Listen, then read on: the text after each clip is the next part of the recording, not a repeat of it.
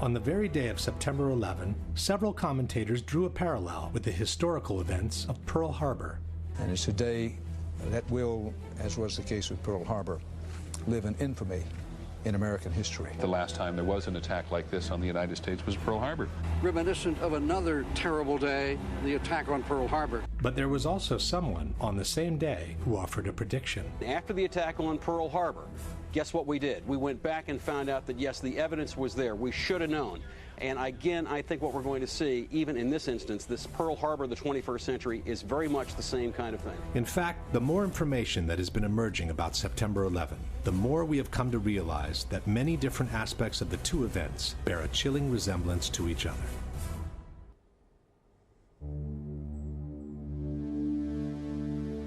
While both events were needed by the U.S. to go to war, in both cases, the ultimate goal was not the one initially stated. Roosevelt knew a surprise Japanese attack would enrage the public and jumpstart the American war machine. In this way, FDR would get backdoor entry into what he really wanted: war with Hitler.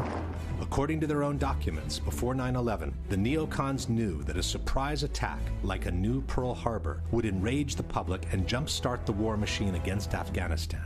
In this way, they would get a backdoor entry into what they really wanted: the war with Saddam Hussein.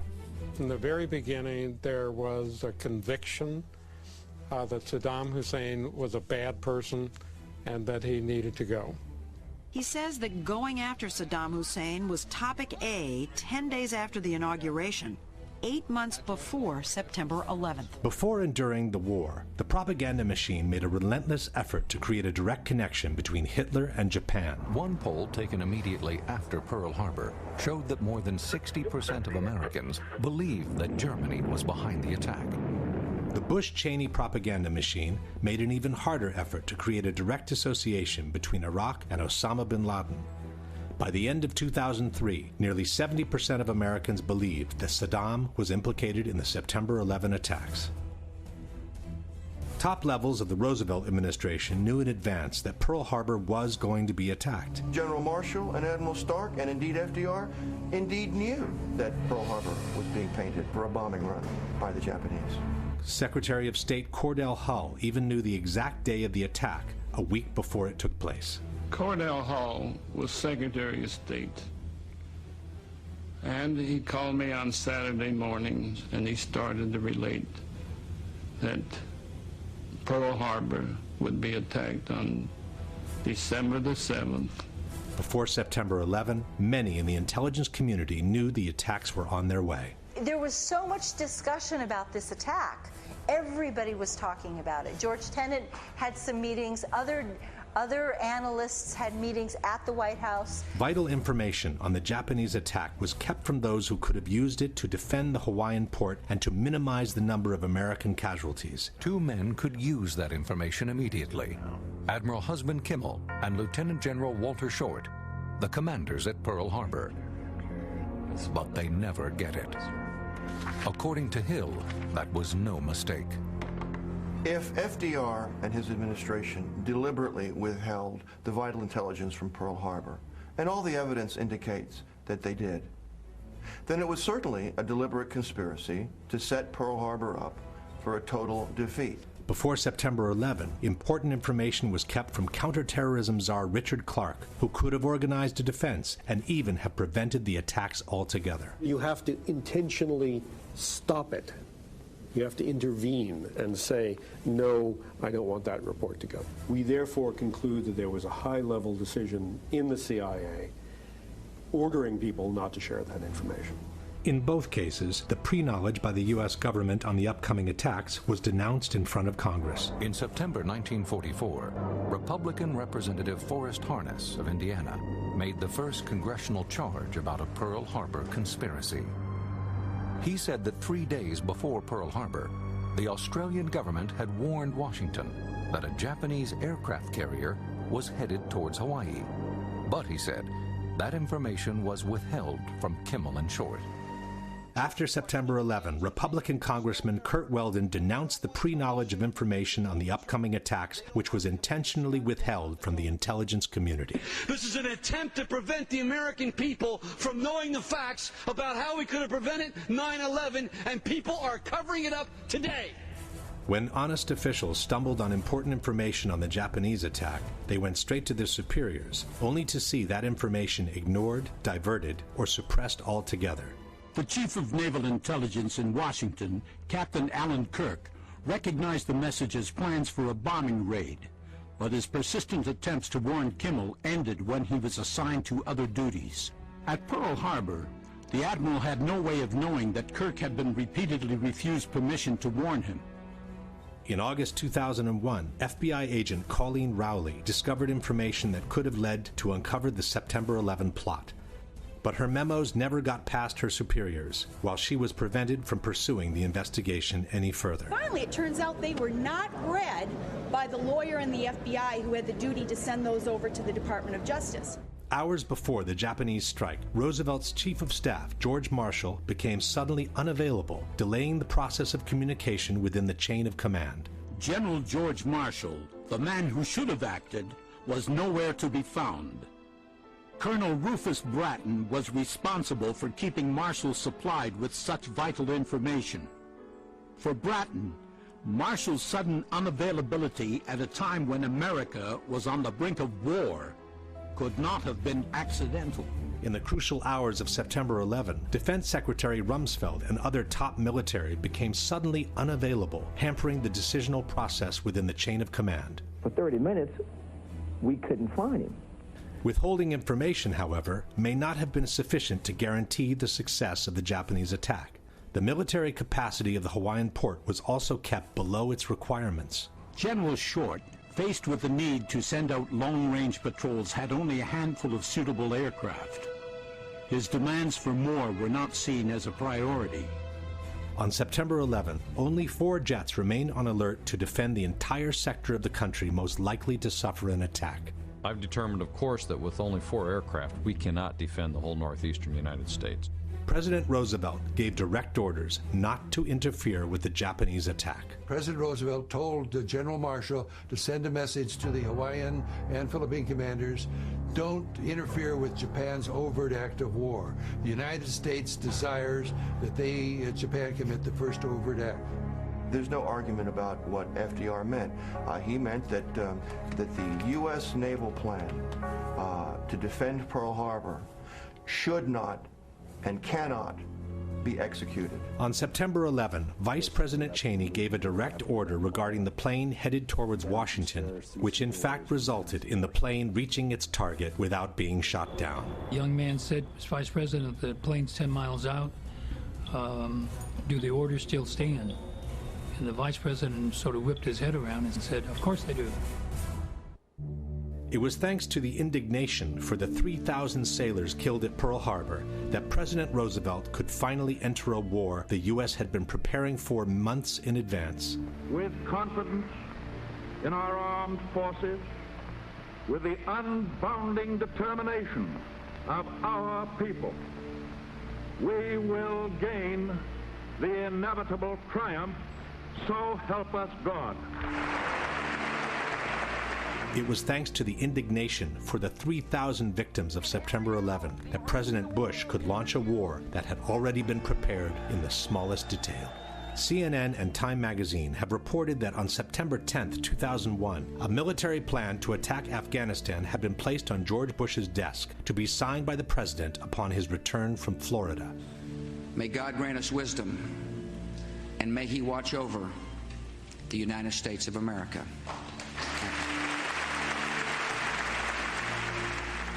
Then came the official commissions, which in both cases were tasked to find out whether there had been a conspiracy by the same authorities that were suspected of having participated in the conspiracy. Just 3 months after VJ Day, Senator Alvin Barkley of Kentucky convenes the Joint Congressional Committee on the investigation of the Pearl Harbor attack. The committee lays much of the blame on the commanders at Pearl Harbor and largely exonerates FDR and his top advisors. But its conclusions draw charges of cover-up and cronyism. gross negligence becomes high treason when the motive is discovered or understood. In July 2004, the Commission published its final report. 2.5 million pages of documents. We've interviewed over 1,200 individuals, including experts and officials past and present. However, the Commission report failed to meet many of the family's expectations and concluded that 9/11 was merely a failure of imagination. Published in 2004, the 9/11 Commission report has become the central focus of criticism by the 9/11 Truth Movement, a movement comprised of thousands of individuals and associations from all over the world, all connected through the Internet. The Commission's report is accused of having simply rubber-stamped the government's version of the events by ignoring all the evidence against it, while covering up its most conspicuous holes with a long series of omissions, distortions, and even plain falsehoods. Led by researcher David Ray Griffin, an international panel of 20 experts on 9/11 has compiled a list of the strongest evidence against the official version that has emerged to this day. This evidence is available to the public on their website in 4 different languages. Despite all the evidence that has emerged in the last decades, there are many who still reject the idea of a conspiracy at Pearl Harbor and prefer to reassert the much more simplistic explanation called the official version. There was no conspiracy. FDR did not know. Cordell Hull did not know. The American government did not know that the Japanese were going to attack Pearl Harbor on December 7th, 1941. It was what has been called a failure of imagination. Despite all the evidence presented in the last 10 years by the 9/11 Truth Movement, there are many who openly support the official version by the government and dismiss such evidence as irrelevant. These people are known as debunkers, as their stated intent is to debunk the evidence presented by the 9/11 Truth Movement against the official version. The most authoritative debunker in Italy is Paolo Attivissimo, a member of an organization called CICAP, which has openly declared war on the so-called conspiracy theorists. Attivissimo has held numerous conferences on 9/11 in which he has covered all the most important aspects of the debate. The most prominent champion for the official version in France is Jérôme Quirant, who also wrote a book called September 11 and the Conspiracy Theories. Quirant also participated in numerous conferences and television debates on 9/11 in his own country. But the flagship for the debunkers worldwide is certainly the American magazine Popular Mechanics. In 2006, they published a book called Debunking 9/11 Myths, in which the authors purport to have refuted all the major claims against the official version by the 9/11 Truth Movement. Jim Miggs is the editor of Popular Mechanics magazine. In 2005, he and a staff of reporters decided to take on the factual and scientific claims made by members of the 9/11 conspiracy movement. The results were first published in a magazine article, then more fully developed in a book titled Debunking 9/11 Myths: Why Conspiracy Theories Can't Stand Up to the Facts. I think what Popular Mechanics did with the 9/11 conspiracy theory was just about one of the best things ever done in the history of skepticism. That is exactly how it should be done. Here's the claim, here's the answer. Here's the claim, here's the answer. By the end, they got nothing to stand on. Boom, end of story. But is it really so?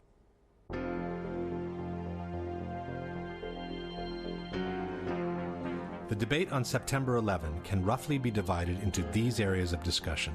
We have the 4 hijackings as the overarching event of the day, and we have the 3 different locations that were hit by the 4 airplanes. One of them hit the Pentagon, another crashed in Shanksville, Pennsylvania, the other 2 hit the Twin Towers in New York. The debate on the hijackings is divided in 3 parts. The first one focuses on the air defense and whether the failure to intercept the hijacked airplanes was accidental or intentional. The second focuses on the hijackers and whether they were actually aboard the airplanes or just the usual patsies. The third part focuses on the aircraft themselves and whether the 4 airplanes used in the attacks were the same ones that took off from the airports that morning or were something that only resembled them from the outside. What initially raised suspicions on the true role of the military on September 11 is the fact that the U.S. air defense, which is arguably the most advanced and sophisticated in the world, was unable to intercept even one of the 4 hijacked airplanes in the course of over 1.5 hours. I remember thinking, where on earth are the interceptors? I'm an old interceptor pilot, and it's absolutely unbelievable that hijacked airliners could fly around for an hour and 40 minutes without being intercepted. As a former Minister of National Defense, why did airplanes fly around for an hour and a half without interceptors being scrambled? Take them, with a quick reaction alert. They should have been in the air in 5 minutes or 10 minutes. If not, as a Minister of National Defense, I would want to say, why not? This astonishing failure to respond was remarked by Senator Mark Dayton in the post-9/11 congressional hearings. But what I find much more shocking and alarming were the repeated and catastrophic failures of the leaders in charge and the other people responsible to do their jobs, to follow established procedures, to follow direct orders from civilian and military commanders. The official justification for this failure is a series of blunders, miscommunications, and mistakes that has come to be known as the incompetence theory. On that day, you saw a lot of well-meaning, confused people struggling to make sense of a terrible situation. They didn't even know where the planes were. One argument for the incompetence theory is that the air defense was conceived to protect the U.S. from external threats, not internal ones. The fact is that our air defenses, the whole NORAD system, was not at all geared towards protecting us from domestic aircraft. Quite the contrary. It was all set up to detect aircraft coming in from overseas. La difesa era predisposta per difendersi da attacchi provenienti dall'esterno. L'America era come fosse un castello con un fossato, ma questi hanno usato una catapulta per entrare. Saltando il fossato si sono trovati all'interno nel ventre mole dell'America e l'hanno potuta scolpare. What the debunkers forget to mention is that the responsibility for tracking internal hijacks has never fallen on the military to begin with. This has always been the duty of the Civil Air Traffic Controllers, the FAA, as explained by the Secretary of Defense himself. So the Department of Defense was oriented externally. Our radars were pointing out, not in, and the FAA was the one that then had the responsibility to say there's a hijack. Only then, explains author and researcher Nafiz Ahmed, is the military requested for assistance in scrambling their jets. Standard operating procedures dictate that as soon as a plane flies off course, the FAA will contact the plane and try to ask them what is going on. If there is a problem or if they cannot establish radio contact, then immediately the FAA will contact the Pentagon, who will, within a matter of minutes, a maximum of 10 minutes normally, will scramble fighter jets to intercept the civilian plane and to analyze the situation and see what is going on. The FAA authority over the national airspace is clearly acknowledged in this exchange between the military from September 11. If you can, hand the fighters over directly to FAA so they're still under FAA control. We're never going to take them. Just work with them, coordinate with them as best that you can with that. Take them to the area and let them handle that airspace. Another argument for the incompetence theory is that by turning off the transponders, the hijackers had made the airplanes very difficult to be tracked on radar. That can't be overstated. The fact that once the hijackers turned off the transponders, you had air traffic control who were looking at something like 4,500 primary radar blips. They were trying to pick out the plane that they just lost. Non sapevano dove andare perché i terroristi hanno disattivato un dispositivo che si chiama transponder che localizza l'aeroplano. Spento quello, puff, sparisce il puntino. E dov'è? Non si sa dove è finito. This is not true. When the transponder is turned off, the controllers lose the information on the altitude, but they can still track the plane as a primary signal. The following example shows how long it took an air traffic controller to find American 11 on his screen after he was told the plane had been hijacked. Good morning, Washington. I got a situation here with American 11. We believe it's a possible hijack. Okay, tell me more. We lost radio communications with him. Then we lost his transponder.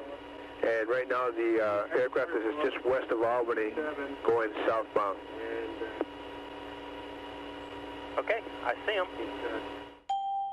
United 175 never turned the transponder off. It just switched codes. United 175 is 50 miles northwest of New York City when its transponder code is suddenly changed. As I look up, I notice that United 175's code has changed. I just turned around and radioed the pilot. My exact words were, United 175, recycle transponder squawk.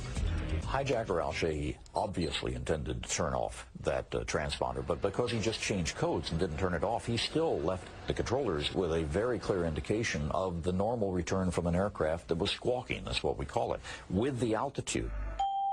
According to the Secret Service, the plane that hit the Pentagon was tracked for at least 30 minutes before it reached Washington. Nelson Garabito was the Secret Service agent in charge of protecting the White House airspace. First thing I did is I picked up the phone to call my contact, the FAA. He said we have 4 planes outstanding. 2 have hit the towers, and 2 are headed to Washington, D.C. One of them approximately 30 minutes out, one of them approximately 45 minutes out. The one 30 minutes out turned out to be the plane that hit the Pentagon. As the one nearest us got closer and closer, 6 minutes out, 5 minutes out. We knew it was sort of over the CIA, and we thought, is that where it's going? But it kept coming.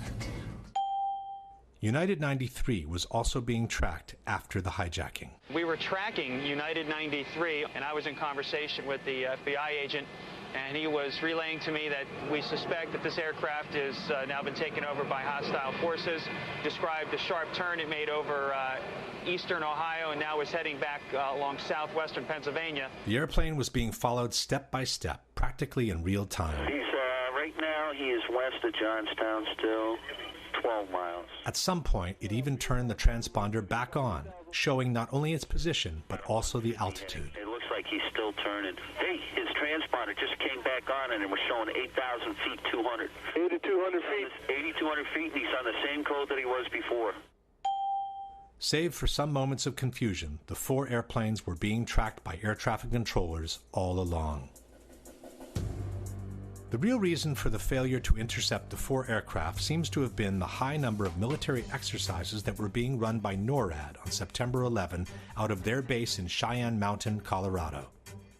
As Webster Tarpley noted in his book 9/11 Synthetic Terror, staff exercises or command exercises are perfect for a rogue network, which is forced to conduct its operations using the same communications and computer systems used by other officers who are not necessarily party to the illegal operation. Interestingly enough, on the evening of September 10th, the security level for the NORAD computer system, called Infocon, had been dropped to normal, the lowest level.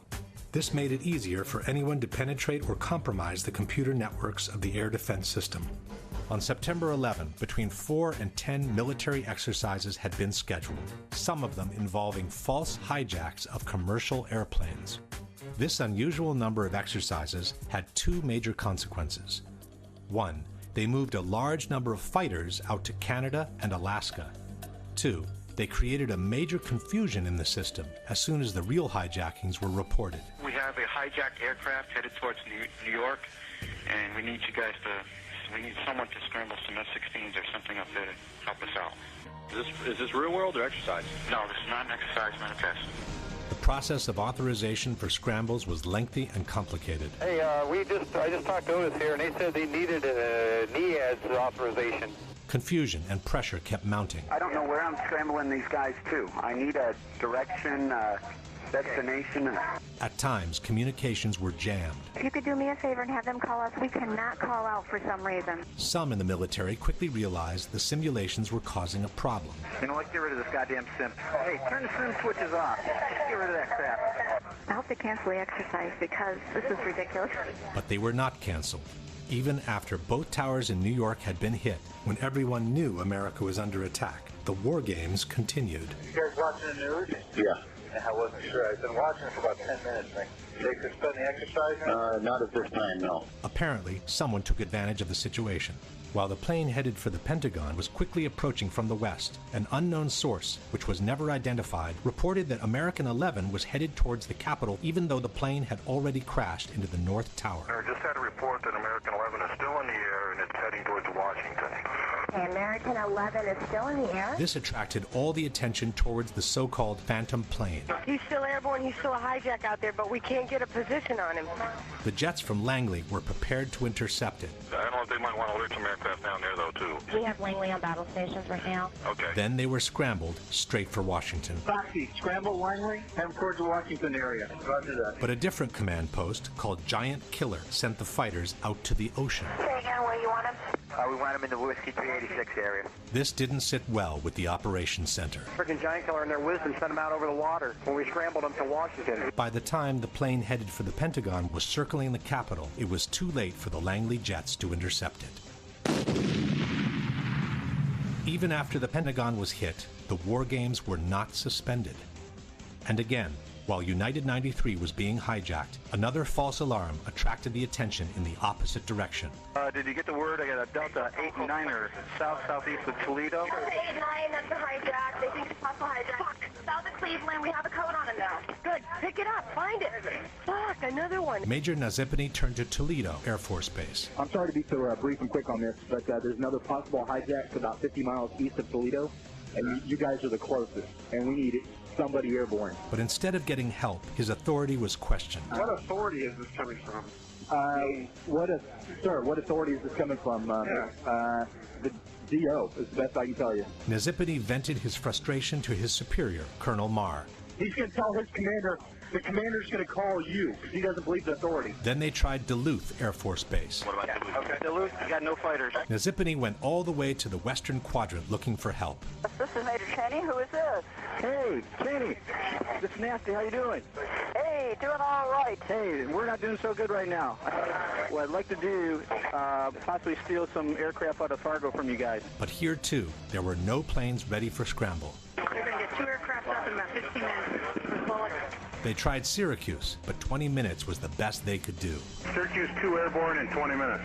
They tried Alpena, but the planes were just returning from their training. The Alpena thing isn't what we thought. There's 4 guys coming home from the range right now. They started looking for planes that were already up in the air for exercises. So, anybody in training, send them home. These training missions of Falcon, send them home. But those planes were spent at that point. They got no weapons. They just go around straight around up to the range. They blew all their load. By the time refueled and armed jets were finally scrambled, the Delta flight turned out to be another false alarm. He was a hijacked aircraft. He is not a hijacked aircraft.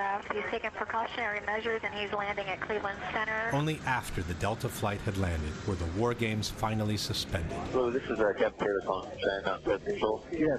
What we need you to do right now is to terminate all exercise inputs coming into Cheyenne Mountain. By then, also the 4th hijacked airplane had been turned into a pile of smoking rubble. Yet General Myers, who was the highest military authority on September 11, has denied that the war games affected the military capacity of response. And the question was whether or not the activities of the 4 war games going on September 11th actually impaired our ability to respond to the attacks. The answer to the question is no, did not impair our response. General Myers forgot to mention that on the morning of September 11, only 4 planes were armed and ready to intercept terrorists in the eastern region of the country. I've determined, of course, that with only 4 aircraft, we cannot defend the whole northeastern United States. That was the sensation of frustration, of I don't have the forces available to do anything about this. Myers instead has even suggested that the war games helped the military response. General Eberhart, who was then the commander of North American Aerospace Defense Command, as he testified in front of the 9/11 Commission, I believe he told them that it enhanced our ability to respond. What that means is all the battle positions that are normally not filled are indeed filled. So it was an easy transition from an exercise into a real-world situation. Again, Myers forgot to mention that the transition took place only after all tragic events had ended, around 11 o'clock. By 11 o'clock, the sense of alarm had spread across the country. Fighter jets actually patrolling the skies. It was a war zone. Our skies were turned into a war zone. Everywhere you turn, it was military jets and helicopters everywhere. George Bush returned to Washington on the evening of September 11. The president finally returns to Washington. An escort of 6 helicopters was waiting for him. 300 fighters were defending the skies. Had there been 300 fighters ready to defend the skies on the morning of September 11, would the terrorist attacks have turned out the same way? This leads us straight into a pivotal question. Was the choice of scheduling so many exercises in the same day just a misfortunate call, or was it intentional?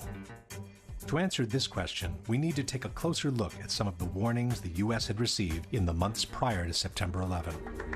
By the spring of 2001, the system was blinking red, according to intelligence chiefs. The U.S. administration has always maintained that they knew the attacks were on their way. but they didn't have specific information on them. I knew there was another attack planning. I knew there was another attack coming. And the obvious question behind that is, well, why didn't you do something about it? We had no specific information. It was not specific as to time, nor place, nor manner of attack. No specific threat involving really domestic operation or involving what happened, obviously, the city's airliner and so forth. There were no warning signs that I'm aware of that would indicate this type of operation in the country. All these statements are false.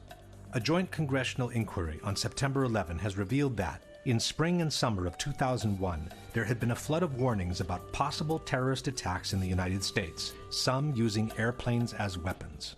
In fact, as reported by the New York Times, American aviation officials were warned as early as 1998 that Al-Qaeda could seek to hijack a commercial jet and slam it into a U.S. landmark.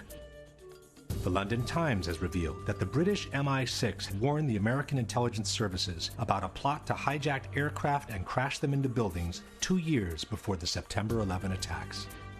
Russian President Vladimir Putin has said publicly that he ordered his intelligence agencies to alert the United States last summer in 2001 that suicide pilots were training for attacks on U.S. targets. German intelligence alerted the CIA in June 2001 that Middle Eastern terrorists were training for hijackings. The Sunday Herald has confirmed that Britain gave President Bush a categorical warning to expect multiple airline hijackings 1 month before the September 11 attacks. Then there was the infamous August 6th memo. President Bush was told in August that Osama bin Laden might be planning an attack involving the hijacking of U.S. aircraft. It's titled, Bin Laden Determined to Strike in U.S. The 2-page memo states, FBI information indicates patterns of suspicious activity in this country, consistent with preparations for hijackings or other types of attacks. Maybe it's no coincidence that the FBI advised their own boss to stop flying commercial airliners as early as 6 weeks before 9/11. Why is the Attorney General of the United States doing all his air travel by specially chartered jet? The Justice Department cited what it called a threat assessment by the FBI and said Ashcroft has been advised to travel only by private jet for the remainder of his term. At this point, we can pose the following question. Knowing that the attacks were imminent, knowing that they might involve hijacked airliners, but not knowing where and when they could happen, would have been a good reason to beef up the defense and keep even more jets than usual on alert all across the country. Why instead schedule so many exercises in one day while leaving only 4 jets on alert to defend the very sector of the country that was most likely to be attacked? To bring even more confusion into the situation was a series of last-minute replacements and unexplained absences within the chain of command. The chairman of the Joint Chiefs of Staff was General Henry Shelton, but on September 11 he was absent, and his post was taken by his deputy, General Richard B. Myers. The FAA's National Operations Manager was Ben Sliney. On the morning of September 11, Sliney had been on that job for less than 1 day. The protocols required for Mr. Sliney to speak directly with the hijack coordinator, Lieutenant General Mike Canavan.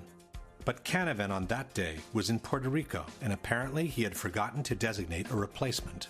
In regards to the ensuing confusion, Mr. Sliney has stated, "That's incredible. There is only one person. There must be someone designated or someone who will assume the responsibility of issuing an order." At the head of the National Command Center was General Montague Winfield. But on the evening of September 10th, Winfield instructed Captain Charles Leidig to take his place on the following morning. Leidig had been just recently certified for that post and was also on his first day on the job. At the operation command of NEADS was Colonel Marr. When Marr called his superior, General Arnold, to get authorization to scramble the jets from Otis, he was told that Arnold was in a meeting where he could not be reached by telephone. Marr had to physically send a messenger looking for him. Precious minutes were lost as Marr waited for Arnold to return his call, and when the fighters were finally scrambled, it was too late for them to intercept American 11. The top commander in charge of NORAD was General Ralph Eberhard, who was stationed at Peterson Air Force Base in Colorado. Eberhard told the 9/11 Commission that he was made aware of the first hijacking practically at the same time American 11 slammed into the North Tower. He then went to his office and saw the CNN broadcast of the World Trade Center explosion. After the second impact, writes the Commission, it was obvious to Eberhard that there was an ongoing and coordinated terrorist attack. At that point, Eberhard called General Myers to update him on the situation. But even though both generals knew the country was being attacked by hijacked airplanes, neither of them suggested suspending the war games and recalling all the fighters available as soon as possible. Furthermore, instead of getting on the phone and taking control of the situation in the most crucial moment of the day, General Eberhard chose to get in his car and drive from the Peterson base to Cheyenne Mountain. The 30-minute drive put him completely out of the loop, since Eberhard couldn't receive telephone calls, wrote the Denver Post, as senior officials weighed how to respond. General Eberhard was also the person responsible for lowering the security level of the defense computer system on the evening of September 10th. And then there was Donald Rumsfeld. As stated by the 9/11 Commission, procedures called for the hijack coordinator on duty to contact the National Military Command Center and to ask for a military escort aircraft to follow the flight. The NMCC would then seek approval from the Office of the Secretary of Defense to provide military assistance. If approval was given, the order would be transmitted down NORAD's chain of command. But this kind of procedure becomes difficult to follow when the hijack coordinator is in Puerto Rico. No one knows who the replacement is. The military command is in the hands of a total rookie, and the Secretary of Defense is nowhere to be found. Donald Rumsfeld told CNN that he was informed of the Trade Center being hit some 15 minutes before the Pentagon was hit. This places the episode around 9:22 in the morning. And after the Pentagon was hit, rather than go to the command center and take charge of the situation, the Secretary of Defense chose to lend a helping hand on the Pentagon's lawn. It's almost as if Rumsfeld didn't feel the need to be informed about what was happening to his country under attack. The Secretary of Defense is outside the burning building, while inside the Pentagon. For 30 minutes, we couldn't find him. And just as we began to worry, he walked into the door of the National Military Command Center. By the time Rumsfeld walked into that door, all major events had ended. In fact, Rumsfeld told the 9/11 Commission that he was just gaining situational awareness when he spoke with the Vice President at 10:39. That's more than 1.5 hours after the whole world knew that America was under attack. Why would so many rookies be placed in key positions? And why would so many top officials be either absent or unavailable on a day when so many exercises were scheduled is a question that remains to be answered. Question. After having realized that the country was being attacked by hijacked airplanes at 9:03, why didn't Eberhard immediately suspend all the war games and recall all the available jets to their bases? Why didn't Myers order him to do so after having been briefed by Eberhard on the ongoing attack? And why hasn't the 9/11 Commission ever asked either general these most fundamental questions? The final argument against the incompetence theory is offered by researcher Nafiz Ahmed. If we try to explain it by using the incompetence theory, it doesn't make sense.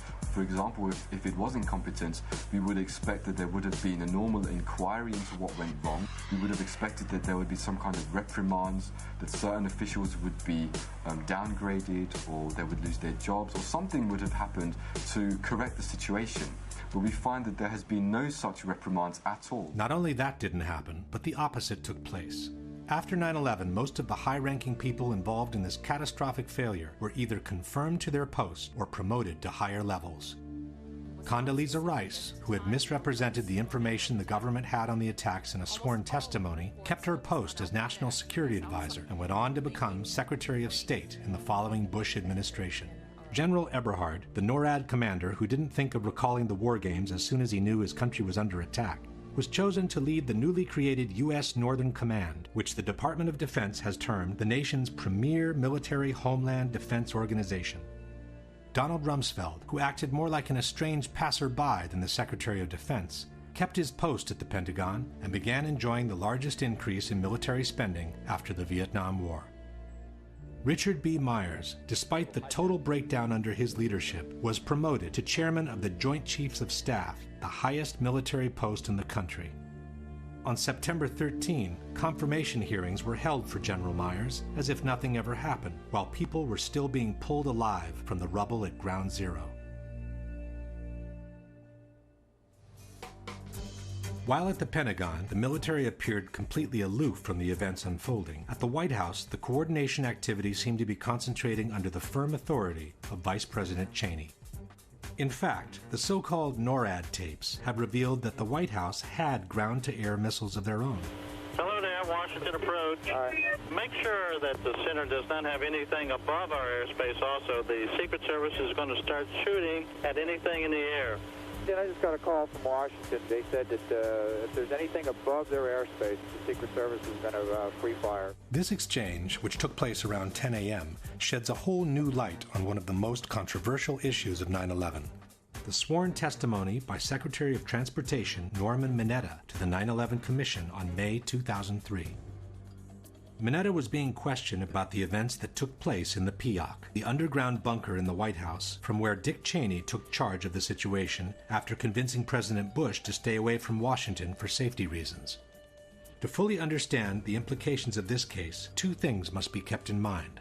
One is that according to the official version, Flight 77 crashed into the Pentagon at 9:37, while Flight United 93 crashed in Pennsylvania at 10:03. It's on this 26-minute window that hinges the whole credibility of the Vice President on his true role in the September 11 attacks. The second thing to keep in mind is that the order to shoot down civilian airliners came from the President through the Vice President only after the Pentagon had been hit. When the third plane hit the Pentagon, the magnitude of the attacks grew dramatically. We didn't know if there were other planes that had been hijacked. So the first decision I made on Air Force One was to give our Air Force orders to shoot down commercial aircraft that did not respond. This means that any order given before the Pentagon was hit could not have been a shoot-down order. However, as Chairman Hamilton was inquiring about the shoot-down order, something unexpected emerged from Mineta on the plane that hit the Pentagon. And we had that order given, I think it was by the President, that authorized the shooting down of commercial aircraft that were suspected to be controlled by terrorists. Were you there when that order was given? No, I was not. I was made aware of it during the time that the airplane coming in to the Pentagon. There was a young man who would come in and say to the Vice President, the plane is 50 miles out. The plane is 30 miles out. And when it got down to the plane is 10 miles out, the young man also said to the Vice President, do the orders still stand? And the Vice President turned and whipped his neck around and said, of course the orders still stand. Have you heard anything to the contrary? Well, at the time I didn't know what all that meant. And the flight you're referring to is the flight that came into the Pentagon. Yeah. Mineta's deposition posed a major problem. Since the shoot-down order was given only after the Pentagon was hit, Cheney's order sounded very much like one not to shoot down the plane. Hamilton immediately suggested that what Mineta had witnessed was also a shoot-down order. Let me see if I understand. The plane that was headed toward the Pentagon and was some miles away, there was an order to shoot that plane down. Well, I don't know that specifically. Commissioner Romer picked up where Hamilton left off. You said, if I understood you correctly, that you were not in the room when the decision was made to what you inferred was a decision made to attempt to shoot down Flight 77 before it crashed into the Pentagon. Is that correct? I didn't know about the shooting, the order to shoot down. Commissioner Romer then tried to suggest a different solution. Was there another line of communication between the Vice President and you said you saw Mr. Richard Clark on your way in? Was Clark running an operations center as well on that day? Dick was in the Situation Room. So there was a Situation Room making decisions about what was going to happen on shoot-downs as well as the PIOC? I don't believe they were making any decisions. I think they were more information gathering from various agencies. Could it have been in the Situation Room where somebody in the Situation Room recommended to shoot down and the Vice President agreed to that? Commissioner Romer, I would assume that a decision of that nature would have had to be made at a much higher level than the people who were in the Situation Room. Unable to resolve the discrepancy, the 9/11 Commission took a series of dramatic steps. Firstly, they simply excluded Minetta's testimony from the final report. In the 560 pages of the report, Norman Minetta is mentioned only once, in an unrelated circumstance. His presence in the PIOC is never even acknowledged, and the video segment you have just seen has been removed from the Commission's official website, and it's no longer available. Secondly, the 9/11 Commission moved Dick Cheney's arrival in the PIOC to after the Pentagon had been hit.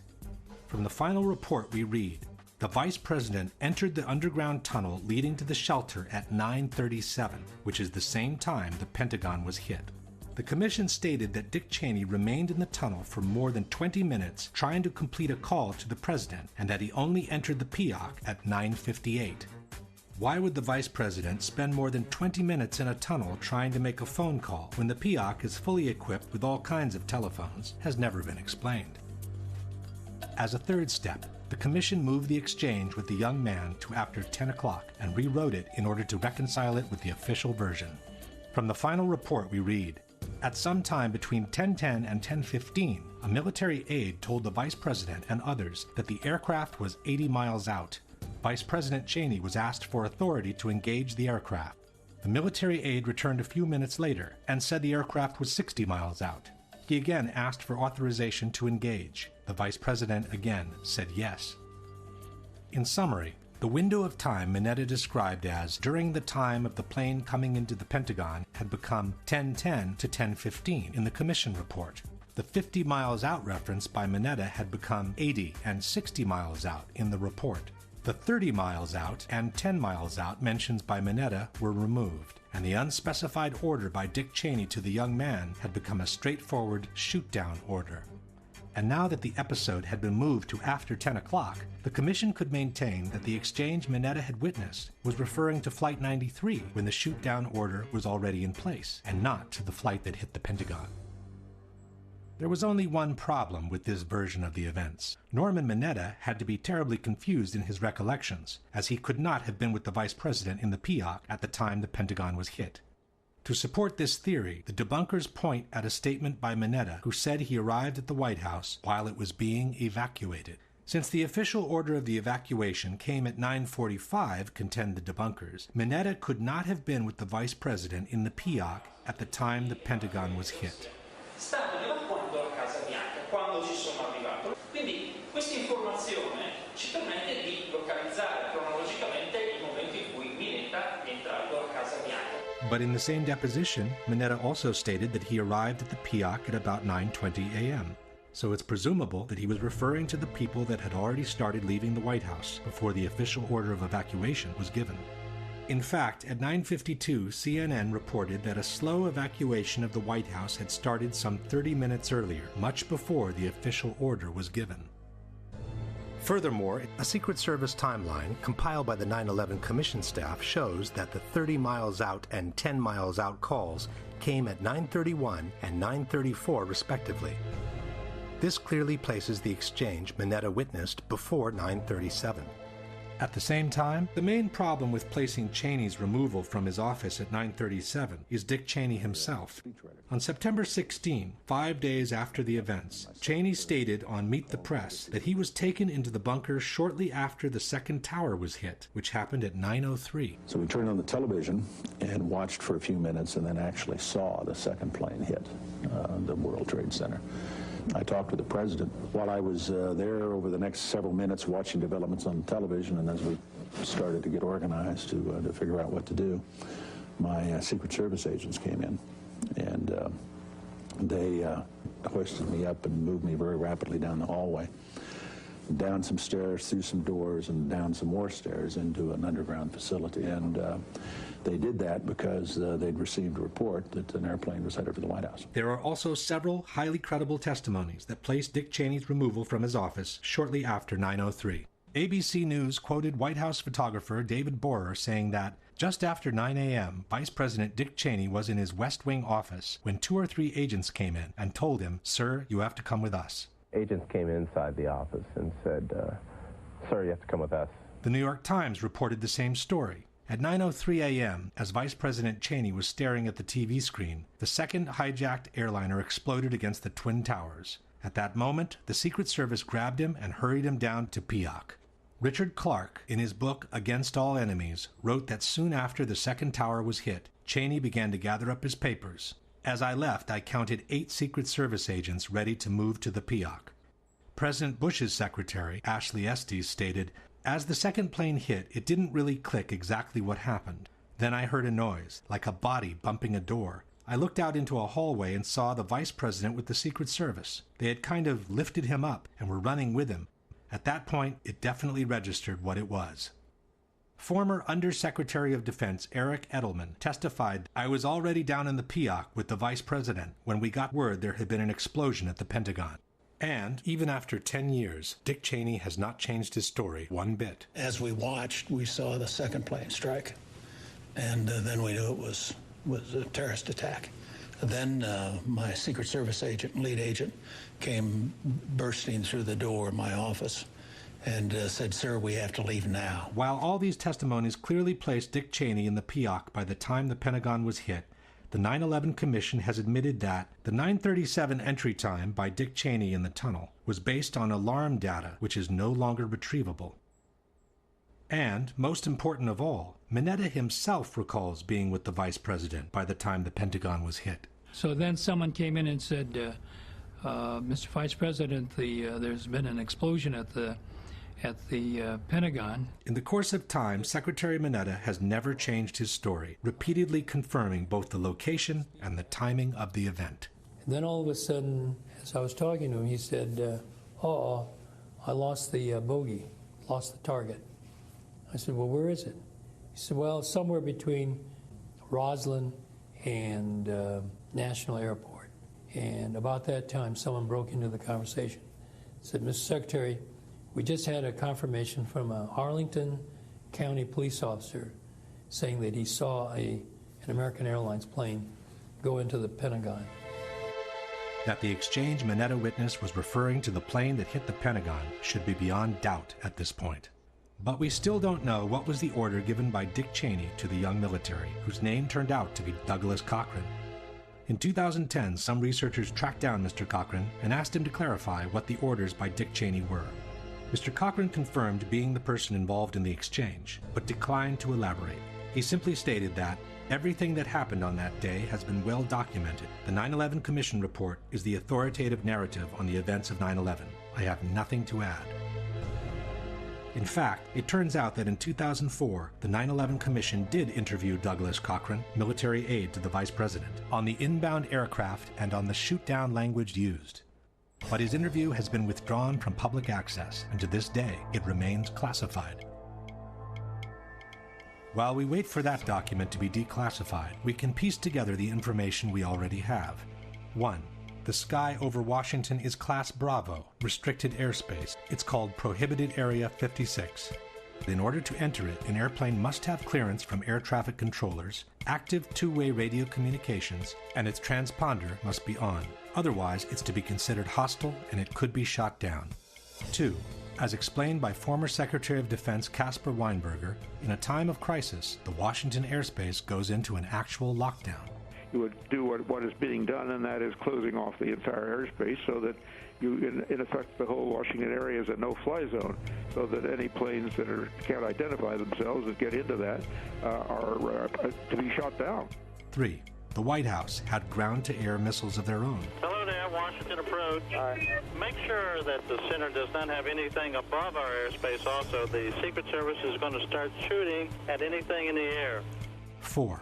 As the unknown airplane was approaching the protected airspace, it had no clearance from air traffic controllers, no radio communications active, and the transponder was off. He said, we're tracking an airplane coming in, but the transponder has been turned off.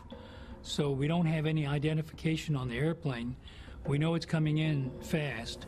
A representation of the FAA radar scope based on information obtained by 2020 shows the plane headed straight for what is known as P-56, Prohibited Airspace 56, which covers the White House and the Capitol, at a speed of about 500 miles an hour, with no radio contact whatsoever.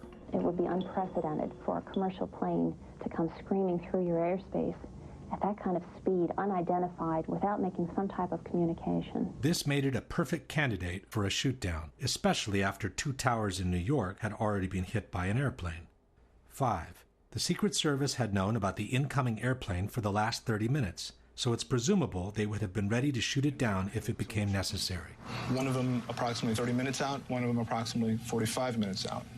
So we knew we had some time, but little time. Our supervisor picked up our line to the White House and started relaying to them the information. We have an unidentified, very fast-moving aircraft inbound toward your vicinity. Despite all this, no one moved a finger as the unknown threat kept rushing towards the Capitol. Someone came in and said to the vice president, there's a plane out about 50 miles out. As the one nearest us got closer and closer, 6 minutes out, 5 minutes out. The same person said to the vice president, Mr. Vice President, there's a plane 30 miles out. The Washington controllers came up on the speakerphone. They started counting down 10 miles to the White House. The young man said, Mr. Vice President, the plane's 10 miles out. Do the orders still stand? And the vice president sort of whipped his head around and said, of course they do. 9 miles from the White House. 8 miles to the White House. 7 miles west, and it went 6, 5, 4. All the way down to 1 mile from the White House. But no missile was fired. Undisturbed, the plane turned around and went on to strike the Pentagon, causing the death of at least 125 people between military and civilians on the ground. Question. The Secret Service knew about the incoming plane for the last 30 minutes, was following it on radar, had the means to shoot it down, and should have done so in order to protect the Capitol, but they didn't. Why? In regards to the exchange between Cheney and the young man, can you suggest anything different from an order not to shoot down the plane as it was approaching Washington's protected airspace?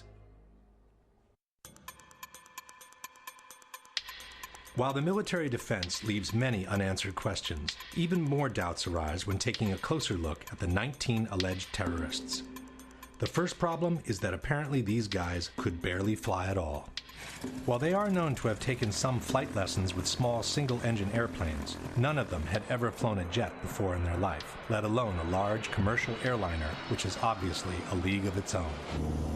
Adam Shaw is an acrobatic pilot and a flight instructor with 6,000 hours of experience, half of which spent flying upside down. For people who are really piss-poor student pilots, to be able to get in the cockpit of big jets and fly them as accurately as they were flown, at close to max speed, and be able to hit the trade towers. The idea that someone could make the transition from a small single-engine plane traveling at 100 miles an hour to a commercial airliner traveling at 500 miles an hour without a long, exhaustive training is very hard to believe. People don't realize that to hand fly an airliner at those speeds is extremely difficult, and particularly if you're a novice, because a novice that's learned in little airplanes, they over-control everything. To justify this apparently impossible transition, the debunkers maintained that the terrorist had spent some time in flight simulators, and that the equipment they encountered in the Boeing cockpits on September 11 was similar to the simulators they had trained on. But this is false. For example, the only simulator Hani Hanjour is known to have ever trained in is the Boeing 737, an airplane designed in the 70s, with a totally different cockpit from the 757 he is alleged to have hijacked on September 11. If anything, his training would have confused him, not helped him in any way.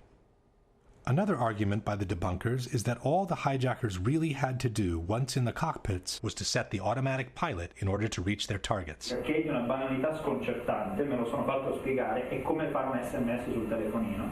E l'aereo va automaticamente a raggiungere la destinazione richiesta. Quindi io faccio, non so, JFK e lui mi porta all'aeroporto Kennedy. Appena io sono in vista dell'aeroporto Kennedy, prendo in mano i comandi e mi schianto contro le torri. But this is hardly what happened on September 11. Dave Bottiglia is the air traffic controller who followed the hijacking of United 175. Now as I'm watching, United 175 makes a hard left-hand turn and starts climbing.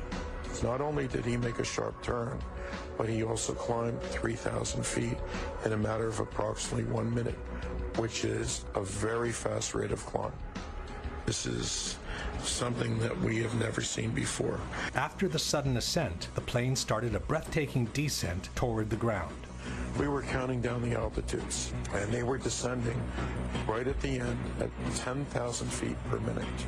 That is absolutely unheard of for a commercial jet. This is certainly not the way the automatic pilot would have taken you to Kennedy Airport. It is unbelievable for the passengers in the back to withstand that type of force as they're descending. They're actually nosing the airplane down and doing it what I would call a power dive. At 9:01 a.m., United 175 is hurtling at more than 400 miles per hour toward the Statue of Liberty and New York Harbor. One of the controllers started counting out the altitudes, and he says, my God, he's going down at 8,000 feet a minute. Now it's 10,000 feet a minute. And he counted off 8, 6, 4, and he says, my God, he's in the ground on the next hit. But he was not. According to the official version, Marwan al-Sheikhi, a 23-year-old who has never flown a jet before in his life, levels the course, visually identifies the target, and performs a spectacular banking maneuver that brings the 767 to hit the South Tower under the world's astonished eyes.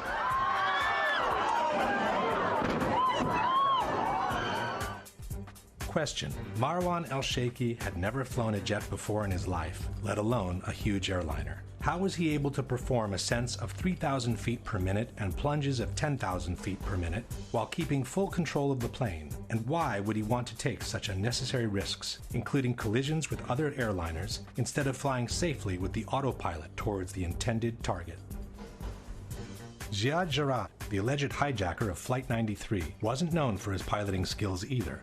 As reported by the 9/11 Commission in July 2001, he had asked to fly the Hudson Corridor near Manhattan with a small private plane.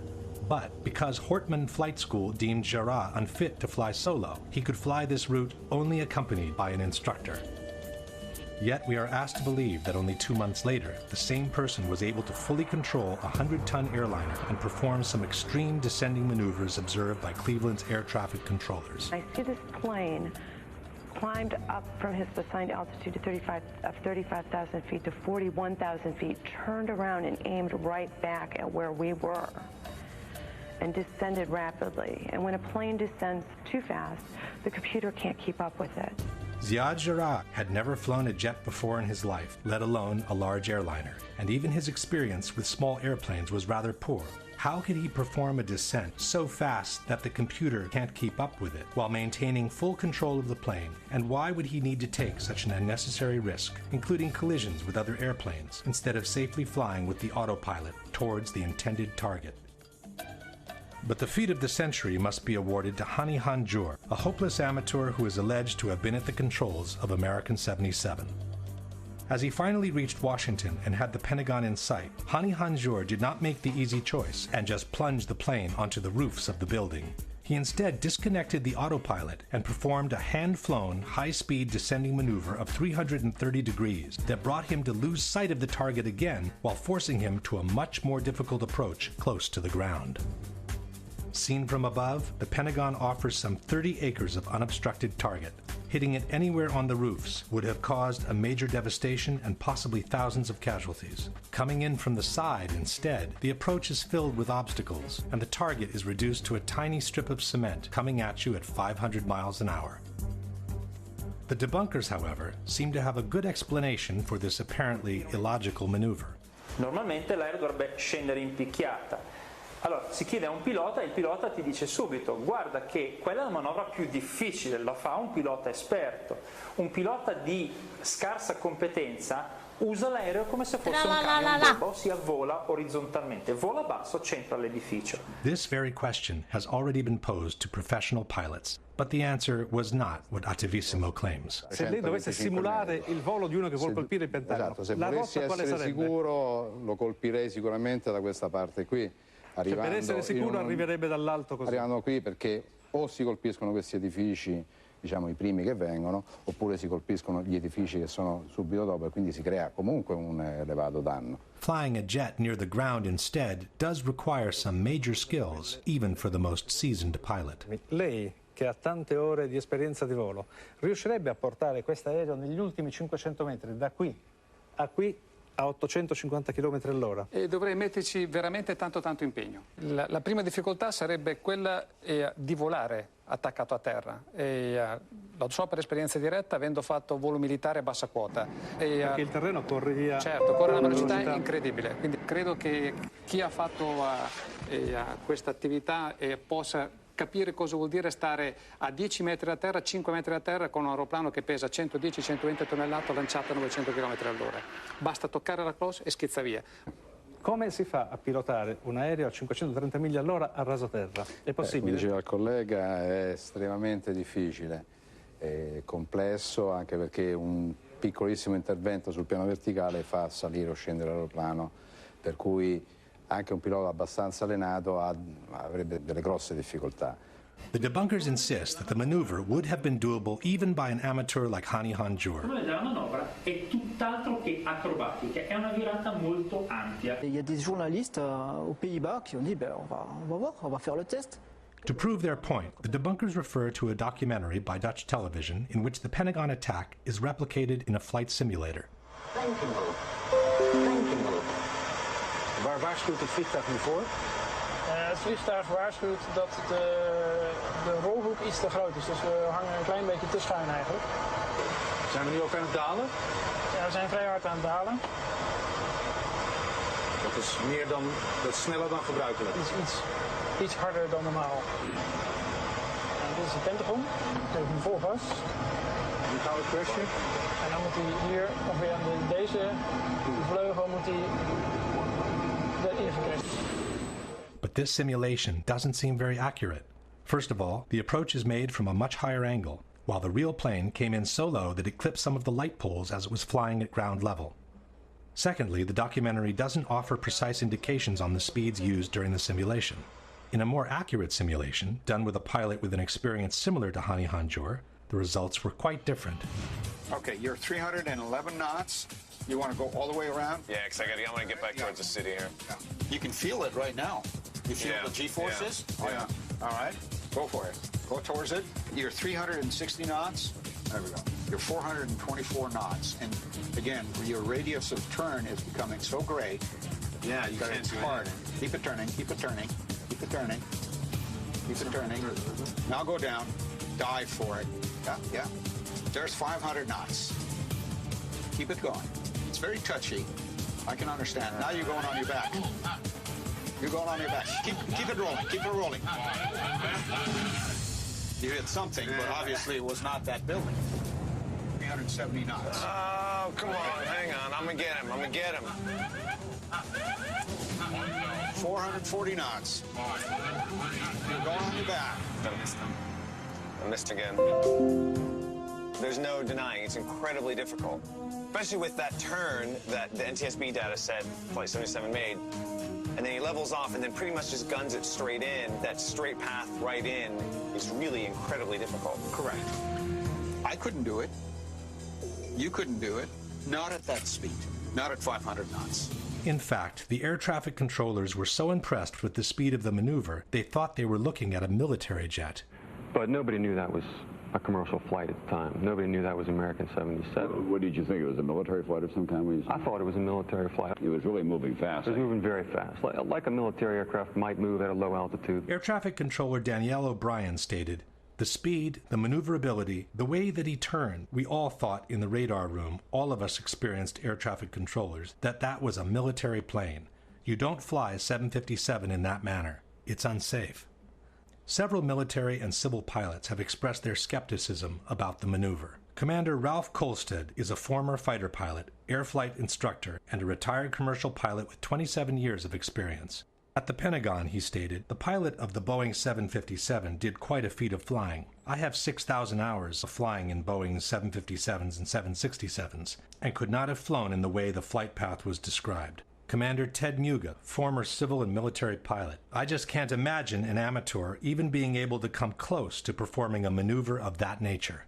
Captain Russ Wittenberg, a former fighter pilot and an airline pilot for 35 years. For a guy to just jump into the cockpit and fly like an ace is impossible. There is not one chance in 1,000. To expect the alleged airplane to run these maneuvers with a total amateur at the controls is simply ludicrous. To be able to fly that curving, descending, high airspeed trajectory into a very low building, you have to be Chuck Yeager to fly that trajectory. Not only was Hani Hanjour no Chuck Yeager, but apparently he was a terrible pilot with small planes as well. An instructor from one of his flight schools stated, Hani Hanjour was not someone cut out to be a pilot. He had no motivation, a poor understanding of the basic principles of aviation, and poor judgment, combined with poor technical skills. The debunkers contend that Hanjour had obtained a regular pilot's license, and therefore he had to be able to fly. But it is exactly because of that license that major suspicions on Hanjour kept emerging. In a 2002 article called A Trainee Noted for Incompetence, the New York Times wrote that Hanjour was reported to the aviation agency after the instructors had found his piloting skills so shoddy and his grasp of English so inadequate that they questioned whether his pilot's license was genuine. The article concludes quoting a former employee at the flight school who said, I'm still to this day amazed that he could have flown into the Pentagon. He could not fly at all. The manager of another flight school in Phoenix said, I couldn't believe he had a commercial license of any kind with the skills that he had. At yet another flight school in Maryland, instructors found he had trouble controlling and landing the single-engine Cessna 172. This was confirmed in this radio interview by Neela Sagadevan, a pilot and an aeronautical engineer. I got to say something about Hani Hanjour. I've spoken with two of his flight instructors. This guy could not solo a Cessna 150. It's a little single-engine two-seat trainer. And what I mean by solo, it's a pilot's first time out without anyone else in the cockpit with him. It's the most simple, most fundamental flying exercise one can engage in. You're seated inside the aircraft, you hit the power, you take off, make a couple of 90-degree turns, maximum altitude of around 900 to 1,000 feet, come back and land. You're saying this alleged hijacker, Hani Hanjour, could not solo a 150? He could not solo. In fact, one of his flight instructors, and I quote him, he said, the man could not fly at all. How could an amateur who was deemed unable to fly solo in a Cessna 150, had a poor understanding of the basic principles of aviation, and had never sat once in the cockpit of a 757, suddenly become able to control such a large airliner flying at top speeds?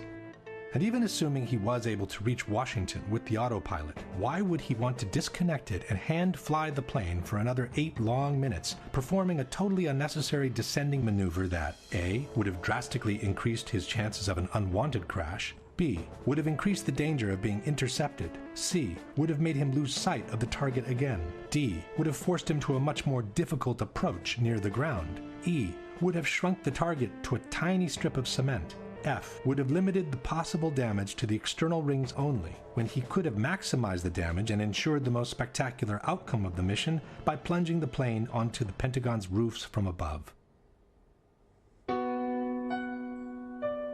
It should be noted that such an illogical maneuver from a terrorist's point of view becomes almost mandatory if seen from the opposite side of the chessboard. If the operation was in fact orchestrated by someone within the military, no one would want a 757 to plunge from the sky onto the Pentagon's roof. That would cause a major devastation, cost thousands of lives, and possibly kill generals and even the Secretary of Defense. To justify the claim of having been attacked, all that was needed was a strike on the side wall in a less populated area away from the top brass offices, where the number of casualties would be kept to a minimum. Maybe it's just a coincidence, but the area of the Pentagon that was hit with the strange maneuver not only satisfied all these requisites, but had just been reinforced in order to withstand a terrorist attack. Exactly where the plane went in was an area that had recently been redeveloped with very heavy blast walls and firewalls. All the outside windows had been equipped with Kevlar coating to guard against blasts. This portion of the building that had been remodeled, heavy blast walls put in, and the old portion had already been vacated in preparations of the remodeling effort, and the number of dead is probably considerably less than it would have been if this part of the Pentagon had been up to full staff. Fortunately, too, this is exactly the opposite side of all the critical command centers in the Pentagon, the Secretary of Defense's office, the Chairman of the Joint Chiefs office, the National Military Command, where some of the most critical military decisions are made. Fortunately, they were all on the other side of the building. The renovated section had just been reinforced by floor-to-ceiling steel beams that ran through all 5 floors. When the building section collapsed, the structure was held together by the web of 6 by 6 inch steel columns. Between these columns was a Kevlar-like mesh similar to the material in bulletproof vests, which kept masonry from becoming shrapnel in case of an explosion. The suspicion that a strike on this section of the building was expected doesn't rest on the major beefing up of the structure alone. Apparently, the rumor of a strike on the external ring had already been circulating among the top ranks of the military. On September 11, Jim Miklaszewski was the NBC correspondent at the Pentagon. The first time I heard the word terrorism out of any U.S. official came shortly after the second plane had hit. And I bumped into a U.S. military intelligence official, and I said, look, what have you got? And he said, obviously, this is clearly an act of terrorism. And then he got very close to me and almost silent for a few seconds, and he leaned in and he said, this attack was so well coordinated that if I were you, I would stay off the E-ring where our NBC office was, the outer ring of the Pentagon, the rest of the day, because we're next. Question. Even if someone could predict that the Pentagon would become a target, one would imagine a plane to plunge from the skies onto the roofs of the building. Why would anyone suggest to stay away from the external ring, in particular, unless he knew in advance what was going to happen? While we were asked to believe that 19 Islamic terrorists were responsible for the hijackings, no one has ever produced a single image of these alleged terrorists boarding the 4 hijacked airplanes. All major airports in the world have security cameras practically everywhere, covering every public area of the airport 24 hours a day. But the only image of the terrorists released after 9/11 was this shot from a security camera showing alleged hijackers Abdulaziz Al-Omari and Mohammed Atta going through a security checkpoint. The 2 men, however, are not boarding Flight American 11 from Boston to Los Angeles, but a previous connecting flight from Portland, Maine to Boston in the early hours of September 11. Only in 2005 were some images of the terrorists in one of the 3 airports released. They showed the group that allegedly hijacked Flight 77 passing through security checks at Washington Dulles. But the timestamp, which is always embedded in security camera recordings, was either cropped out or absent altogether. This means that the video could have been shot at any time prior to 9/11, possibly during a dry run the terrorists did along the same routes. In fact, the 9/11 Commission has stated that many of the terrorists, including Atta, Sheikhi, Jarrah, Hanjour, Hazmi, took cross-country surveillance flights early in the summer. There is another element that makes these images suspicious. In 2001, most security cameras functioned as time-lapse photography, recording an average of 1 frame per second. This video instead is a continuous recording, similar to those obtained with regular consumer-type camcorders. In any case, the fact remains that in 10 years, we have never seen a single image proving that the 19 alleged terrorists boarded the hijacked airplanes. To address this blatant oddity, the 9/11 Commission wrote that the security checkpoint in Newark, like the checkpoints in Boston, lacked closed-circuit television surveillance. But in a Los Angeles Times article dated September 13, 2001, former FBI Assistant Director Louis Shaliro is quoted saying that FBI agents examined footage from dozens of cameras at the 3 airports where the terrorists boarded the aircraft. We also have the account by David Brent, a technical information engineer who worked for the company that had installed the security cameras at Dulles. After the 9/11 attacks, Brent stated, I was part of a team that had the laborious task of reviewing all the video from the airport. That's every frame from over 300 cameras with 30 days of retention time. The task took 3 weeks of 15-hour days. So where are the images of the terrorists? Even if the checkpoints from 2 of the 3 airports didn't have cameras, we should have dozens of images of the 19 terrorists standing in line for the check-in, getting their boarding passes, moving through the lounge areas, making phone calls, using stairs and conveyor belts, visiting the duty-free shops, or having a snack before departure. Each of these premises has also plenty of cameras of their own, which are used to keep an eye on their customers. And then we should have seen the terrorists seated in the departure lounges, waiting for the boarding call, and finally proceeding through the gates that would take them to the airplanes. But we have never seen any of this. Question: why were we never shown a single image of the 19 alleged hijackers moving through the different areas of the 3 airports on the morning of September 11? Since Washington Dulles did have security cameras at the checkpoints, why were we never shown the properly time-stamped images of the 5 terrorists boarding Flight 77 on the morning of September 11? Not only do we not have a single image of the 19 hijackers at the 3 airports on September 11, but we also don't have a single soundbite of their voices from the 4 cockpit voice recorders. With 4 hijackings that lasted between 18 and 41 minutes each, we should have some 2 hours of continuous recordings of what happened in the cockpits of the 4 airplanes.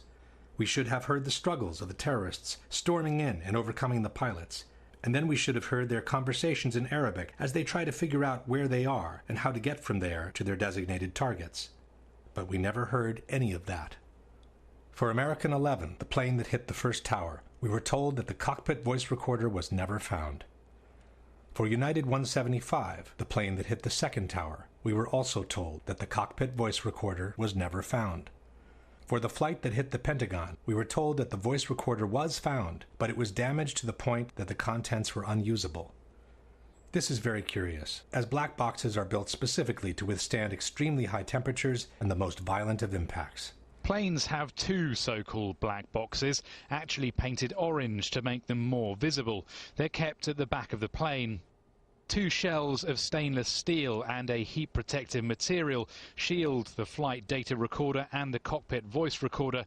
They can withstand pressure down to 6,000 meters and heat of 1,100 degrees centigrade. For United 93, the voice recorder was found, we were told, and was in good condition. But, for unknown reasons, the recording was never made public. In December 2001, members of the victims' families formally asked the FBI to release the voice recordings from the cockpit of Flight 93. But the FBI replied, "While we empathize with the grieving families, we do not believe that the horror captured on the cockpit voice recording will console them in any way." At the end of the day, the only sound bites from the alleged hijackers we ever heard are a couple of clips recorded by air traffic controllers on the ground as the terrorists apparently punched the wrong keys talking to their passengers. Going back to the airport. Don't try to make any stupid moves. Curiously, the hijacker from another flight made the exact same mistake.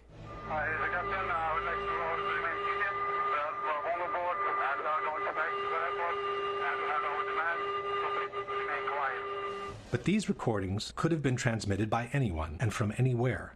They don't prove that the terrorists were actually aboard the planes. In fact, the opposite suspicion arises in this case. Just as the Portland images seem to be the perfect substitute for the complete lack of images of the 19 terrorists at the 3 airports, these short sound bites, apparently generated by mistake, seem to be the perfect substitute for the complete lack of conversations from the 4 cockpit voice recorders. The situation becomes even more implausible if we look at the actual flight data recorders, the devices that store the technical information from the plane during the flight. For the 2 airplanes that hit the towers, again, we are told that the flight data recorders were never found. In the months following the destruction of the Twin Towers, every ounce of rubble that left Ground Zero was meticulously combed through in the effort to recover every possible human remain. That's when we decided the very least that we can do. If we can't bring them home to their families alive, then we'll stick it out and bring them home to their families. There wasn't a piece of rubble that left that pit that wasn't gone over with a fine-tooth comb. This practice went on until the end of the removal operations. The big pile that you see in the background there is what remains of one of the towers. A tractor basically comes in, takes a shovel full of it, and then he feathers it out across the field out there. The guys take rakes, and they rake through it. It's very tedious, but we find bones constantly. As if that weren't enough, the same search was repeated at the Fresh Kills landfill in New Jersey. Every single piece of debris, having already been combed through at Ground Zero, went through 3 more passes under the careful eyes of officers and agents of the FBI and the NYPD. Yet we are asked to believe that not 1, but 4 bright orange, practically indestructible voice and data recorders eluded a search so meticulous that it was able to recover dozens of watches, banknotes, personal documents, and even buckets of coins. For the other 2 flights, the one that hit the Pentagon and the one that crashed in Pennsylvania, the flight data recorders were found, we were told, and were in good condition. It's from these 2 black boxes that the animations depicting the full flight of American 77 and United 93 were extracted. These 2 black boxes, however, pose a big problem.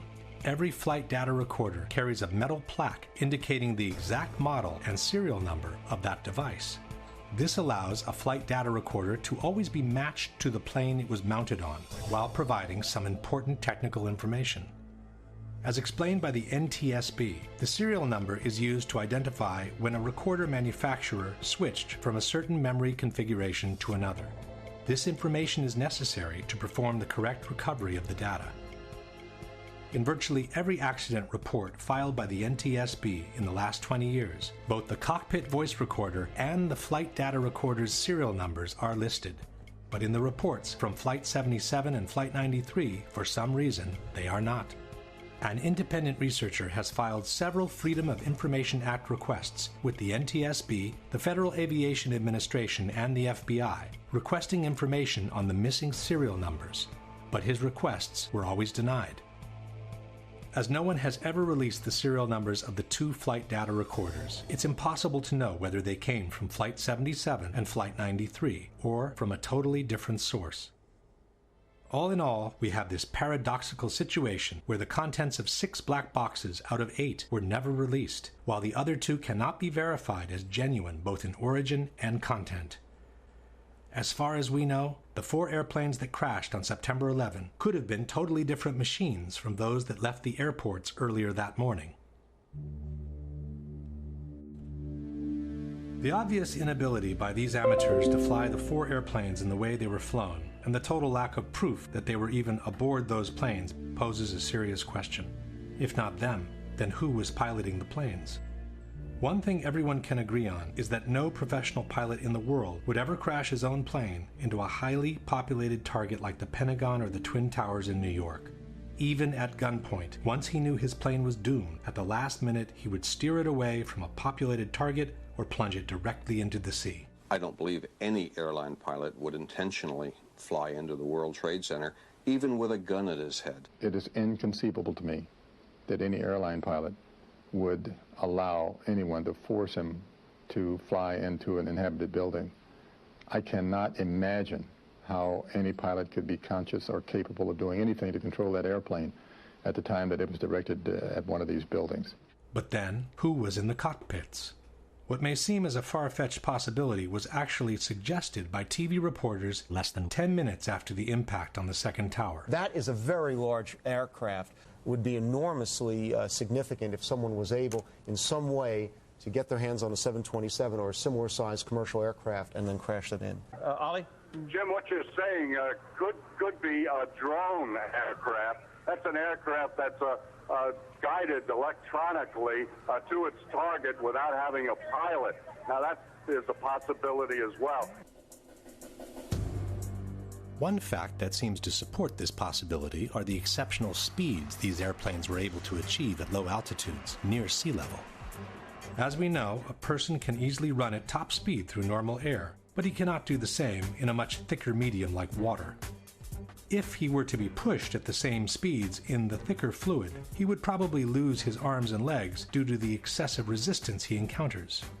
The same thing can happen to airplanes if they are pushed beyond their design structural limits. At 30,000 feet, the air is very thin, and the airplane can easily travel beyond 500 miles an hour without encountering much resistance.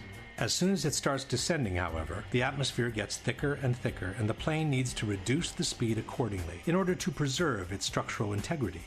Below 10,000 feet in altitude, speeds around 250 miles per hour are recommended. In fact, each airplane has a specific maximum operating velocity called VMO, which should never be exceeded at low altitudes. Never means never for a reason. Should the VMO be exceeded, a phenomenon called flutter can occur, which can quickly cause irreversible damage. The flutter phenomenon can affect any kind of airplane, from large military bombers to small single-engine airplanes. Once the VMO is exceeded, not only are the wings and the ailerons at risk, but also the fuselage begins suffering from the air pressure caused by the speed. This is what happened to an Air China 747, which exceeded the maximum operating speed, or VMO, in the desperate effort to recover from an engine failure. For the first time, Captain Ho takes manual control of the plane. Airspeed 270, 280. The plane is about to exceed its maximum speed. Approaching VMO. The stress of the dive tears the landing gear doors off the plane. That's VMO. Emergency. Emergency. Luckily, the pilots were able to regain control of the plane and perform an emergency landing. The damage caused by the excess velocity was visible all over the plane. The maximum operating speed for a 767, two of the 4 hijacked airplanes, is 414 miles per hour. For the other 2 airplanes, the 757s, the VMO is even less, 402 miles per hour. Yet on 9/11, all 4 airplanes were flown at speeds close to or beyond 500 miles per hour near sea level without suffering any visible structural damage, while remaining perfectly under control all the way into their targets. American 11 hit high up in the North Tower, around the 93rd floor, going a pretty astonishing rate of speed, almost 500 miles an hour. Here comes a very large target, descending rapidly, very fast. Diving very steeply and very fast. He's really moving. He was moving fast. United Flight 175, streaking through the skies over New York at more than 600 miles an hour, barely missed colliding with another commercial flight. The back of my neck stands up when we talk about the hijacking. We watched the speed, very high rate of speed. I believe it was about 600 knots southbound, which was extremely unusual for an air carrier. According to the NTSB, during the descent from 12,000 to 6,000 feet, the aircraft ground speed remained between 500 and 520 knots. It then impacted World Trade Center Tower 2 at approximately 510 knots ground speed. 510 knots is 586 miles per hour. That's almost 200 miles per hour beyond the maximum operating velocity of a 767.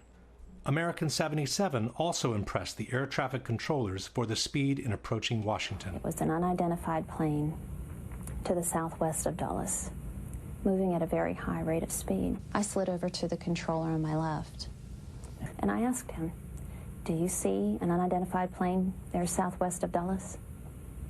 And his response was, "Yes." "Oh my gosh, yes. Look how fast he is." Full throttle. Full out. The plane made its circular descent at about 350 miles an hour. Then it kept accelerating until it crashed into the Pentagon, says the commission report, traveling at approximately 530 miles per hour. While flying at 5,000 feet of altitude, United 93 began performing a series of hard left and right maneuvers at 350 miles per hour. This was followed by a series of similar up and down maneuvers while flying near 400 miles per hour. Yet Zihad Jarrad, the amateur who wasn't allowed to fly solo on a single-engine airplane, braved the roller coaster without ever losing control. As the plane was descending, he even kept accelerating until the aircraft plowed into an empty field in Shanksville, Pennsylvania at 580 miles per hour. These exceptional speeds, achieved at low altitudes, have raised more than an eyebrow among aeronautical experts and pilots alike, especially those who had flown the actual airplanes involved in 9/11. I flew the 2 actual aircraft which were involved in 9/11, the flight number 175 and flight 93, the 757 that allegedly went down at Shanksville, and flight 175 is the aircraft that's alleged to have hit the South Tower. I don't believe it's possible for a terrorist, a so-called terrorist, to train on a 172, then jump in the cockpit of a 757, 767 glass cockpit, and vertical navigate the aircraft, lateral navigate the aircraft, and fly the airplane at speeds exceeding its design limit speed by well over 100 knots, make high-speed, high-bank turns, pulling probably 5, 6, 7 Gs, and the aircraft would literally fall out of the sky. I couldn't do it, and I'm absolutely positive they couldn't do it. How do you feel about United 175 reaching 510 knots? Physically impossible. To have a clocked airspeed of 510 knots with a commercial airliner at sea level is physically impossible. Flight 175 that hit the second tower, they said it was going at roughly 560 miles an hour at sea level. No, that's impossible. You need so much power to push yourself through that air. So the engines have the right amount of horsepower for cruising at 30,000 feet at 500 plus miles an hour. To do that at ground level, you need 6 times that amount of power. Those engines can't put out 6 times more power. If you changed out the motors so they were motors that had 6 times the thrust, then theoretically you could, but then the structure is not strong enough. Under all circumstances, I'd say an absolute resounding no. To me, it's impossible. Any pilot that has been in a commercial jet would probably laugh at if you said 510 knots. Is it possible to fly over 500 miles an hour at sea level? No. It would be above the indicated airspeed would be greater than its maximum speed at sea level. Even, say if it was even in a shallow type of dive, would it be able to? Any airplane can be dive, of course, then you've got the assistance of gravity, right? But there comes a point where the drag of the air overcomes the aerodynamics of the airplane. For a final word, the same researcher has called Boeing Corporation. It has to do with the maximum speed of a 767-200 at 700 feet altitude. For 200? Yeah, 767-200, yeah. I had asked some people, and they assumed it would be about 250 miles an hour or something. That sounds pretty likely because at 35,000 feet it's 530 miles. So there's no way that it could be going 500 miles an hour at 700 feet altitude then. Not a chance. Not that fast. Question. Can you produce any evidence that a Boeing 767 equipped with regular engines can fly for almost 2 minutes beyond 500 miles per hour in the lower strata of the atmosphere without suffering any visible structural damage? Can you explain how amateur pilots who had never flown a jet before in their life could maintain full control of an airliner that has exceeded the VMO by almost 200 miles per hour? And why would some terrorists who have been lucky enough to get within reach of their target want to risk the entire operation by imposing such a stress on the airplane that it would almost certainly cause them to crash before they complete their mission? One question becomes inevitable at this point. If those were military drones and not regular airliners, what happened to the passengers? With certainty, no one can answer this question. One thing we do know, however, the CIA has been developing plans for covert operations that involve the in-flight swapping of commercial airliners with military drones since the 1960s. One such plan was called Operation Northwoods, and it detailed how to replace a civil airliner with a military drone in mid-air, unbeknownst to the air traffic controllers. After the swap, the airliner would be landed in a military base. The drone would continue to fly, appearing on radar as the original plane, and would be remotely guided all the way into the target. We don't know whether this is the actual end the passengers met, but one thing we can say for sure. Those who called their relatives from their cell phones could not have placed those calls from the airplanes in flight. Minutes after the fourth plane had crashed in Pennsylvania, news was already circulating that several passengers had made calls with their cell phones from the hijacked airplanes. We are being hijacked. We are being hijacked. Those frightening words were uttered by a passenger aboard United Flight 93 who was able to call emergency personnel on his cell phone before the plane crashed in western Pennsylvania. And tonight we're getting reports of cell phone calls from at least 3 of those 4 flights. On the second flight that came out of Boston, that was the second flight of the day, and also went into one of the Twin Towers of the World Trade Center, there was a businessman who got off 2 cell phone calls to his father. CNN commentator Barbara Olson, wife of U.S. Solicitor General Ted Olson. She reportedly called her husband twice on a mobile phone to tell him her plane was being hijacked. The problem is that in 2001, it was practically impossible to make a call with a cell phone from an airplane at cruising altitudes. The whole idea behind cellular phones is that they use low-power transmitters, both to keep the cost of the units down and to preserve battery life. It is up to the receiving towers on the ground to pick up and boost their signal before they route it through the system. It is commonly thought that beyond 10,000 feet in altitude, most cell phones become useless. Passenger planes normally cruise at 30,000 feet and beyond.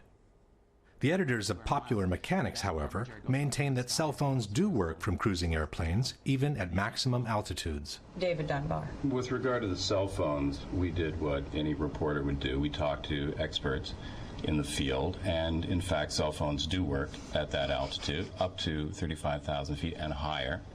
And in 2001? In 2001, and it might be instructive for you to talk to some of the cell phone experts. Instead of talking to experts, Japanese television decided to take matters into their own hands. In 2003, they conducted an on-camera experiment near Ontario, Canada, to verify the actual reach of cell phones from different altitudes. The cellular phone system used in the experiment in Canada is the one used in the United States. 3 cell phones, each from different telephone companies, were used. The experiment begins at 1,000 feet.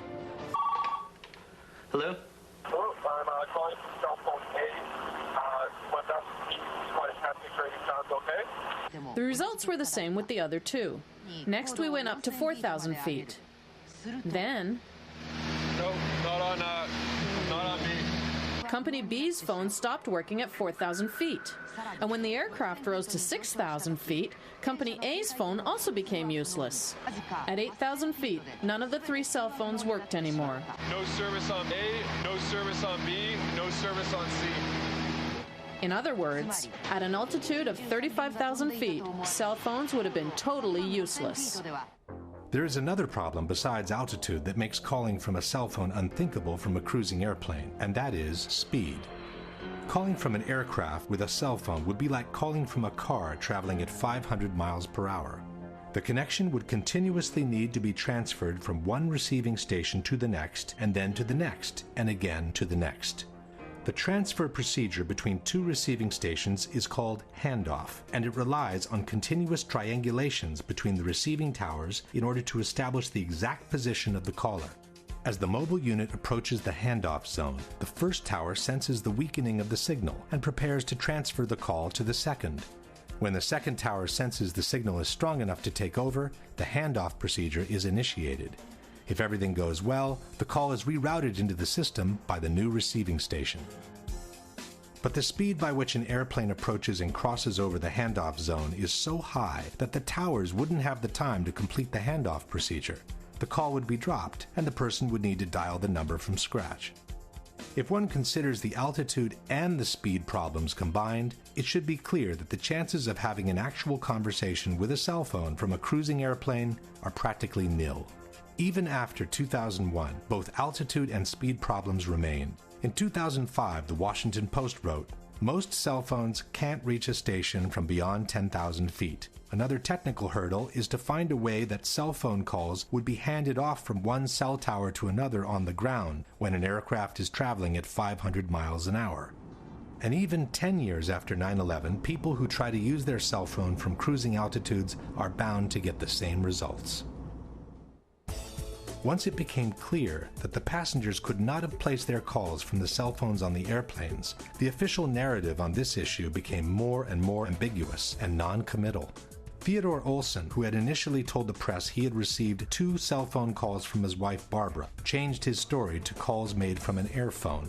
And by the time the 9/11 Commission published their final report, only one mention on the cell phone calls remained. Shortly thereafter, wrote the Commission, passengers and flight crew began a series of calls from GTA airphones and cellular phones. No indication on which calls were made from cell phones and which ones with airphones was given. The authorities from the Massawi trial also avoided being too specific on the origin of the calls. Within the official documentation, they released this flash animation, which contains all the basic information on the 4 hijacked airplanes. By clicking on any of the flights, one can view the passengers list. By clicking on the telephone icon at the bottom, the passengers who have made phone calls are highlighted. And by clicking on any of the passengers' names, the list of the calls they have made is displayed. Each of the calls lists the exact time it was placed, the duration, the initial part of the number dialed, and the name of the person receiving the call. But the number from which the phone call was placed is missing. The only information available is the location on the plane the calls were presumably made from, row 30 in this case. It's as if the authorities were trying to suggest that the calls were made from airphones without having to put it down on paper. Only in 2 cases did the authorities openly state that a cell phone was used. One is the call allegedly placed to 911 by a passenger who had locked himself in a lavatory where airphones are not available. The second is a call placed by flight attendant C.C. Lyles to her husband, who later described his surprise in receiving a call from her cell phone in a television interview. Once the phone got disconnected, then I sat up in the bed like, it was like I just woke up. I'm like, was that a real call? So I looked at the caller ID and noticed that it was a call, and it was from her cell phone. And I'm like, okay, wait a minute. How can she call me from on the plane from a cell phone? Because cell phones don't work on the plane. That's what I'm thinking. As only these 2 phone calls were admitted by the authorities, the debunkers have universally adopted the only 2 cell phone calls made position. Le telefonate non sono state fatte con il cellulare, sono state fatte con gli earphone. In soli 2 casi è stato usato un cellulare, quindi quelle 2 telefonate brevissime, frammentarie, sono state fatte quando l'aereo era una quota perfettamente compatibile con la rete cellulare americana. But one thing is the number of cell phone calls admitted to. Another is the number of calls that were actually made. In the days following 9/11, the FBI interviewed the various people who had received a phone call from their relatives on the planes, and their reports tell a different story. One of the reports reads, starting at approximately 6:30 Pacific Standard Time, which is 9:30 New York time, Dina Burnett received a series from 3 to 5 cellular phone calls from her husband, Thomas Burnett. Burnett was able to determine her husband was using his own cellular phone because the caller ID showed his number. Only one of the calls did not show the caller ID as she was on the line with another call. According to the official documentation, Thomas Burnett made a total of 3 calls, one at 9:30, one at 9:37, and one at 9:44. This means that at least 2 of these calls, if not all 3, were made from Burnett's cellular phone. At 9:30, the plane was flying at 32,000 feet and climbing. At 9:37, it had reached 36,000 feet and was still climbing. At 9:44, it had descended to 22,000 feet, while it accelerated until reaching a ground speed of almost 400 miles per hour. None of these calls seems to have been possible with a cell phone from that airplane. According to another report, United 93 passenger Jeremy Glick saw hijackers on the plane, used a cell phone and called Makeley, his stepmother, to report the hijacking. He then asked to talk to his wife, Lisbeth. And he was on the phone and he had told me that his plane had been hijacked. According to the FBI, Glick's wife, Lisbeth, could not hear any unusual sounds in the background of the call, and the connection was extremely clear, as if he was calling from the next room. Cell phone communication was lost at 9:55. Glick placed the call at 9:37, which means the communication lasted uninterrupted for 18 minutes while the plane was flying between 39,000 and 10,000 feet at an average speed of almost 400 miles per hour. Only a miracle could have kept that connection open for all that time had the call truly been placed from the airplane in flight. Lauren Grancolas possessed a cellular phone and is believed to have allowed another passenger, Honor Wainio, to use the cellular phone. Wainio placed one call to her parents at 9:53, when the plane was at about 10,000 feet, traveling close to 400 miles per hour. Elsa Strong received a cell phone call from her sister, Lisa Gronlund, a passenger on United 93. Gronlund made the call to her sister at 9:46, when the plane was at 17,000 feet and traveling at almost 400 miles per hour. Marion Britton was also a passenger on United 93. Britton's live-in boyfriend received a cellular phone call from Britton during the hijacking. Britton told Fiamano, her boyfriend, that she had borrowed a cell phone from another passenger. Britain's call to Fiumano took place at 9:49, when United 93 was flying beyond 13,000 feet at a speed of 420 miles per hour. Peter Hansen, a passenger on United 175, contacted his mother on cell phone and said the flight had been hijacked. Peter's father, Lee, said that he resisted the temptation to call his son back because he didn't want to place him in more danger by having his cell phone ring on the plane. Peter Hansen called his parents twice, at 8:52 and at 9 a.m. At 8:52, the plane was at 30,000 feet and it was climbing. At 9 o'clock, it was flying at over 18,000 feet in altitude, while it accelerated towards the record-breaking speed of almost 600 miles per hour near sea level. Brian Sweeney was also a passenger on United 175. After learning of the attacks, wrote the FBI, his wife Julie Sweeney returned home to find that her husband had left a message made from his cell phone aboard the plane on their answering machine. Sweeney made the call at 8:58 in between the two Hansen calls, when the plane was still at 25,000 feet in altitude. While any one of these phone calls could have momentarily been connected by a set of fortunate coincidences, it should be obvious that all these cell phone calls as a whole could not have been made from the cruising airplanes. Question: given the known limitations of the cellular phone system in 2001, can you provide any evidence that the cell phone calls made by the passengers reported by the FBI could have been made from the altitudes, at the speeds, and for the durations indicated for each of them? We do know, however, that the calls were made, as no one has ever doubted that the relatives actually received them. This opens the way to a disturbing possibility, which seems to support the in-flight swap hypothesis, that the passengers were forced to call their relatives under duress, pretending to be on the airplane, while in fact they had already been landed in some unknown location. In support of this hypothesis, we have different elements. One is the conversation passenger Todd Beamer had with a GTA airphone operator, Lisa Jefferson, during the hijack of Flight 93. It is through Lisa Jefferson that the whole world learned about the famous call to action, "Let's roll." When he told the guys, "Are you ready?" I assumed that they were waiting on his cue. Then they responded to him, and he said, "Okay, let's roll." The 9/11 Commission has established that the hijack took place at 9:28.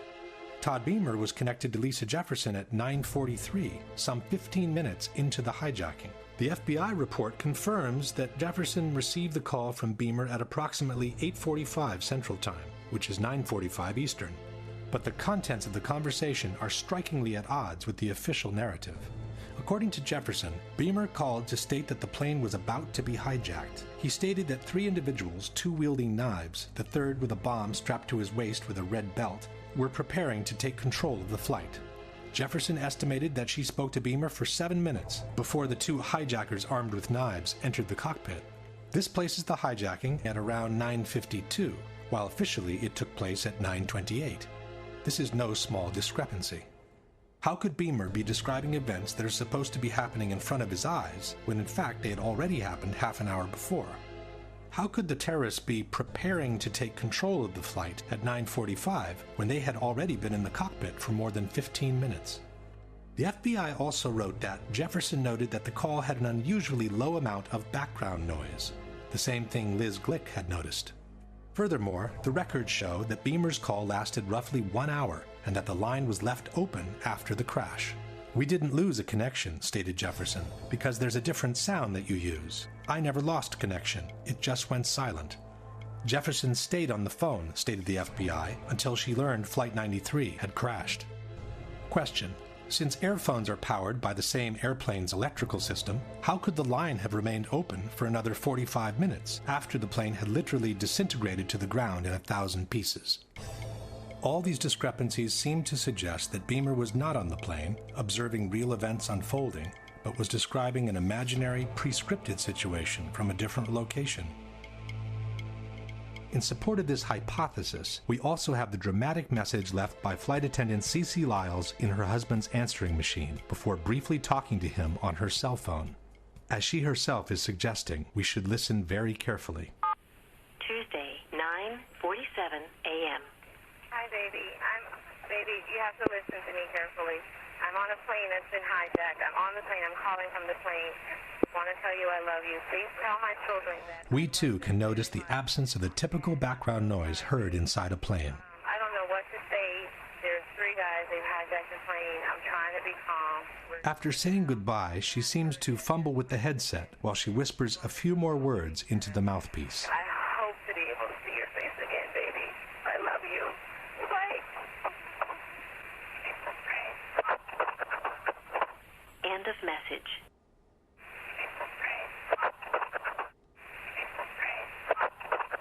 Even by playing the segment several times, it remains difficult to hear anything different from the words, "It's a frame." In any case, the problem with the phone calls does not change. The cell phone calls confirmed by the FBI in their reports cannot have been made from the cruising airplanes. Someone has to explain where they came from. According to the 9/11 Commission, the airplane that appeared over Washington and went on to strike the Pentagon was Flight American 77, the same plane that had disappeared from radar screens over West Virginia almost 1 hour before. But they never provided any evidence of that. As we have seen, the flight data recorder's serial number that could have identified the airplane was never released. All the debunkers have to show for Flight 77 is a small piece of wreckage carrying an American Airlines serial number. But this piece could have been placed by anyone onto the grass after the impact. In fact, unidentified men in suits were seen meddling with the debris right after the impact, in direct violation of the rules of a crime scene. A contractor who was only 100 yards away from the point of impact stated, "It was DPS, the guys in the black coats. They were here right then and there. That's what I don't understand. Where did they come from? Maybe they knew something. I don't know." The debunkers claim that the witnesses' accounts are more than sufficient to identify the airplane. Hundreds of people saw an American Airlines jet fly into that building. But it's presumable that if anyone wanted a different airplane to look like an American Airlines aircraft, they would have at least thought of painting the fuselage with the same colors. The majority of witnesses recall seeing a large airliner, but there are also witnesses who describe a much smaller, executive-like airplane. I was just casually looking out the corner, out of the window, and the corner of my eye saw what looked to be maybe a 20-passenger corporate jet, no markings on the side. From my office, I was able to see a white jet, like a Gulfstream type commuter jet, I guess. Omar, you say this was a smaller plane, 10 to 15 passengers maybe? No es muy grande. No es muy grande. It's not like too big, it's just... ¿Tú sabes los aviones comerciales? It's like business airplane. Like a business jet. Yeah. It looked like a commuter plane, 2 engines, come down from the south, real low, proceed right on and crashed right into the Pentagon. And are you fairly sure that it was what we sometimes describe and recognize as a small commuter plane? Yes, it was. By the witnesses' accounts alone, it's impossible to establish what kind of airplane it was. As the plane clipped 5 light poles before striking the Pentagon, the debunkers maintain that the distance between the light poles indicates a corridor wide enough that only a large airliner could have created it. Ce qu'on peut voir justement, c'est que l'avion en arrivant a tombé 5 pylônes qui étaient sur sa trajectoire, et ces pylônes étaient espacés de 25 mètres. Troviamo alcuni lampioni abbattuti, 5 lampioni. Tutti insieme fanno una fascia larga 26 metri. Facciamo finta di ipotizzare che non sappiamo che si tratti di un aereo. Sappiamo che c'è qualche cosa largo 26 metri che è passato di lì. 26 meters is roughly 85 feet, but the wingspan of a 757 is 124 feet, which means any airplane with an 85-foot wingspan could have downed those light poles. It didn't need to be a 757. In fact, with a 100-ton airliner hitting a reinforced concrete building like the Pentagon, one would expect to find a situation similar to this. What immediately stood out instead was the absence of large, identifiable pieces of debris which are usually found after the crash of an airliner. Bob Pugh was the first professional cinematographer to arrive on site. No one was in control of the area. I had free reign. And there's a lot of debris in the foreground of those videos. Again, very small pieces. I mean, I'm standing on pieces, a dinner plate or smaller in size. All the while, I'm looking for wreckage, and I can't find a piece of anything that I recognize. I can't see the tail. I can't see the wheels. I can't see the engines. There's no chairs. There's no luggage. According to the debunkers, there are no large pieces of debris on the lawn because most of the airplane ended up inside the building. Quindi gran parte dei frammenti dell'aereo non sono fuori perché l'aereo è entrato nell'edificio. Purdue University has produced a detailed computer animation illustrating the official version of the event. We had the plans for the Pentagon, all the details, right down to the last reinforcing bar. The speed of the airplane and the direction from which came was given to us by the Transport Safety Institute. According to the official version, the plane approached in a low trajectory, clipping 5 light poles from the nearby intersection. Slightly tilted to the left, it hit a trailer parked outside the building with the bottom of the right wing, and then impacted the facade at an angle of 42 degrees. Most of the plane penetrated the facade and proceeded inside the building on a diagonal course, causing destruction as it was being destroyed. The fuselage pierced through the outer wall of the C-ring, producing this round-shaped exit hole 10 to 12 feet wide. There are, however, many problems with this version of the events. The first one is the actual wingspan of a Boeing 757. Most of us remember the facade of the Pentagon after it had collapsed. But before it collapsed, right after the impact, this is what the building looked like. This series of pictures was taken by a Navy photographer shortly after the impact. There doesn't seem to be enough damage for a Boeing 757 to have penetrated the building almost in full. Using the best part from each image, a digital expert has created this composite picture, which has become the universal tool of reference for anyone involved in the debate. The composite picture shows an almost continuous opening at ground level, about 90 feet wide. The damage extends to the second floor, with an entry hole about 15 feet wide. This is enough, maintain the debunkers, to have accommodated most of the plane inside the building. Effectivement, on peut se demander où est-il passé. Et puis, si on prend des photos qui ont été prises à des instants différents et qui justement, par un assemblage, ont permis de montrer les dégâts qui étaient réellement visibles sur la façade, et là on voit clairement que tout le rez-de-chaussée a été anéanti sur une longueur de 30 mètres, et puis au milieu, bien sûr, vous avez le trou de la carlingue. That gash in the E-ring was about 90 feet across. The wingspan of the plane was about 124 and change. That punched the hole into the building.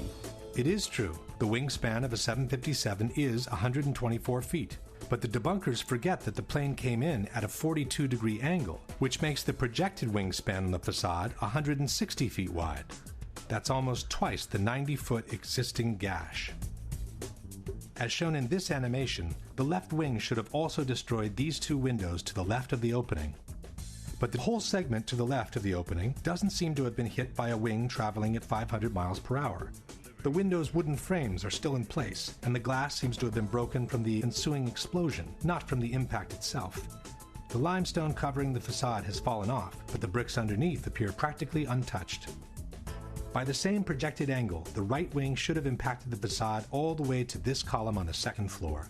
In fact, there is a diagonal cut on the second floor wall that could have resulted from the wing's impact. But this puts most of the wing above the second floor slab, which means it never penetrated the facade to begin with. So where did it go?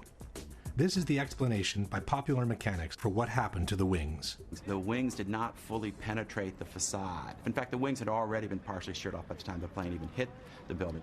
The fuselage mainly made the hole that existed. Conspiracy theorists want to know why it wasn't the width of the full wingspan of the plane, and actually just the simple reason was that the wings came off.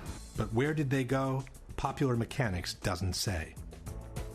A similar problem is posed by the horizontal stabilizers, which extend some 50 feet in width. As they are mounted 3 feet higher than the wings, they should have impacted the facade approximately here and here. But there are no visible marks from their impact on the facade, nor is any recognizable piece of the stabilizers visible on the lawn. Same story for the tail, which raises 24 feet above the fuselage. At the time of impact, the tail should have hit as high as the windows on the 4th floor. The Purdue animation shows the tail entering the building in full, as if it were cutting through butter. But the facade above the entry hole doesn't show any significant damage, and the glass from the windows around the hole isn't even broken. For the missing tail and stabilizers, Popular Mechanics offers this generic explanation. A plane flying 500 miles an hour, hitting a concrete wall that is extremely reinforced, there's not going to be much left of it. You're not going to see it sitting on the lawn of the Pentagon in 1 or 2 or 3 pieces. But here is the problem. If part of the wings, the stabilizers, and the tail disintegrated against the facade, how could the fuselage penetrate it almost entirely? The fuselage is by far the weakest part of the plane, as it basically consists of an empty cylinder meant to carry the passengers and their belongings. How fragile the fuselage is compared to the wings is explained by aviation expert Jacques Rolland. Jacques Rolland, ancien général de l'armée de l'air, est aujourd'hui le meilleur expert en crash aérien auprès des tribunaux. Il n'est pas du tout évident de comprendre qu'effectivement, dès que vous avez un choc à l'avant, l'ensemble s'enfonce à la vitesse de pénétration, en fait. Et le premier point dur se trouve ici. Tant que vous n'arrivez pas là, l'avion, c'est du papier. Question. How could the fuselage, which is the weakest part of the plane, penetrate the facade almost entirely, while part of the wings, the stabilizers, and the tail, which are relatively stronger, were unable to do so and were shattered in 1,000 pieces instead? Even more mysterious is the disappearance of the engines. The 757 that allegedly hit the Pentagon was equipped with 2 RB-211 engines built by Rolls-Royce. Almost 8 feet in height, weighing over 7,000 pounds each, the internal core of the engine is made with components so sturdy and resistant that they are considered practically indestructible. It has to rotate at about 10,000 revolutions per minute, with a blade speed of about 800 miles per hour. To operate at around 1,700 degrees, they're designed not to melt. Quali sono le parti che non vengono distrutte, che non si squagliano per il calore? Pezzi del carrello e il cuore dei 2 motori, che è molto più compatto dalla parte esterna dei motori, ovviamente, è fatto in materiali che devono resistere alla temperatura, 2000-2500 gradi, per cui la parte centrale dei 2 motori è sicuramente sopravvissuta all'impatto. But where are they? In their animation, Purdue University has chosen to ignore the issue. As one can see, moments before the impact, the 2 engines simply vanish into thin air.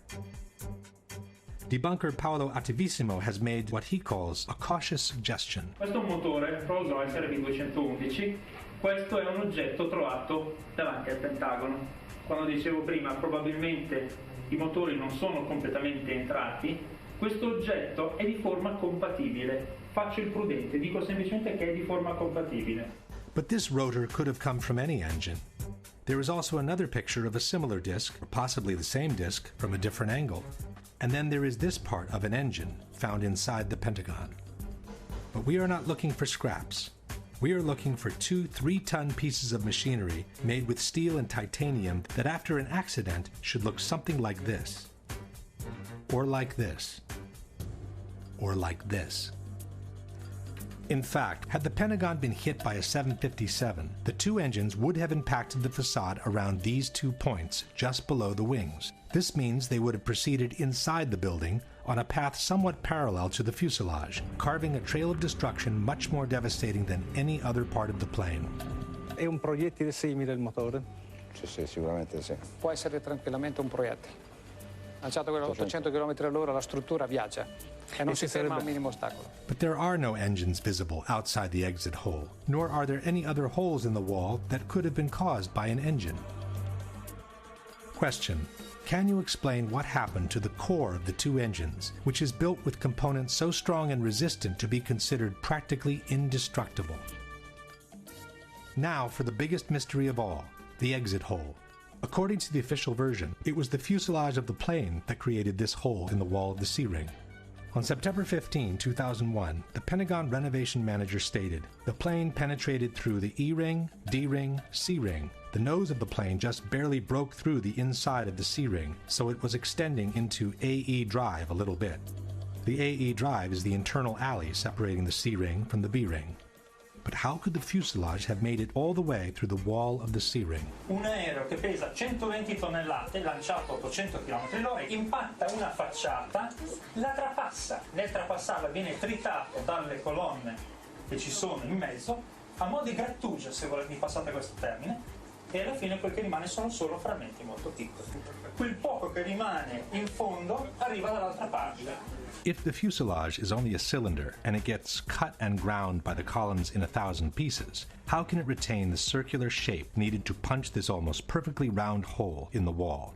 This is where the explanations by the debunkers become absolutely fascinating. The mass of the plane penetrated the building with enormous energy and continued into the building in a state almost more like a liquid than a solid. Then encountered reinforced concrete columns 2 feet thick. So the aircraft was flying through a forest of columns. The plane became almost like an artillery shell or a tank round. What actually came out, it was a circular ball of fire, which is how fire goes when it moves. That's why it has a perfectly round shape. By this time, there was an avalanche of debris that was moving as a single mass, much as in an avalanche of snow. Whether it was a liquid mass, a ball of fire, or an avalanche of snow, all these hypotheses are flatly contradicted by the Pentagon Building Performance Report, a document published in 2003 by the American Society of Civil Engineers. In assessing the condition of the columns on the first floor, the report reads, columns 3G, 3H, 3J, and 5J were damaged but still standing, although in the direct path of the fuselage. It is highly unlikely that any significant portion of the fuselage could have retained structural integrity at this point in its travel. The aircraft frame most certainly was destroyed before it had traveled a distance that approximately equaled the length of the aircraft. The length of the aircraft is 155 feet, which is roughly half the distance between the entry and the exit holes. That no substantial part of the fuselage reached the wall of the C-ring was also confirmed by the first eyewitnesses who described the damage inside the Pentagon. So the plane went in to the E, D, and to the C-ring. Not all the way through the C-ring. Question. Given that, according to the Pentagon Building Performance Report, the aircraft frame most certainly was destroyed before it had traveled a distance that approximately equaled the length of the aircraft, and that it is highly unlikely that any significant portion of the fuselage could have retained structural integrity from that point on, can you explain what caused the almost perfectly round exit hole in the outer wall of the C-ring? In conclusion, we have an opening on the first floor that's a bit more than half the projected wingspan of a 757. The tip of the left wing and most of the right wing missing without a valid explanation. The horizontal stabilizers and the tail also missing without a valid explanation. A fuselage that behaved more like a warhead than an empty cylinder made with aluminum. No trace whatsoever of the core of the two engines, and an exit hole on the C-ring that no one can rationally explain.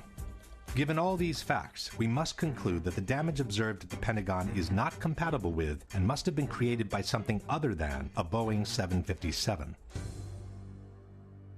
The mystery of what hit the Pentagon could have been easily solved if the FBI had released the videos from dozens of surveillance cameras that are placed all around the impact zone. Yeah, there were a lot of cameras around the Pentagon. If you look at the Pentagon, you can see that there's cameras on each corner. There's cameras at some of the businesses around the Pentagon. And we know in those cases, the tapes were confiscated immediately by the FBI within hours of the event.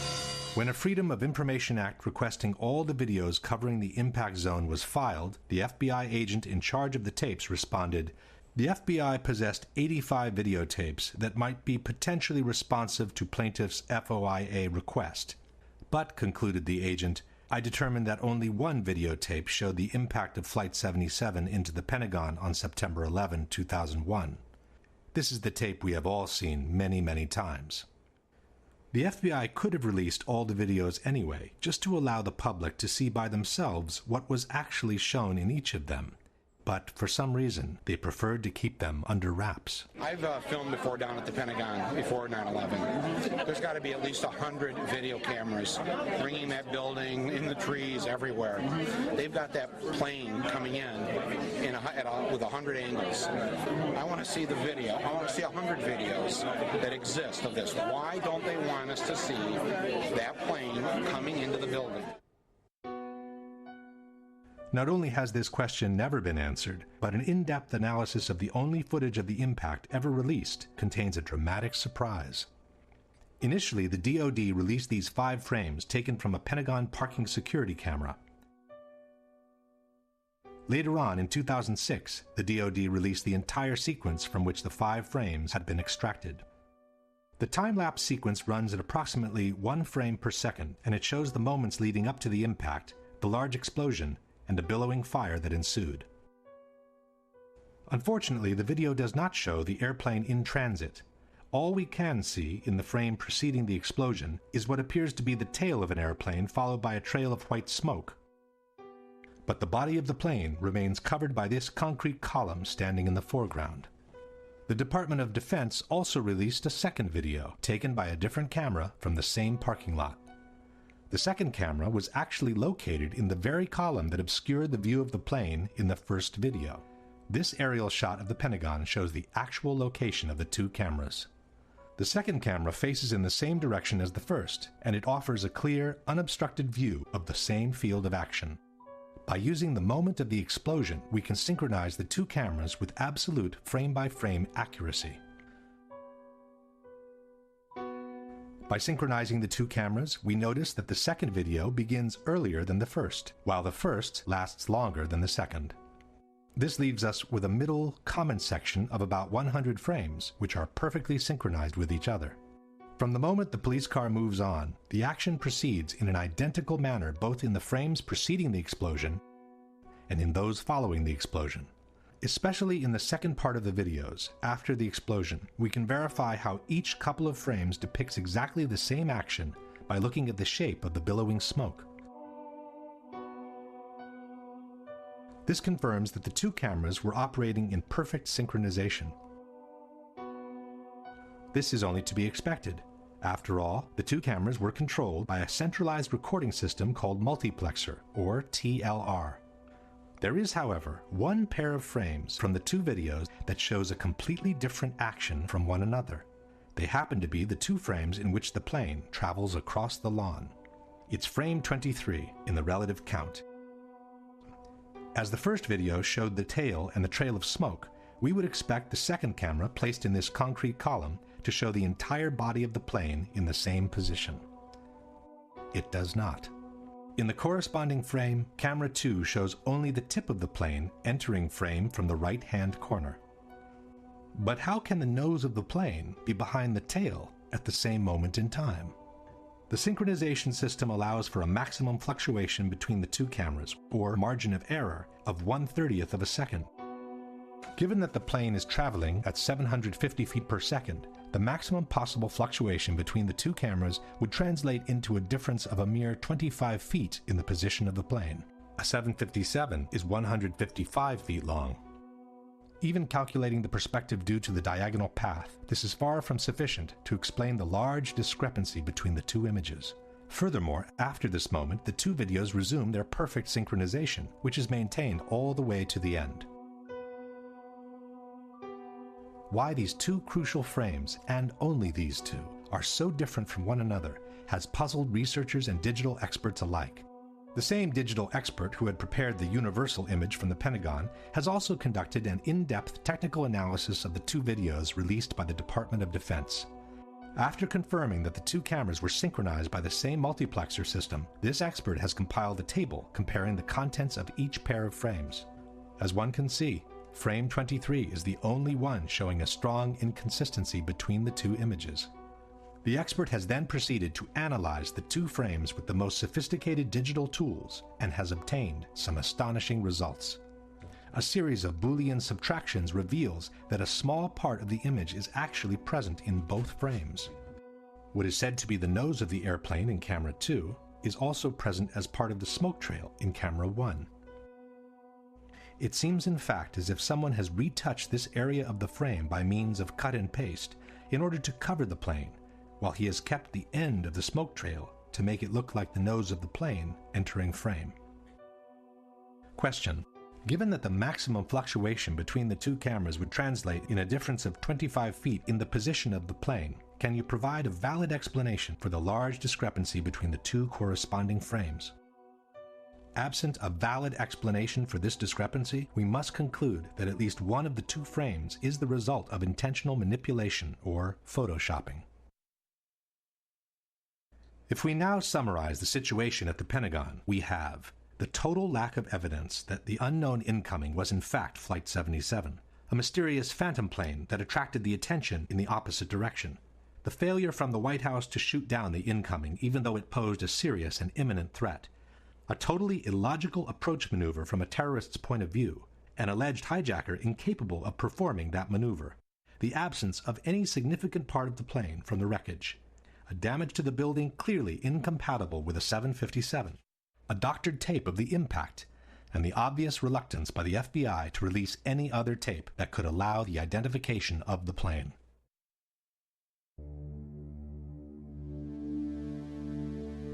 The whole issue of Flight 93 basically boils down to one question. If you just happened to drive by and someone told you that a Boeing 757 has just crashed into this hole and most of the 100-ton airliner is now buried under the ground, would you believe it or not? This is the kind of puzzlement the people from Shanksville experienced when they arrived on the crash site of Flight 93. We drove back that road, and where the road ended, that's where the plane was. And, I mean, the only thing I could tell, I get out, like I said, I heard this thing, I felt the explosion, saw the fireball, and I get up there and I'm thinking, where is it, Just debris, pieces, small pieces of debris, and the trees were singed and burning, it was just smoldering. Nothing. It was just little pieces. There was nothing to actually, like a door or window or anything. You couldn't really, it was just little pieces of shrapnel everywhere. What's that right there? Over in here. TV reporters were also at a loss when faced with the idea that an actual plane had just crashed on that site. At first I wasn't even sure that this was, that these were pieces of the plane. They're so small, and it's indistinguishable. You can't tell whether it's a piece of the fuselage or a piece of the seats. You don't know what it is. Chris Kanicki, he's a photographer. He was back there just a couple of minutes ago, and Chris, I've seen the pictures. It looks like there's nothing there except for a hole in the ground. Basically, that's right. From where we could see, there wasn't much left. Any large pieces of debris at all? No, there was nothing that you could distinguish that a plane had crashed there. It's really all you see is a large crater in the ground and just tiny, tiny bits of debris. Alert also went out to Somerset County Coroner Wallace Miller. He hurried to the scene, an abandoned strip mine. When he arrived, he couldn't believe his eyes. It looked like someone had gouged about a 10-foot wide, 10-foot deep trough through the strip mine area. But when you looked in, it was just covered with dirt. There was nothing there that you could really say was an airplane. Dennis Roddy was the editor-in-chief of the Pittsburgh Gazette. Airplane debris? Nothing I could identify. Possibly the most disconcerted of all was the mayor of Shanksville, Ernie Stuhl. Ja, mein Schwager und ein guter Freund von mir waren die Ersten hier. Sie haben in Shanksville an einer Straßenecke gestanden und sich unterhalten. Ihr Wagen stand gleich in der Nähe und so waren sie die Ersten hier. Dann kam erst die Feuerwehr. Alle waren wie vor den Kopf gestoßen, weil sie zu einem Flugzeugabsturz gerufen wurden. Aber da war kein Flugzeug. Kein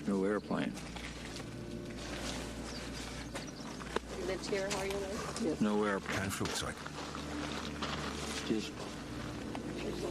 Sie wurden hier zu der Unfallstelle geschickt und da war kein Flugzeug? Nein, da war nichts. Nur dieses Loch. Das ist es, was Sie sahen. Ich dachte immer, das sei die Absturzstelle. Das ist sie, aber da ist nichts zu sehen. It's in that hole, says the FBI, that most of the airplane lays literally buried in the ground.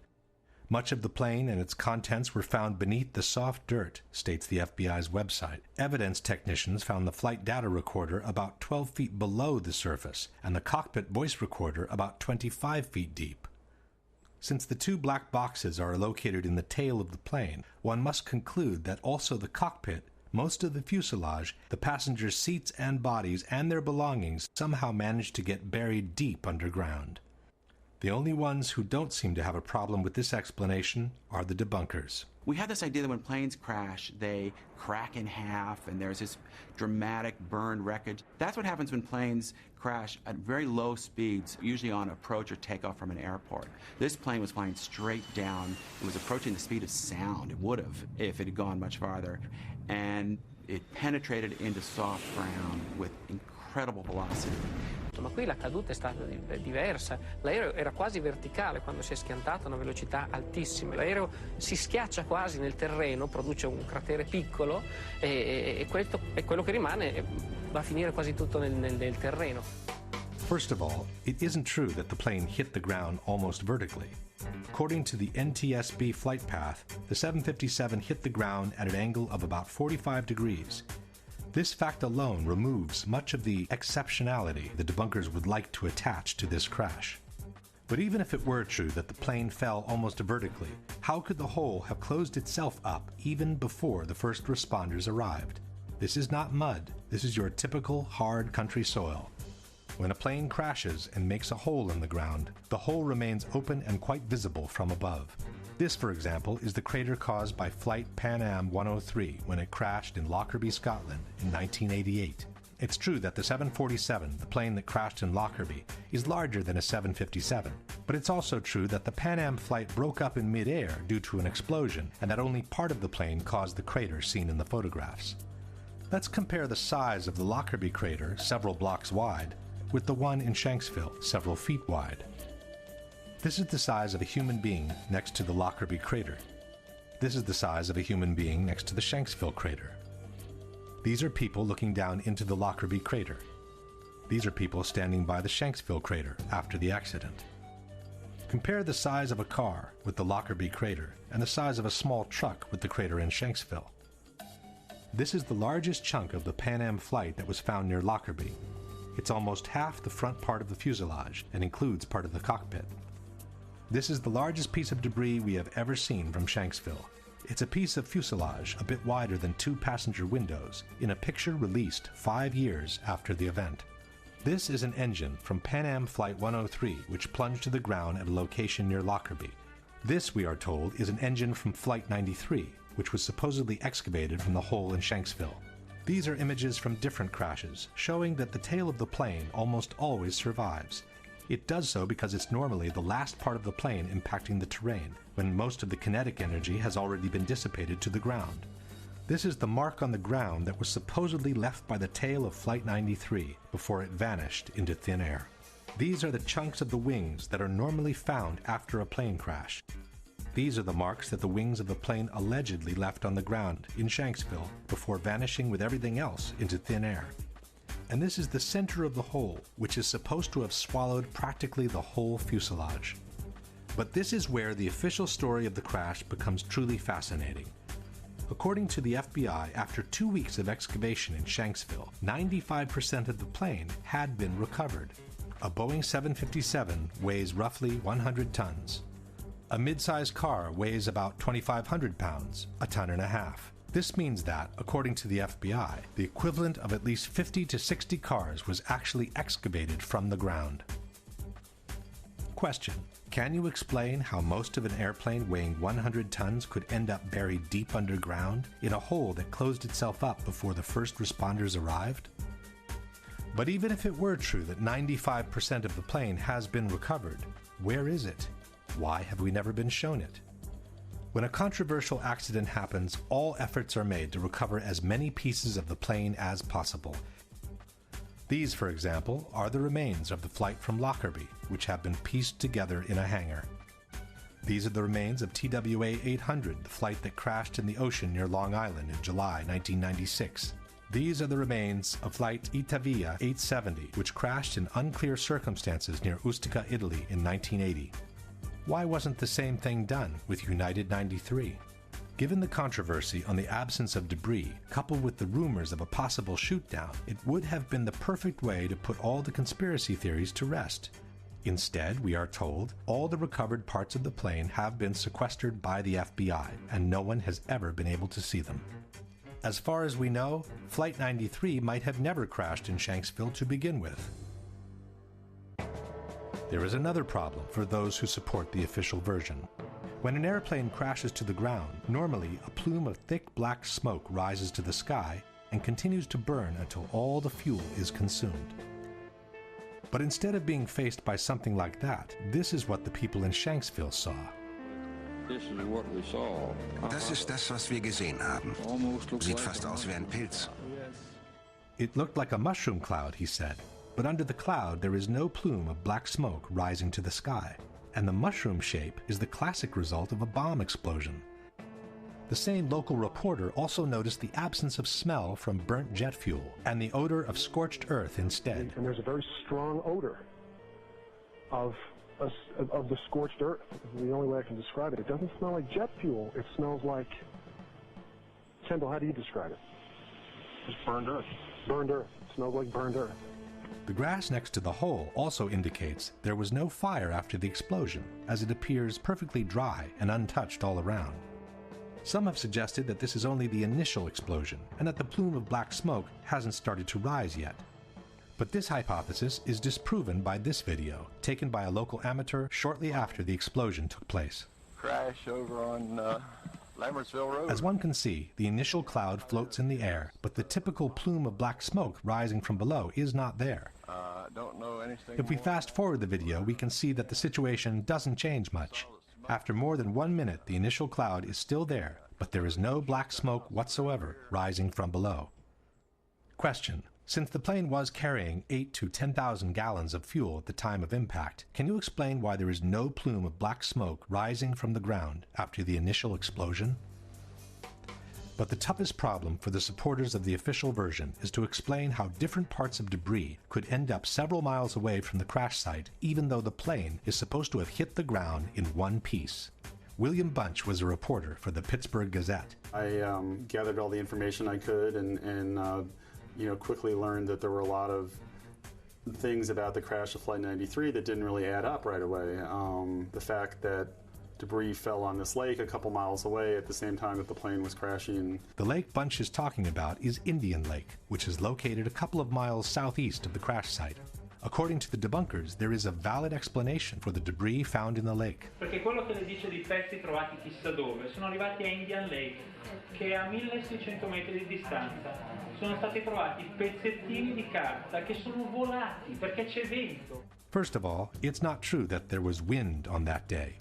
As the images show, there was only a light breeze gently moving the air all around. The very cloud from the explosion, as we have seen before, practically didn't move for over 1 minute.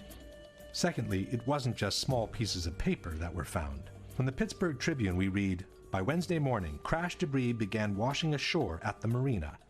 Witness John Flegel said there was something that looked like a rib bone amid pieces of seats, small chunks of melted plastic, and checks. In any case, the problem is not limited to Indian Lake, which is 2 miles away from the crash site. Debris from the plane was found as far as 8 miles away, near New Baltimore. This is the map of the debris field published by the Pittsburgh Tribune. CNN also reported the secondary field, confirming that the debris belonged to Flight 93. Well, Darren, in the last hour or so, the FBI and the state police here have confirmed that they have cordoned off a second area about 6 to 8 miles away from the crater here where this plane went down. This is apparently another debris site, which raises a number of questions. Why would debris from the plane, and they identified it specifically as being from this plane, why would debris be located 6 miles away? Could it have blown that far away? Seems highly unlikely. And as to whether it broke up on the way, we don't know that. FBI is being very tight-lipped about that. But again, it leads to that possibility. It certainly leads to a number of questions. Since the plane is supposed to have hit the ground in one piece, can you explain how it was possible for debris to be found 6 to 8 miles from the crash site on a day when only a light breeze was blowing? The extension of the debris field is not the only fact suggesting a shoot-down. There are other elements that seem to confirm it. Standing there watching on TV and the lights flickered in the building. About that time we heard the engines roar, and we took off out of the building. As we were coming out from the office out through the building, the ground shook and we heard big boom. Looked over and saw the big ball of fire. Flegel later told other people about the lights flickering. I was in Atlanta, and I was sitting there talking to another guy, and I was explaining to him about whenever we were standing in the office and the lights flickered and everything. And as soon as he heard me say that, he immediately stopped me and he said, well, I'm retired from the Air Force. He said, that plane was shot down. And I said, why? And he said, because whenever the lights flickered, they zapped the radar frequency on everything before they shoot. The mayor of Indian Lake also remembers the power going off just before the crash. Our power had gone off, and then we felt a tremor. It sounded like a missile came across our house. I mean, they were going that fast. The mayor of Shanksville had something interesting to say. I know of 2 people, I will not mention names, that heard a missile, Stuhl said. They both live very close, within a couple of 100 yards. This one fellow served in Vietnam, and he says he's heard them, and he heard one that day. But who could have possibly shot the plane down? As far as we know, there are no witnesses who saw fighter jets near Flight 93 at the time of the crash. There are, however, some witnesses who saw a small, unmarked white plane which flew over the area just before the crash. I was just driving along here. It was a beautiful day.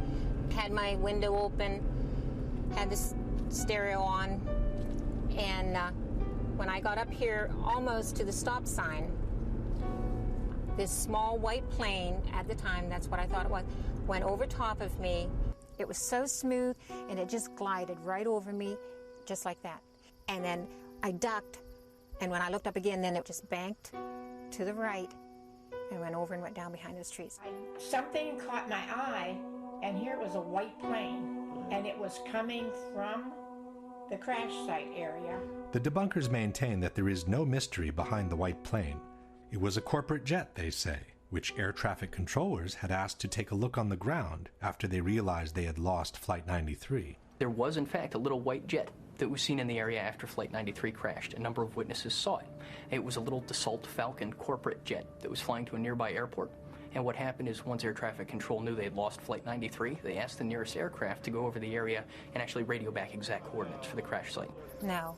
Susan McElwain, however, remembers seeing the white plane before the crash, not after. About 11:30 that night, the FBI came, wanted to talk to me.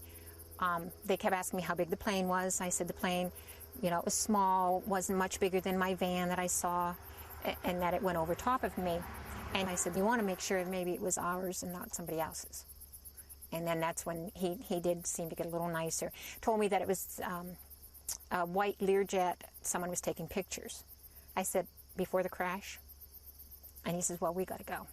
John Flegel also saw the mysterious plane. Since Flegel arrived on the spot within a minute from the crash, the corporate jet sent by the air traffic controllers would not have had time to descend over the area yet, while the mystery plane was already getting away from the spot into the blue sky. We got there, like I said, probably within 45 seconds or a minute of impact. We were there. We were there before any firemen, any paramedics, or anybody. We were on site. When we got there, there was a plane flying up above, and he was smart. He flew straight for the sun, so you couldn't look at it and see exactly what type of plane or if it was a fighter or what it was. But we caught a glimpse of it, and as he was swinging, he was basically traveling in the same direction as the plane. If the plane was actually shot down, one big question arises. What are we to make of the heroic gesture by the passengers who chose to force the plane to the ground, we are told, in order to save the lives of other fellow countrymen? In truth, this heroic gesture by the passengers has been refuted by the 9/11 Commission itself.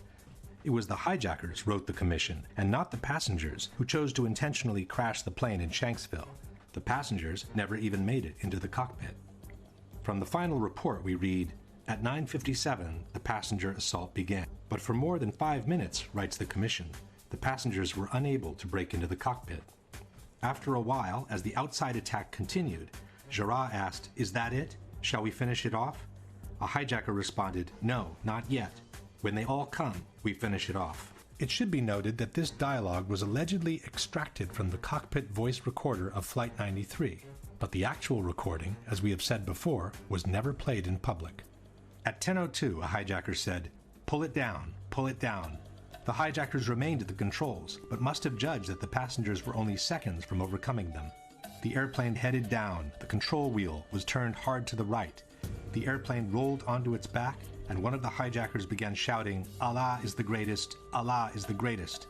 With the sound of the passenger counterattack continuing, the aircraft plowed into an empty field in Shanksville, Pennsylvania at 580 miles per hour, about 20 minutes flight time from Washington, D.C. Jarrah's objective, concludes the commission, was to crash the airliner into symbols of the American Republic, the Capitol, or the White House. Question: given that they were only 20 minutes away from Washington, and for almost 6 minutes the passengers had been unable to enter the cockpit, why didn't the hijackers continue flying towards the Capitol? And even if they thought they couldn't make it to Washington, why didn't they try to crash the plane onto a small town nearby? Why crash the plane in an empty field where they knew they could not kill any more victims than those that were already on the plane with them? Maybe a less fictional explanation for Flight 93 is the one offered by Vernon Groves, author and former NTSB investigator. The role the government plays in times of stress, how they view the public. Can the public stand the truth? Or shouldn't we need a legend at this point. We need a really neat story of reacting against such a dastardly act as was happening.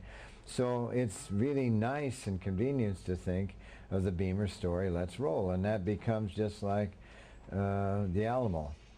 And it's just one of those legends. And I think there'll be a lot of pressure to let the legend stay where it is. If we now summarize Flight 93, we have no proof whatsoever that the terrorists boarded the plane, nor that they were ever in the cockpit. An alleged hijacker who could not have flown an airliner in the way that Flight 93 was flown. A false, concurrent hijacking that called the attention away from the real one. No proof whatsoever that Flight 93 crashed in the field near Shanksville. An extended debris field which flatly disproves the official version of the crash and suggests that the plane broke up in mid-air instead.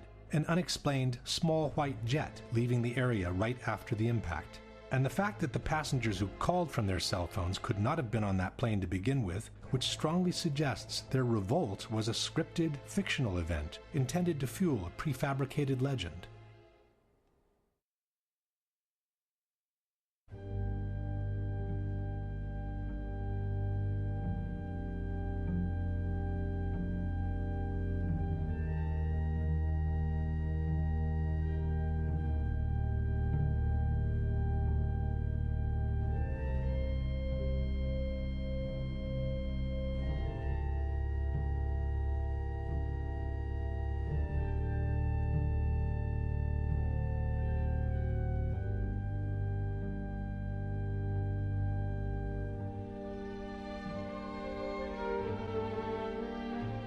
I'm on the 83rd floor. What? I'm on the 83rd floor. What's the telephone number you're calling? In the AC.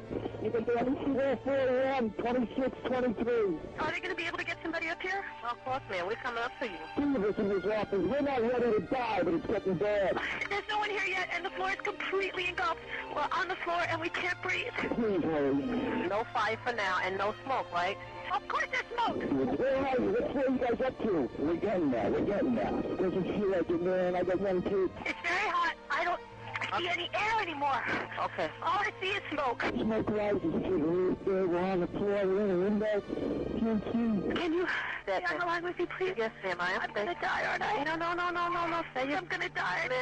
Ma'am, say your prayers. Thank God to blow you in from the left. Help! Help! Ma'am? What the hell happened? Oh, my God. Oh, God!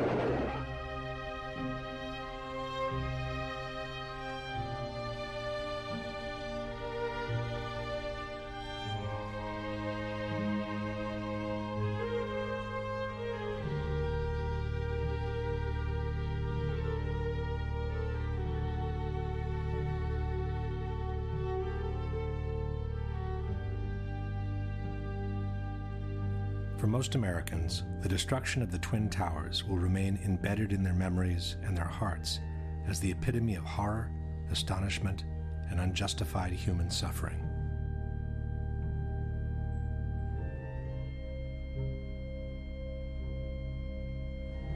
But for some, it may have represented the moment where large corporate interests of global reach and cynical economic greed found the perfect place for a secret encounter. Common wisdom has it that the September 11 attacks destroyed two of the best jewels America has ever had. But exactly jewels, the Twin Towers, were not. While they sat on some of the most valuable real estate in the world, after 30 years the Twin Towers had become obsolete. With each of the floors built as an open space of almost 1 acre in size, the rising cost of energy had made it extremely expensive to keep the buildings warm in winter and cool in summer. General maintenance was also very expensive compared to buildings from more recent years. In his 1999 book on the Twin Towers, Divided We Stand, author Eric Darton wrote, "When the World Trade Center was bombed in February 1993, it was already passing its prime as office space, overtaken by a generation of more recent, cybernetically smart buildings with higher ceilings and greater built-in electrical capacity. To maintain the trade center as Class A office space commanding top rents, the Port Authority would have had to spend $800 million rebuilding its electrical, electronic communications, and cooling systems. Furthermore, after the 1993 bombing, the tenancy had dropped dramatically, and it had been very hard to bring it back to normal levels. But the biggest problem with the Twin Towers was the large amount of asbestos they contained. Built in a time when the use of asbestos was still allowed in civil construction, at least 400 tons of this extremely dangerous material had been used to fireproof the steel structure of the buildings and to insulate hundreds of miles of pipings for water, heating, and air conditioning. Asbestos was also present in the ceiling panels, the elevator shafts, and the vinyl tiles from office floors. From a property condition assessment of the Twin Towers dated December 2000, we read, according to Port Authority records, a total of 7 million square feet of vinyl asbestos floor tiles were installed in the World Trade Center. By the time asbestos was banned from civil construction, the Twin Towers were nearing their completion. Initially, the asbestos was encapsulated wherever possible to prevent the particles from being inhaled. But in the 1990s, the regulations grew tighter, and every time a simple renovation was needed, the complete removal and replacement of the asbestos was also required. At the same time, because of the health risk it posed, the cost of asbestos removal and abatement had been skyrocketing. Safety procedures required the areas to be treated to be vacated in advance, hermetically sealed, and kept under negative pressure at all times to prevent particles from escaping outside. Only specialized workers could access the area, wearing airtight suits and respirators. A full decontamination process was required every time they left the area. In the mid-90s, the Port Authority put out different bids for the removal and replacement of the asbestos in a case-by-case scenario. For example, this is a 1995 contract for the installation of 2 low-voltage substations in Towers 1 and 2. One section in the contract listed the replacement of asbestos at floors 41, 42, 75, and 76 in Tower 1 and floors 75 and 76 in Tower 2. Total cost for the asbestos removal and replacement, $868,000. Tower 2, 40th floor. Contract for asbestos removal and abatement, total cost, $650,000. Towers 1 and 2, removal of asbestos and new ceilings at floors 7, 41, and 75.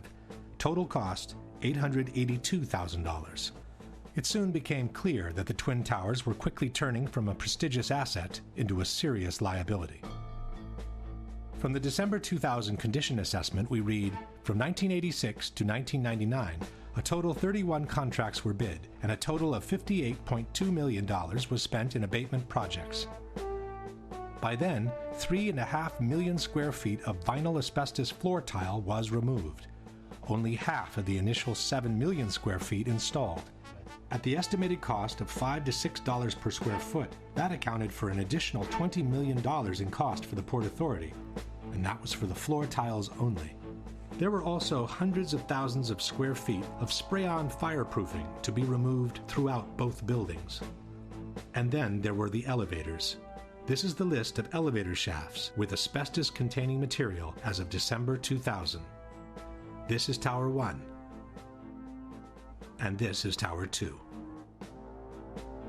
Reportedly, by the year 2000, the Port Authority was looking at an asbestos abatement bill of as much as $1 billion, the same money it would have cost to build a brand new tower. Back in the 90s, the Port Authority had sued the insurance companies, trying to get them to cover the cost of the asbestos removal. But in May 2001, 4 months before the terrorist attack, the Port Authority of New York and New Jersey lost their 10-year-old court battle. At that point, the Port Authority was between a rock and a hard place. The Twin Towers could no longer be maintained without incurring the cost of asbestos removal, yet they could not be demolished because of the large amounts of asbestos they contained. The only remaining option was to dismantle and remove the 2 poison-filled giants one piece at a time. But the cost of such an operation would have been so astronomical that no one has ever tried to put a number on it.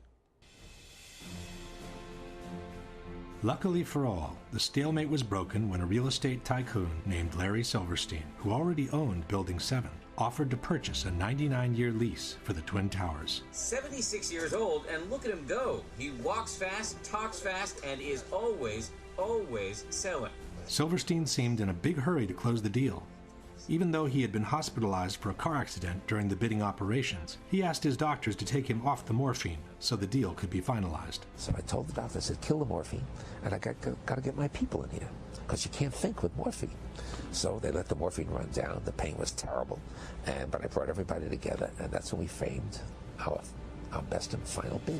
On July 24, 2001, Larry Silverstein celebrated the acquisition of the Twin Towers with a public ceremony. Silverstein signed the lease on the World Trade Center just 6 weeks before 9/11. He then took out an insurance policy covering the Twin Towers for $3.2 billion in case of total destruction. Silverstein then began spending every morning of the week in his new office in the North Tower. And so my mornings were spent at the Trade Center, and then by noon I was back uptown. But on September 11, luckily for him, Silverstein didn't go to work. Even though he had already scheduled a business meeting in the North Tower, he found out that his wife had made an appointment for him at the dermatologist. The morning of September 11th, Silverstein was scheduled to have breakfast at the restaurant at the top of the North Tower. He canceled at the last minute at the insistence of his wife, Clara, who wanted him to go see his dermatologist. That particular morning, my wife, God bless her, had made an appointment for me at the doctor. And I said, okay, yes, dear, I'll go. Everyone who was in that restaurant that morning perished. And then, just minutes later, received a telephone call to turn on a television set and witnessed this horrendous circumstance. This is how, on the evening of September 11, Larry Silverstein found himself in control of some 12 million square feet of new office space to be built on some of the most valuable real estate in the world. And since the terrorist attacks had been two separate events, contended Silverstein, the insurance companies would have to pay him $7 billion to rebuild what he has always been calling My Three Towers. I will spend $7 billion on My Three Towers. Eventually, a settlement was reached for $4.5 billion, which was still one-third more than the amount initially insured by Silverstein. And since on September 11, due to the terrorist attacks, Building 7 had also been destroyed, Silverstein received another $800 million to rebuild a skyscraper that had originally cost $400 million. It's a much more beautiful building. It's a glass facade, allows the light to come into the space. The views on four sides are phenomenal, and the space looks magnificent. In the meantime, all the asbestos from the Twin Towers has been inhaled by the citizens of downtown Manhattan, and especially by the first responders and volunteers who worked at Ground Zero, who are now being decimated by mesothelioma and other pulmonary diseases. In the debate over the destruction of the World Trade Center, two important organizations have played a major role. One is NIST, the National Institute of Standards and Technology, which was officially tasked by the U.S. government to investigate the collapse of the three skyscrapers. In 2005, NIST presented their final report on the collapse of the Twin Towers, and in 2008, the one on Building 7.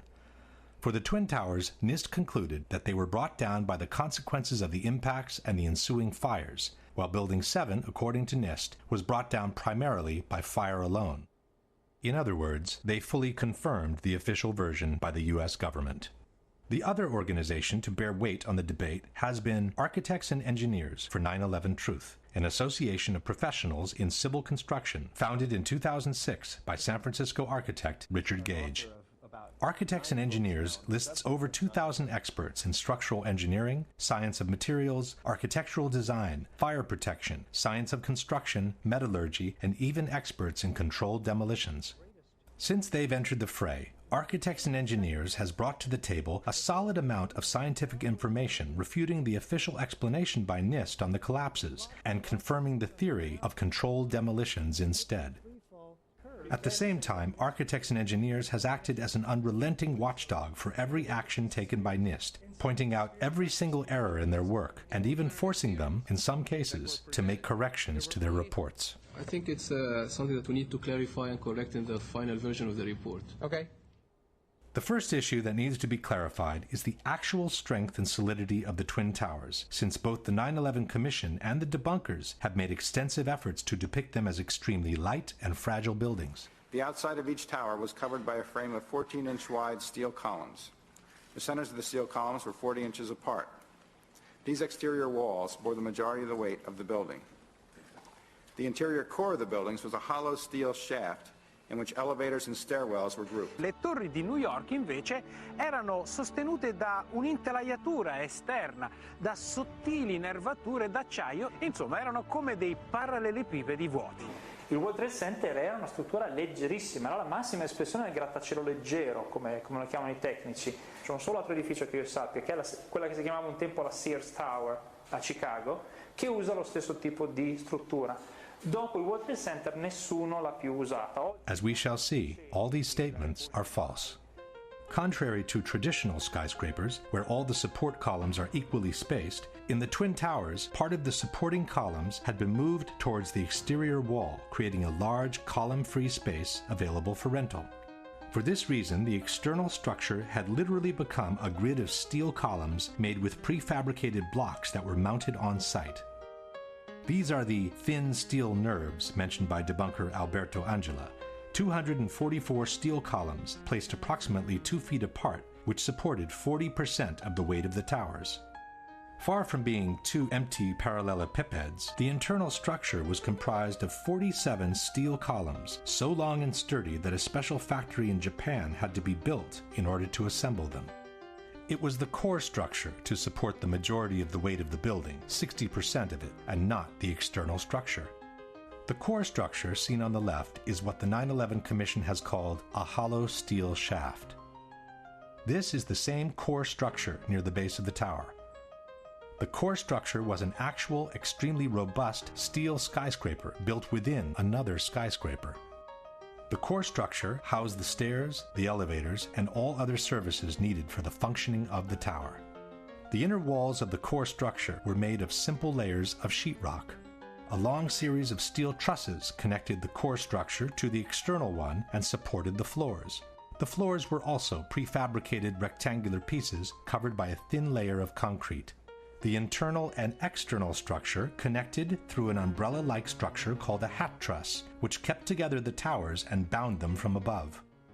The idea that this kind of structure is fragile and therefore no longer used after 9/11 is disproven by the new Building 7 built by Larry Silverstein. A strong central structure supports the majority of the weight of the building. Long steel beams support the floors and connect the core structure to the external one, allowing for a large column-free space in between. A very similar concept to the one used in the Twin Towers. Most importantly, the debunkers forget to mention that the Twin Towers were built with a structural redundancy of 3 to 5 times the weight they were meant to support. This structure was capable of holding 3 to 5 times the weight. These buildings are built to handle several times the load above them. So those perimeter columns could handle 5 times the load above them, and the core columns could handle 3 times the load above them. In addressing the solidity of the Twin Towers, the Massachusetts Institute of Technology stated that its 244 perimeter columns made it one of the most redundant and one of the most resilient skyscrapers. On the same subject, the architectural firm of Roth & Sons wrote, "The building as designed is 16 times stiffer than a conventional structure. The Virendeel trusses would be so effective, according to the engineer's calculations, that all the columns on one side of a tower could be cut, as well as the 2 corners and several columns on the adjacent sides, and the tower would still be strong enough to withstand a 100-mile-per-hour wind." John Skilling, the structural engineer who designed the Twin Towers, stated, "Live loads on these perimeter columns can be increased more than 2,000% before failure occurs." In particular, the Twin Towers were designed to sustain the impact of a large airliner traveling at 600 miles per hour and still remain standing. Interviewed in 1993 by the Seattle Times, John Skilling stated, "We looked at every possible thing we could think of that could happen to the buildings, even to the extent of an airplane hitting the side. Our analysis indicated the biggest problem would be the fact that all the fuel from the airplane would dump into the building. There would be a horrendous fire, a lot of people would be killed, the building structure would still be there." And it was. After the impacts, both towers remained standing, showing no major effect on their stability. Furthermore, NIST has confirmed that the initial jet fuel fires themselves lasted at most a few minutes. This means that from that moment on, the only available source of fuel for the fires was common office furnishings. And, as we know, regular office fires are not hot enough to affect the stability of a steel structure. No steel frame high-rise building has ever collapsed due to fire. In over 20 years, I have not seen, until recently, a protected steel structure that has collapsed in a fire. These kinds of designs have performed extraordinarily well over history. In fact, until this occurrence, no building had fallen down because of fire. Furthermore, NIST estimated the combustible fuel loading was somewhat lower than found in prior surveys of office spaces. The number of interior walls, and thus the minimal amount of combustible interior finish and limited bookshelf space account for much of the differences. There was no reason for the towers to collapse at that point.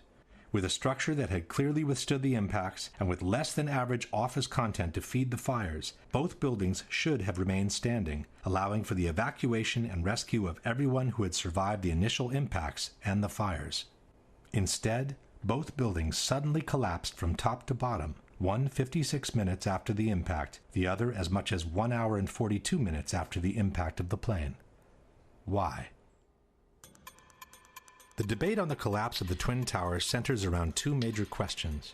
One is what caused the initial collapse of the top section of the building onto the lower part of each tower. The second is what caused the complete destruction of the remaining healthy structure below, once the top section had collapsed on it. As far as what initiated the collapse, at first we were told that the heat of the fires had softened and melted the structure of the building.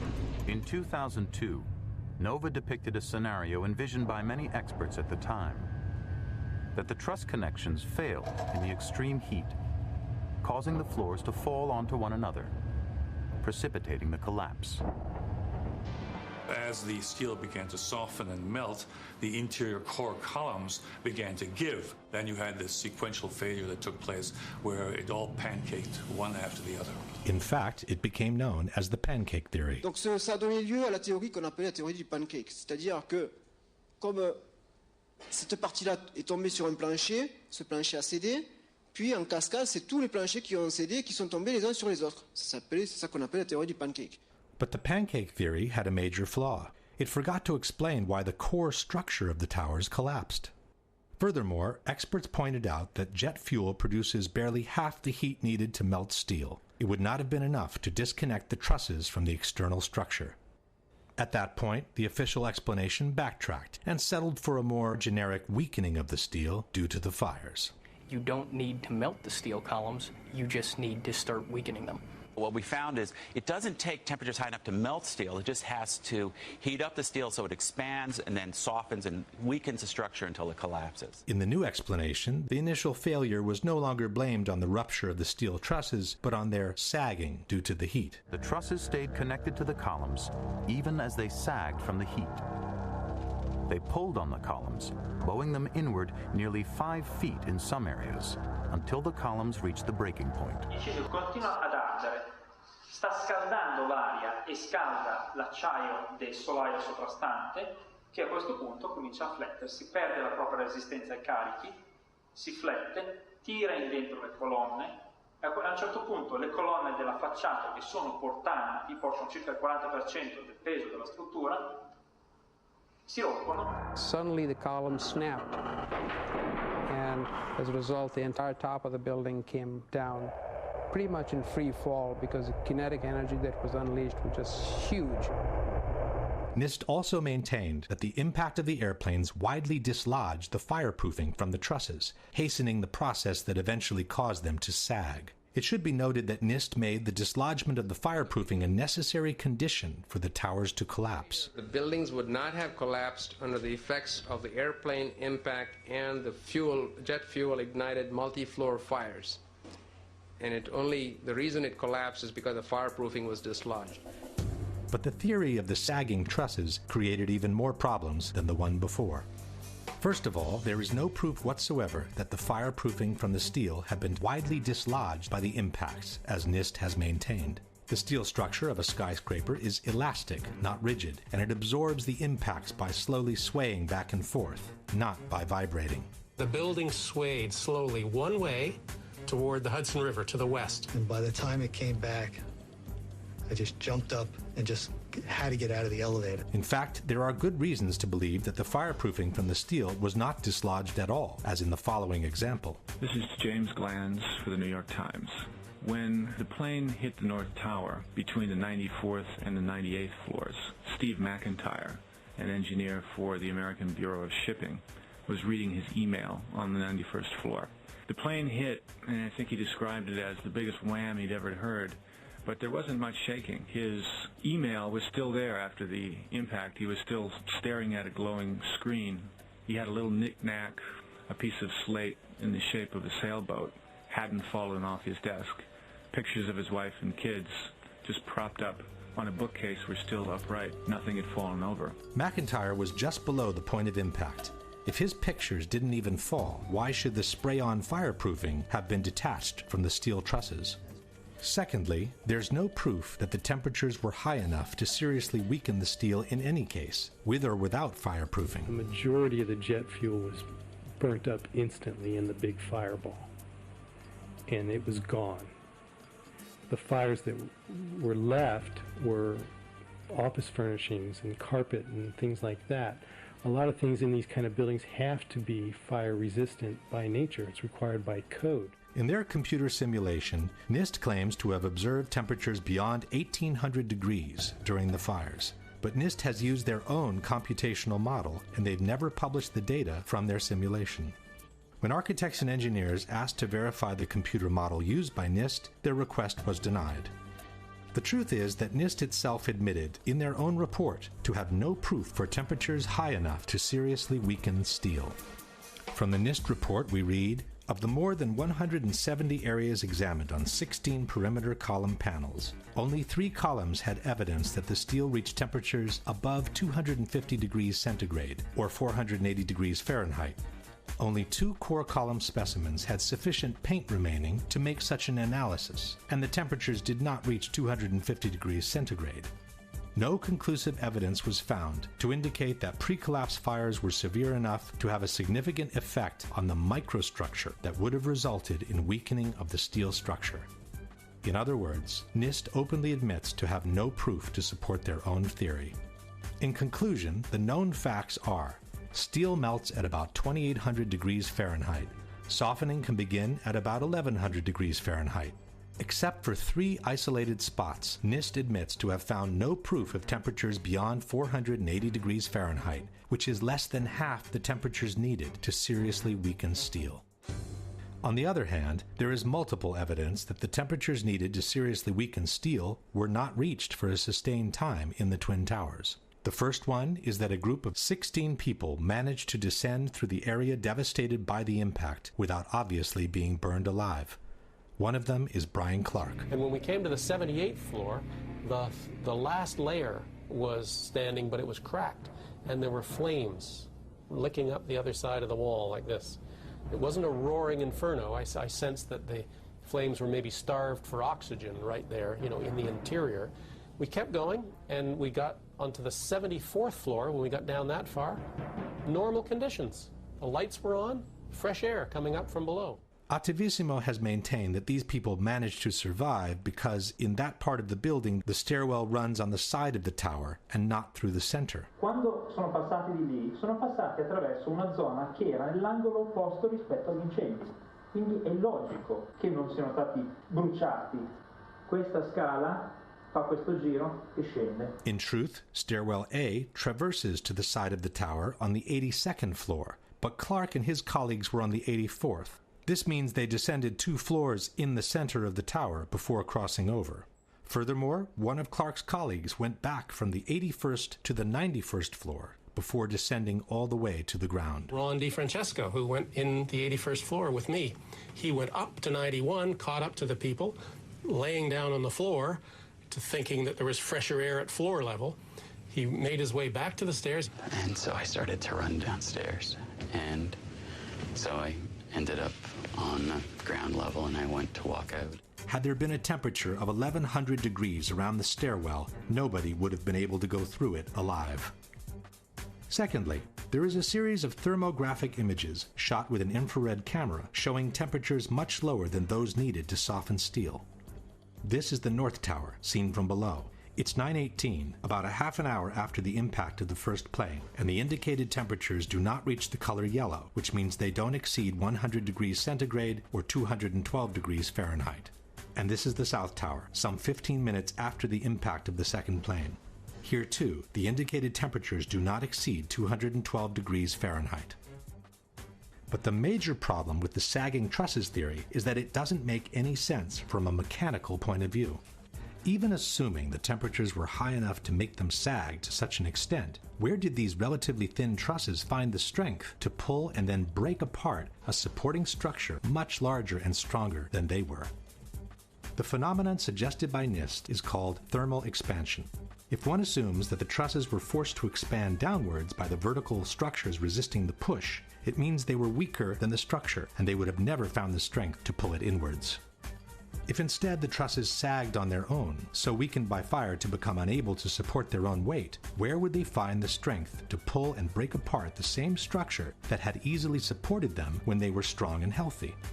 In either case, the idea that the trusses alone would have been able to pull and break apart the external structure makes no sense.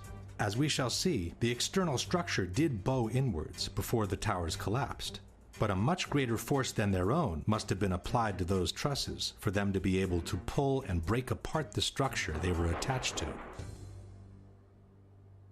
Question: can you provide any evidence that the fireproofing from the steel trusses was widely dislodged by the impact of the planes, which NIST has made a necessary condition for the collapses to be caused by fire? Can you provide any evidence that the temperatures in the Twin Towers were high enough and lasted long enough to seriously weaken the steel in the areas where the initial collapses occurred? Can you explain how a sagging truss, weakened by heat, could pull and eventually break apart the structure it is attached to, with no external force being applied to it? If the explanation by NIST on what caused the initial collapse seems seriously flawed, their explanation on what caused the complete destruction of the towers does not exist. Within more than 10,000 pages filled with technical data of relative importance, in a footnote on page 82 of the NIST report we read, the focus of the investigation was on the sequence of events from the instant of aircraft impact to the initiation of collapse for each tower. For brevity of this report, the sequence is referred to as the probable collapse sequence, although it does not actually include the structural behavior of the tower after the conditions for collapse initiation were reached and collapse became inevitable. With the simple word inevitable, NIST purports to have explained the total destruction of 80,000 tons of a perfectly healthy steel structure upon itself. The area below the damage zone where the planes flew in and where the fire was, that area below that, those 80 or 90 stories, 80,000 tons of structural steel was not damaged in any way. Yet you stood there and watched it destroy itself, wiping out floor by floor all 287 structural columns as if they didn't exist underneath the damage zone. When a well-known debunking website wrote to NIST asking for a clarification on the sequence of the collapses, it received a similar answer. NIST did not describe the specific sequence of events after global collapse initiated. This astonishing statement has been repeated by NIST over and over again under the most surprising of justifications. Once the collapse initiated, the video evidence is rather clear. It was not stopped by the floors below, so there was no calculation that we did to demonstrate that, what is clear from the videos. This is tantamount to saying, once the Pearl Harbor attack initiated, the video evidence shows that the U.S. fleet was quickly overwhelmed by the Japanese, so we didn't feel the need to find out why it happened. To make up for this embarrassing void, the debunkers often point at some independent studies which purport to explain the collapses by gravity alone. Ci sono opere tecniche come quelle che vedete citate qui che analizzano in estremo dettaglio la dinamica del crollo delle torri gemelle e non trovano niente di strano. The study most quoted by debunkers is called What Did and Did Not Cause the Collapse of the WTC Twin Towers in New York by Czech engineer Zdeněk Bazant. But in his own study, Mr. Bazant admits to have worked on a one-dimensional model, while he states, the high tilt seen on the South Tower top would call for a three-dimensional model of progressive collapse. In any case, it is not up to private studies to explain the collapse of the Twin Towers. NIST received $20 million of taxpayers' money to determine why and how World Trade Center 1 and World Trade Center 2 collapsed following the initial impacts of the aircraft, and to this day they have not done so. This is why Architects and Engineers has kept pressing NIST, asking them to publish their data in regards to the potential energy released during the downwards movement of the upper stories and the absorptive capacity of the intact structure below the collapsed zone. Structural engineers do this every day. This is not rocket science. You have the known weight of this building mass. You have what are known columns below it in order to resist it. You let it go in your models and you calculate what the resistance is. Why didn't they do it? Could it be because they knew darn well that it would not have collapsed at all? In fact, it could be suggested that NIST never explained the collapses by gravity alone because it would be impossible to do so without violating at least two of the most fundamental laws of physics. One is Newton's third law of motion, which states that for every action there is an equal and opposite reaction. This means that two opposing forces will neutralize each other. In a head-on collision, the two cars absorb each other's kinetic energy and transform it into physical deformation or damage. After that, the system comes to a rest, as there is no more energy to be dissipated. The top section, pushing on the bottom section, it's going to meet equal forces as it goes. Both sections are going to be demolished at the same rate. So by the time you've crushed up 15 stories below it, the top 15 stories are also going to be crushed. And so there's nothing left now to crush the rest of the building. Something of this kind is what we should have seen when the top section of the towers collapsed onto the lower one. The upper and lower sections should have mutually destroyed each other until all the energy is dissipated and the system comes to a rest. Alternatively, as shown in this experiment with two towers made of snow, the top section could have fallen off to the side after the initial collapse. What could not have happened is this. A little tiny chunk of the building can't possibly fall and crush the entire structure below it. This is such a simple, fundamental concept that architects and engineers were astonished in seeing it totally ignored by NIST. This is high school physics. And our whole society is being led to believe that these fundamental laws of physics, hard science, don't apply anymore. But even if we assume that the top section of the tower had enough potential energy to destroy the rest of the structure below, it could not have done so at the speed it did, which was near freefall speed. That would have violated an even more important principle in physics, known as the law of momentum conservation. This law states that the total energy within an isolated system must always remain the same. As we have seen, the energy can be transformed within the system, from motion to physical deformation. But for the deformation to begin, the velocity must decrease in order for one kind of energy to be transformed into the other. No new energy can be added to the system. One particular example of momentum conservation is freefall. Freefall happens when the only force applied on an object is gravity. This means that all the potential energy contained by the object is converted into vertical motion. As soon as the falling object hits an obstacle and breakage occurs, the speed must decrease because some of its energy needs now to be converted into physical breakage. It takes energy to break things apart, and that energy must come from within the system. Thus, the falling rock cannot keep falling at free fall speed and break apart at the same time because it doesn't have enough energy to do both. Let's go now to the Twin Towers and ask a simple question. Assuming that the top section on the left contains enough potential energy to destroy the rest of the tower, and assuming we dropped both upper sections at the same time, which one would hit the ground first? It would be the second, of course. As it finds no obstacles in its path, the section on the right would quickly accelerate to free fall speed and maintain it all the way to the ground. The section on the left instead needs to use some of its energy to destroy the structure below, so it could never achieve free fall speed. In the case of the Twin Towers, however, both upper sections fell with an acceleration close to free fall speed, as if their path had been practically free from obstacles.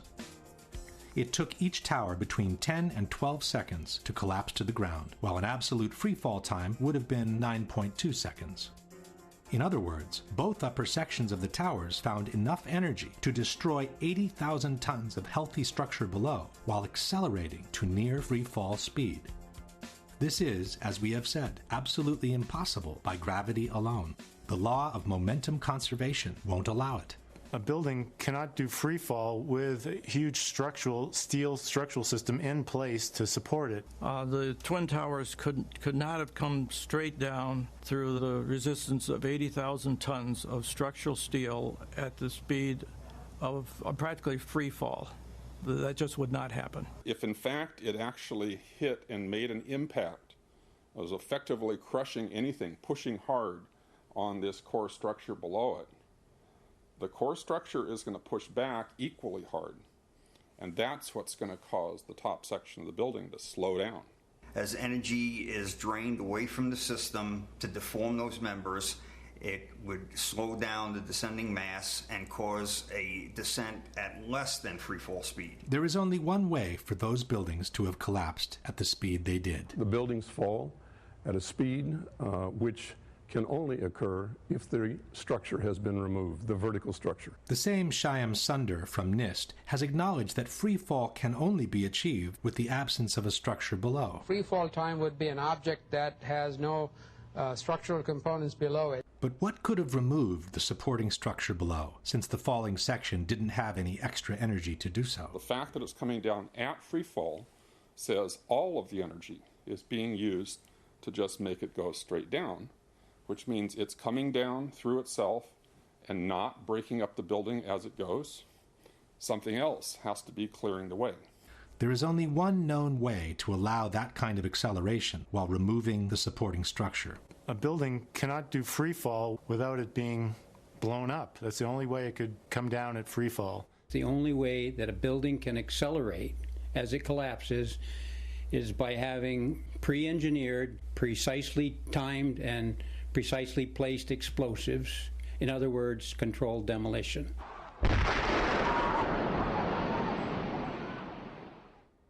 Since a near free-fall speed automatically means a controlled demolition, the debunkers have tried to deny that the Twin Towers fell in about 10 seconds each.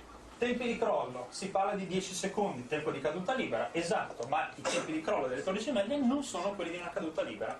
Sono, sulla base dei video disponibili, di almeno 16 secondi. Basta ascoltare la durata del boato.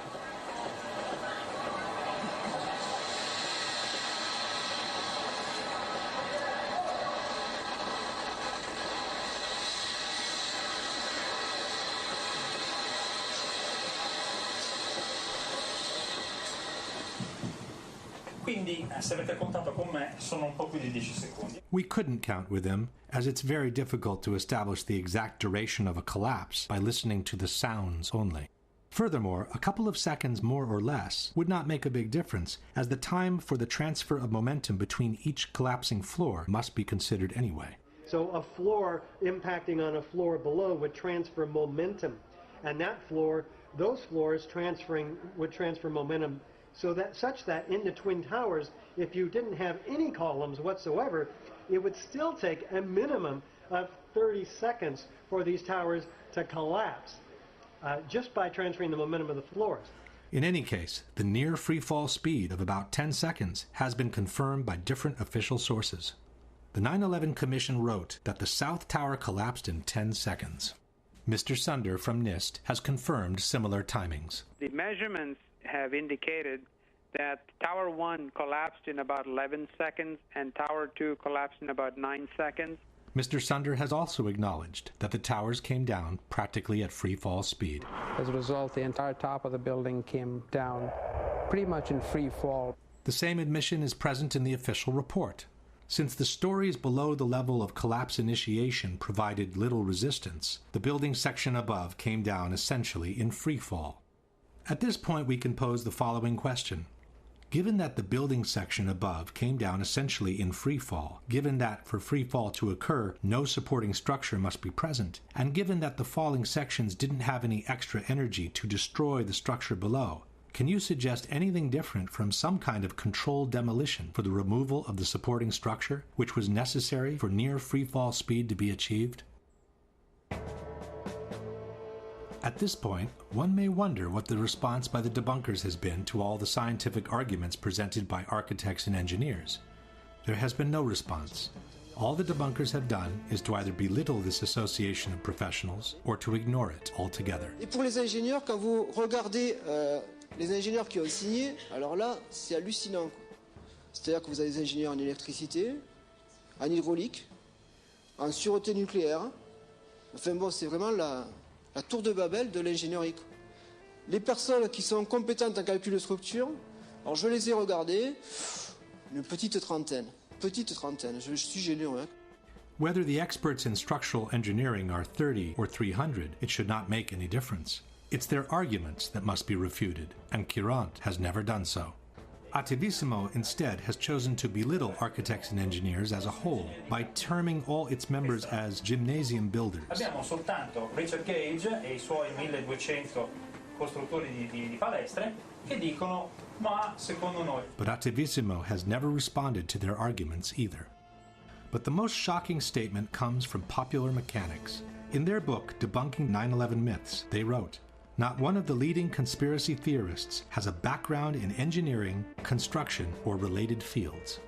This statement appears both in the original publication, dated 2006, and in the revised edition, published in 2011.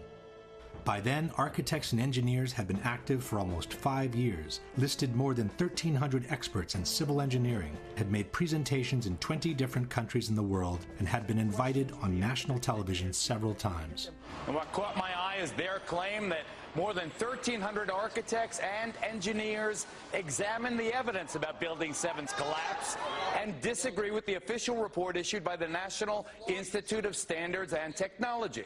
I certainly am much more open-minded about it than I was, and it is because of the involvement of the 9/11 families and all these engineers and architects. Clearly, they know more than I do. The truth is that from the moment architects and engineers has entered the fray, not one of their scientific arguments disproving the official version and confirming the theory of controlled demolitions has been refuted in any way by the debunkers or by anyone else. Let's now return to the previous question, which is still unanswered. What caused the initial collapse of the upper section of the towers onto the rest of the building? As we have seen, there was a bowing of the facade before the collapse, but the trusses didn't have any strength of their own to cause such a massive bending of the external structure. If explosives were used, however, and this part of the core structure was made to collapse first, then the trusses would have had enough strength to pull along the facade and to initiate the global collapse. In fact, it was observed that the antenna from the North Tower begins dropping slightly before the top section of the building collapses, which indicates the central structure was destroyed first. Even though a controlled demolition seems the only valid explanation for the collapses, the debunkers have brought different arguments against this possibility. The first argument is that it would have been impossible to place the explosives under everyone's eyes. You would take an army of workers. It would take months. So this idea that, some crew dressed in black could sneak in the middle of the night and wire a building like that to be demolished is just, it's absurd. Ipotizziamo che siano veramente state minate. Come si fa? Entrano di nascosto delle persone, portano dell'esplosivo. Scusi, sa, devo lasciare qui questa serie di zainetti. Non ci faccia caso, poi spariscono. There are, however, different facts to be considered. The first one is that in the months previous to 9/11, a major renovation of the elevator system in both towers was undertaken. From the March 2001 issue of Elevator World, we read, Ace Elevator undertook what was perhaps one of the largest, most sophisticated elevator modernization programs in the industry's history at New York City's prestigious World Trade Center. No one is suggesting that this company had anything to do with the possible planting of explosives. But such an extensive renovation process would have certainly provided the cover for a special team to access the internal structure of the buildings at any given time. As explained by Richard Heumann, Chief Electrical Engineer for the Twin Towers, the elevator shafts gave direct access to the core columns. I'm very familiar with the interior structure that surrounded the elevator shafts. And, of course, their access to the elevator shafts gave them total access to the surrounding core columns, the interior of the core columns. Secondly, the movement of heavy equipment on floors that were supposedly empty was noticed in the weeks leading up to 9/11. Scott Forbes worked for a financial institution on the 97th floor of the South Tower. It must have been at least 4 to 6 weeks before 9/11. It was like rebuilding work going on upstairs. The tenants, the people from Aon who had been removed somewhere else, the offices were just vacant. And there was a lot of heavy machinery building work going on. It was almost like pneumatic drills and lots of hammering, so much so that the floors were shaking. That's how noticeable it was. It was almost as if something heavy was being moved and then it was being taken off wheels, and it was like, boom. Our floor underneath literally shook. You could feel the weight above you. William Rodriguez, an employee at the Twin Towers for more than 20 years, recalls a similar experience. As I stood there on the 33rd floor, I heard very strange noises on the 34th floor. I heard very heavy equipment being moved around, and it sounded like dumpsters with metal wheels being moved around, and I got scared because I knew it was an empty floor. Nobody was supposed to be there. As a matter of fact, not even the elevators stopped there. You have to have a special access key to open the door on the 34th floor. Thirdly, after the 1993 attack, bomb-sniffing dogs had been adopted in the security system of the Twin Towers. But on Thursday, September the 6th, bomb-sniffing dogs were abruptly removed, according to a security guard, with no apparent reason.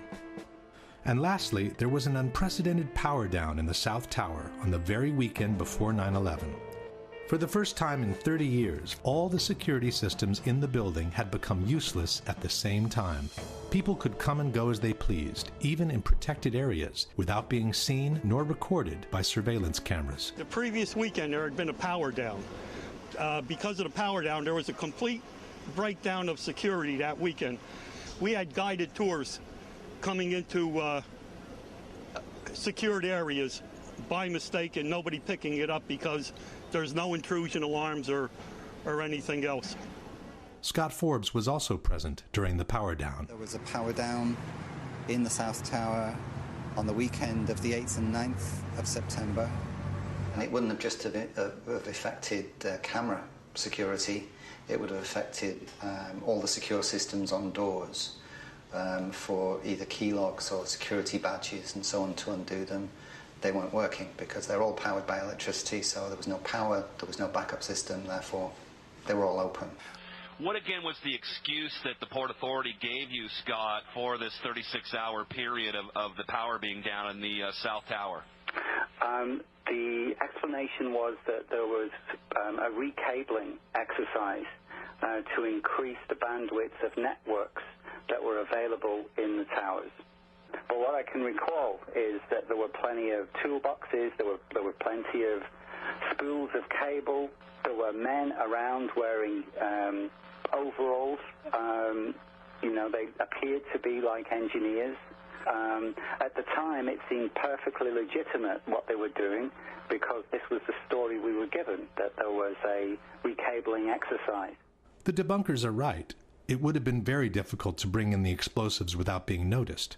But with the proper cover story, it could have been done under everyone's eyes, in full daylight, without anybody even questioning what was going on.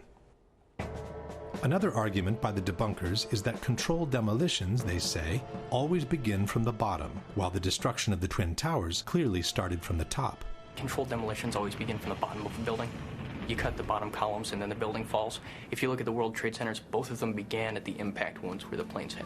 Il crollo d'attore parte dall'alto, mentre nelle esplosioni controllate parte sempre dal basso. Si demoliscono le fondamenta, poi si va su e il palazzo che deve essere demolito crolla subito. But this is not true.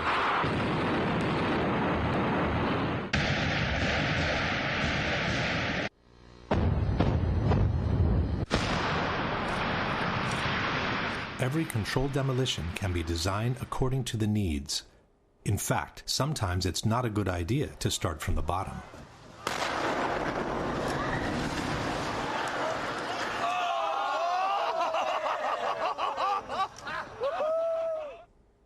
This brings us directly to the issue of explosions. In the same interview where he praised the solidity of the Twin Towers, John Skilling stated, "I'm not saying that properly applied explosives, shaped explosives of that magnitude could not do a tremendous amount of damage. I would imagine that if you took the top expert in that type of work and gave him the assignment of bringing these buildings down with explosives, I would bet that he could do it." On September 11, there were dozens and dozens of loud explosions reported by firefighters, policemen, journalists, and regular citizens both before and during the collapse of both towers. For all these explosions, however, the debunkers have a blanket explanation. The witnesses were confused. They were not real explosions. È interessante notare che tutti i testimoni che parlano di esplosioni le hanno sentite, nessuno le ha mai viste. There are things that happened inside the building, pieces coming loose as a result of the extreme impact, very well may have been interpreted as explosion. Molto spesso I profani parlano di explosion, ma non intendono strettamente la carica di dinamite che fa boom. Parlano di botto, di boato, e il boato può essere dovuto a tante ragioni. What's an explosion sound like? Most people don't know because most people have never heard one. So any sharp, loud bang, that's probably an explosion. The fact is, most of the explosions were reported by firefighters and policemen, and no one knows how to recognize an explosion in a burning building better than they do. As we were getting our gear on and making our way to the stairway, there was a heavy-duty explosion. Everybody just started running for the door. Everybody was trapped. New York's bravest never had a chance. We really never even got to that close to the building. An explosion blew and it knocked everybody over. The whole time you're hearing boom, boom, boom, boom, boom. So I think I know an explosion when I hear it. In August 2005, the New York Times published 12,000 pages of oral histories rendered in the voices of 503 firefighters and emergency personnel who were present at the Trade Center on September 11. Over 100 of them, 1/5 of the total, has reported explosions in the buildings prior or during the collapses. Regular citizens also seem quite capable of telling an explosion from a simple object falling to the ground. Something, either they blew the lobby up or something, because it blew the glass out of the doors and knocked us all down, and I got smoke and everything on me. I just feel a little shook up because I got blasted, So. Before proceeding, one thing should be known about controlled demolitions. Just like the Twin Towers, most modern buildings are built with a high redundancy factor in terms of structural strength. For this reason, a series of preliminary explosions is normally needed in controlled demolitions to weaken the structure before the actual collapse can be induced.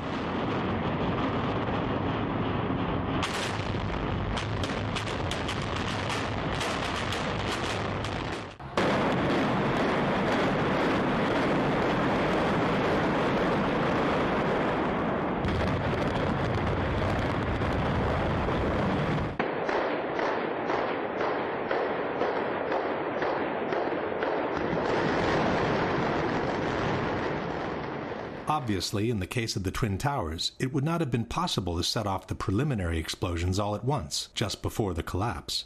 To make them less noticeable, it would have been wise to set them off at separate intervals, any time between the impacts of the planes and the collapse of the towers. For this reason, it's important to keep in mind the exact chronology of the events. 8:46, first impact into the North Tower. 9:03, second impact into the South Tower. 9:59, collapse of the South Tower. 10:28, collapse of the North Tower. 5:20 in the afternoon, collapse of Building 7. Witnesses normally call first explosion the one that came with the impact of the planes, while they call secondary explosions all those that took place in separate moments between the impacts of the planes and the collapse of the two towers. We got that first secondary explosion really got us spooked because we were in the building. Then there was secondary explosions and then the subsequent collapses. We've heard reports of secondary explosions after the aircraft impacted. According to several witnesses, there was a secondary explosion that took place in the basement of the North Tower just before the plane hit the building. At 8:30, he says he was headed to level B4 in Tower 1, 4 stories below ground. I go downstairs, the foreman tells me to go to remove the containers. As I'm walking by the main freight car of the building in the corridor, that's when I got blown. I mean, the impact of the explosion, of whatever happened, it threw me to the floor. Morelli then remembers a second explosion, separate from the first. I was racing, I was going towards the bathroom. All of a sudden, I opened the door, I didn't know it was a bathroom, and all of a sudden a big impact happened again.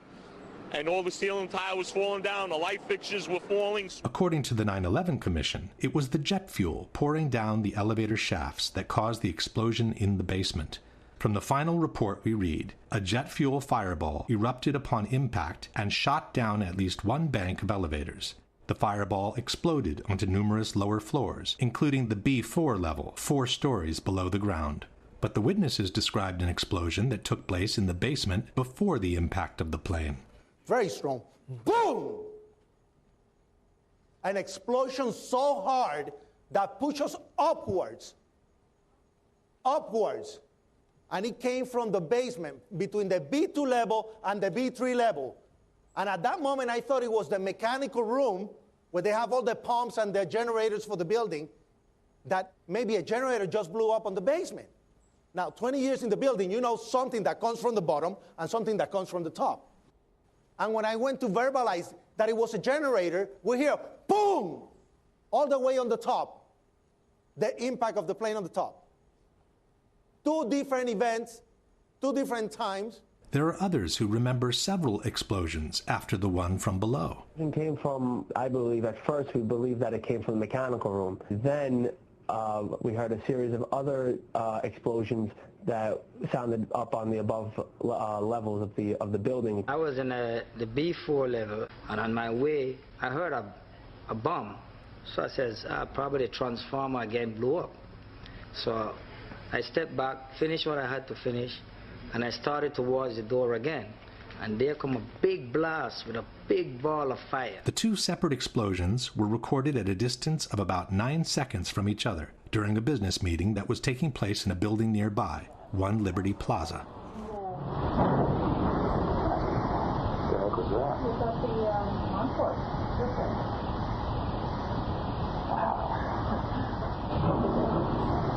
Sounds like something crashed.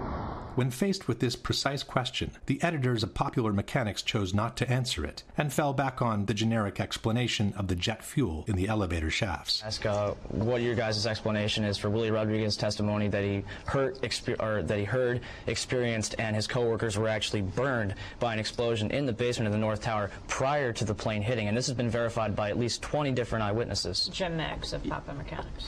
When the plane struck the buildings, they penetrated the internal core. Jet fuel poured down stairwells and elevator shafts, setting off secondary explosions. Not to mention the horrific impact of these fully loaded planes hitting the structure and causing an enormous swaying. It's interesting to know too that you still didn't address the fact that it was before Empire State Building crash back in 1945. But the explanation of the jet fuel in the elevator shafts has several problems of its own. First of all, there were no regular elevators connecting the basement to the top levels of the towers. Each tower consisted of 3 separate buildings, built on top of one another, each with their own elevator system. There were only 2 elevators connecting the lobby to the 44th and 78th floor. But the plane struck on the 95th floor, which means the fuel could not have poured down these elevator shafts. There were only 2 banks of elevators that went all the way from the basement to the top of the towers, and they were mostly used by maintenance people. In one of these elevators was Arturo Griffith. Well, I was on my way from B2 to 49th floor. Not only didn't Griffith get cremated by this supposed ball of fire, but he also remembers 3 separate explosions. And there was a loud explosion and the elevator dropped. When the elevator finally stopped, they had an explosion that bring the doors inside the elevator. And then they had another explosion on the panel that threw me, against the wall. Most importantly, the theory of the jet fuel in the elevator shafts fails to take into consideration the volumes involved. Each tower had an approximate volume of 2,160,000 cubic yards. The planes that hit the towers carried an estimated 10,000 gallons of fuel each at the time of impact. 10,000 gallons is the equivalent of 50 cubic yards. This in-scale graphic shows what 50 cubic yards look like next to the volume of the tower. Assuming that about half of the fuel was consumed in the initial explosion, we would be left with some 25 cubic yards of fuel available. But most of this fuel is needed to ignite the fires at different floors, as explained by Mr. Meggs himself. Jets crashed into buildings. They crashed at an angle, which meant that their wings, which is where they store most of their fuel, cut through multiple floors. So they splashed fuel and debris across multiple floors of the building, igniting fires. So even assuming that, for some strange reason, 5 of those cubic yards were all to end up in the only elevator shaft that goes all the way to the bottom of the tower, there wouldn't be enough to reach the basement in significant quantities. Your typical 10-foot by 30-inch backyard pool contains roughly 1,000 gallons of water, which is the equivalent of 5 cubic yards. Imagine dumping the water from this pool into this kind of elevator shaft with a drop of more than 1,000 feet below, and you'll get the idea of how much fuel can actually reach the bottom. In any case, the fuel in the elevator shaft's theory could never account for the powerful explosion that literally devastated the lobby of the North Tower 1 hour after the first impact and before the collapse of the South Tower. There was a secondary explosion, probably a device either planted before or on the aircraft that did not explode until an hour later. Then somebody said that they saw an airliner go into one of those towers.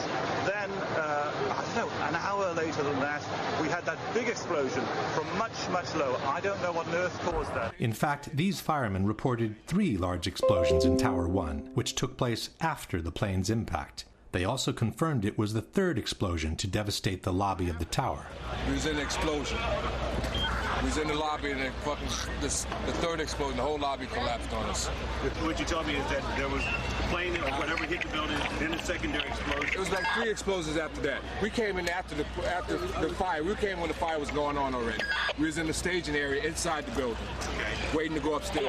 Then it exploded. The whole lobby collapsed on the lobby inside. It took these witnesses about 1 hour to walk down from the 82nd floor to the lobby of the North Tower after the impact of the plane. We got to the 4th floor from 82nd floor. We stuck on the stairs for a while. We finally got down to the lobby. Then we get to the lobby, it was this big explosion. I don't know if everything went just like what you just seen. That's what we went through before we came out of the building. Then when we get out the building, then another smoke cloud came. A similar story here. The long descent from Tower 1 and the big explosion in the lobby. It was holy hell coming down them stairs. And then when we finally got to the bottom, we were coming out on a mezzanine level there, and another explosion came right from it, just everyone flying. Yet another similar story. Big boom, come down the steps, everything fine till we got to the basement, and then everything just fell in. I got trapped under there with another guy, crawled out, kept getting hit in the head, bounced all around, finally we clawed our way out over the rubble. The situation in the lobby was such that there was no doubt on what had happened. The ladies that are with me were in the World Trade Center in the first building and escaped through the lobby where they report they believe there was a bomb in the lobby. We ran down the steps to the lobby. There was no lobby. Everything was torn up. We came outside in the lobby. There was no lobby. The lobby was totally gone. Did you see other people? People. There was a woman there with her face blown off. Big glass lobby, and all the glass was broken. Wires hanging from the ceiling, the signs that would hang above telling you where to go were all hanging. It was unbelievably scary to look at. Firefighter John Schroeder was climbing the stairs of Tower 1 when he heard the huge explosion from below. We were heading up to the 24th floor of the stairwell, and all of a sudden our building got rocked. We got bounced around in the stairwell like pinballs, man. And we just said, you know what? Time to go. We came down, it looked like a bomb went off in the lobby. Everything was exploded, everything was gone. We're like, what is going on here? For every window in the lobby to be exploded. I mean, them windows were like as thick as forget it. They were 2-3-inch glasses, you know, come on. They exploded out of the lobby. You know, it wasn't from the jet fuel. No way. Then we have the accounts from those who heard explosions moments before the South Tower collapsed. John McLaughlin was a police officer for the Port Authority. Going into Tower 1, we heard a loud explosion coming from the area of Building 2, and at that point, Building 2 was collapsing. We saw the top begin to blow out in a plume of smoke, and we heard the noise associated with an implosion. I was about 5 blocks away when I heard explosions, 3 thuds, and turned around to see the building we just got out of. Antenna tip over and fall in on itself. And then all of a sudden 3 tremendous explosions, and everything started coming down. Then there was a tight sequence of detonations during the collapse of the South Tower, which many described as firecrackers. You heard a big explosion before the building fell? I saw it as it was happening, and it sounded as if you had 100 of those little black cat firecrackers and you lit them all off at once. That's what it sounded like. It sounded like the finale of the 4th of July. As the first tower came down, there were a series of explosions. It was like boom, boom. You could hear the echoes of the explosions echoing off the different buildings. The detonations started, and they went boom, boom, boom. They were a little less than a second apart. Below the fire, I saw from the corner, boom, boom, boom, boom, boom, boom, boom, boom, boom. Just like 20 straight hits. Just Yeah, detonated. They were planned to take down a building. Boom, boom, boom, boom, boom, boom, boom, boom. All the way down. So it was like boom, boom, boom, boom, boom, boom, boom, boom. From far away, boom, boom. And you heard the boom, boom, boom, boom, boom, boom. The same kind of detonations were heard during the collapse of the North Tower. Second tower, number one, the second tower collapsed. It was the exact same series of detonations. And then it started to sound like firecrackers. Crack, crack, crack, crack, crack. And we looked up, and the second tower was coming down.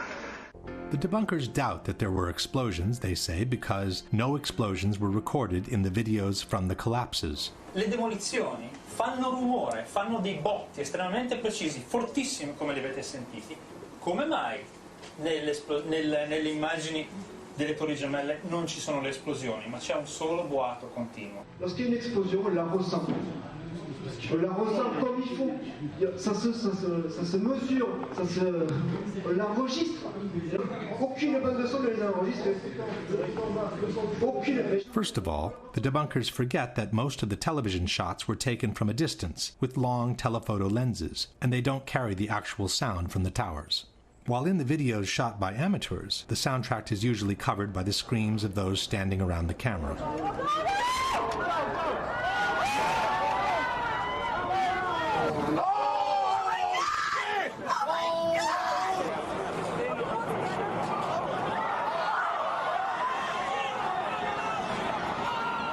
In any case, it's not true that no explosions were recorded by video cameras. In this shot, for example, a series of loud concussions can be heard just before the collapse begins. On the left, covered by smoke, is the South Tower, moments before the collapse.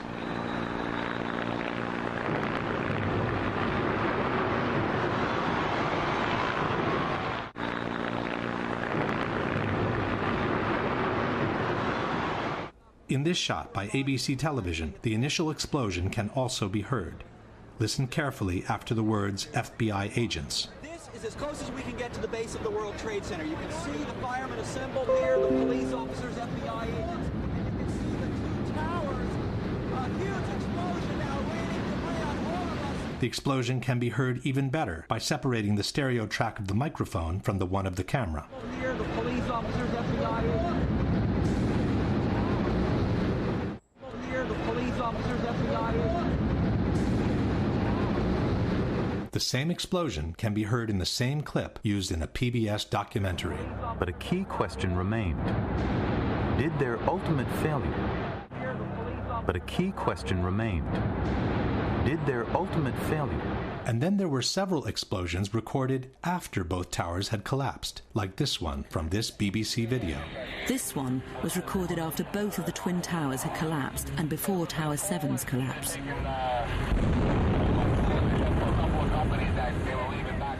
Amateurs also kept recording explosions after the collapse of both towers. It's now 11 o'clock. Still hear continuing explosions, but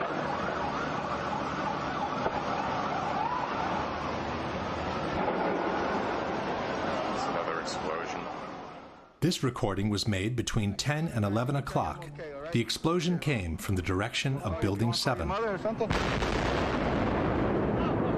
You gotta get back from here. You know that. You gotta get back. I know. In fact, a big explosion in Building 7 was reported before either tower had collapsed. Sometime after 9 o'clock, Barry Jennings was descending the stairs of Building 7, trying to reach street level.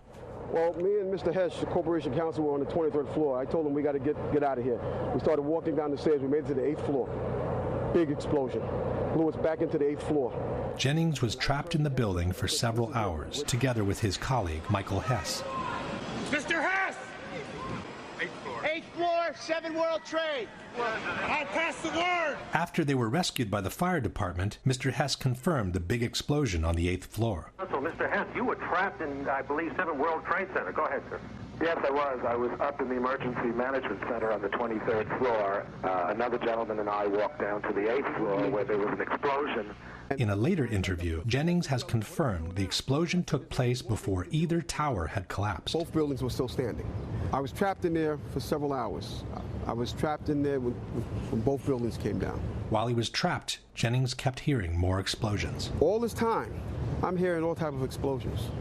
In fact, explosions near Building 7 were recorded up to a few minutes before the building collapsed.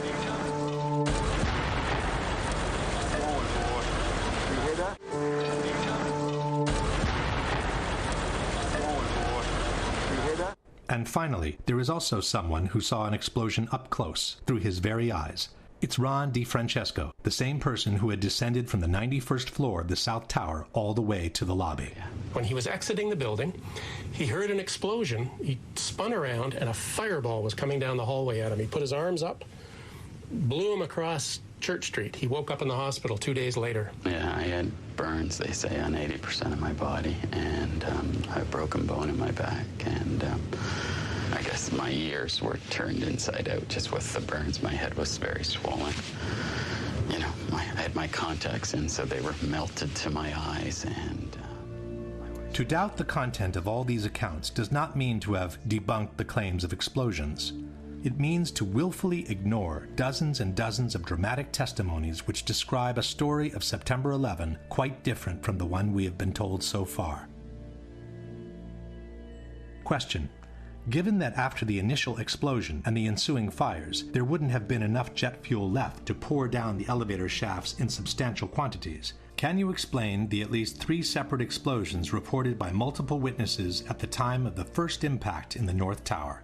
In particular, can you explain the huge explosion reported by multiple witnesses in the basement of the North Tower moments before the impact of the plane? Can you explain what caused the huge explosion that literally devastated the lobby of the North Tower, according to multiple witnesses, about 1 hour after the impact of the plane and before the collapse of Tower 2? Can you explain what caused the big explosion reported by Mr. Jennings and Mr. Hess on the 8th floor of Building 7 before either tower had collapsed? Can you explain what caused the multiple explosions recorded by different camera crews, including the BBC and CNN, after the towers had collapsed and before the collapse of Building 7? Can you explain how more than 100 witnesses, most of them firefighters and policemen, could have all been mistaken in reporting explosions at the Twin Towers on September 11? Another element suggesting controlled demolitions are the so-called squibs, the puffs of debris that were noticed on the sides of both towers as the collapses took place. Squibs occur in controlled demolitions when concrete is forcefully expelled from the building by the explosions occurring inside. The individual explosions that I noticed 20 and 30 and 40 stories below the collapsing structure, those are what we demolitions guys call squibs. And that's another characteristic that seems to be evident. But for the squibs in the Twin Towers, the debunkers have a different explanation. A building like that, it's like a giant accordion. It's full of air. When the top of that building comes down, all that air has to come out. And where it comes out the windows. It blows out the windows. Quanto agli sbuffi, se pensiamo a questi piani che si schiacciano uno sull'altro, l'aria che esce, che porta polvere, fumo e detriti fuori, li spiega abbastanza bene. The debunkers forget that several squibs were observed 20, 30, or 40 floors below the level of the collapse, in an area where the floors above were still perfectly intact. There is no smoke or concrete to be pushed out here, when the collapse has only reached this level at this point. But even in this case, the debunkers have an explanation. Et ça s'explique justement par la communication des surpressions, par les cages d'ascenseur. Alors là, c'est les cages d'ascenseur, mais il y a bien sûr aussi des escaliers. Donc ça aussi, et ça a permis donc cette évacuation de l'air, non seulement sur les côtés, mais aussi dans toute la tour, en mettant en pression le bâtiment. But elevators and stairs have doors at almost every floor. Had there been such a strong compression from above, it would have pushed with equal force on all the floors below, not just the one where the squib occurred. In any case, this is clearly not broken glass. Glass fragments from a window would not even be visible from such a distance. These are high-speed ejections of concrete and other solid debris, which can only be explained by a powerful explosion having occurred nearby. There is even one case in which the expulsion of material, and possibly a human being, takes place before the collapse has begun. You see that blowout? That.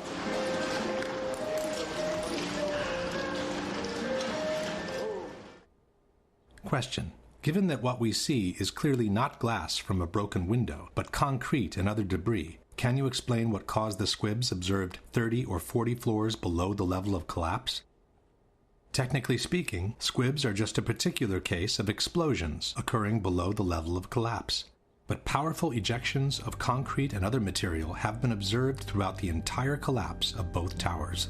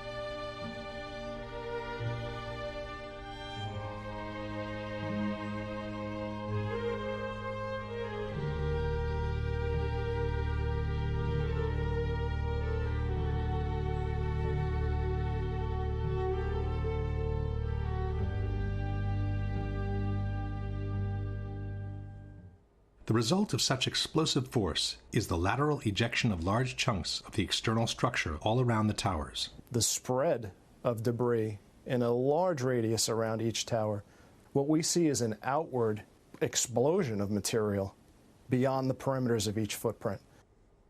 FEMA has documented a 1,200-foot diameter debris area around each tower where major chunks of the buildings were found.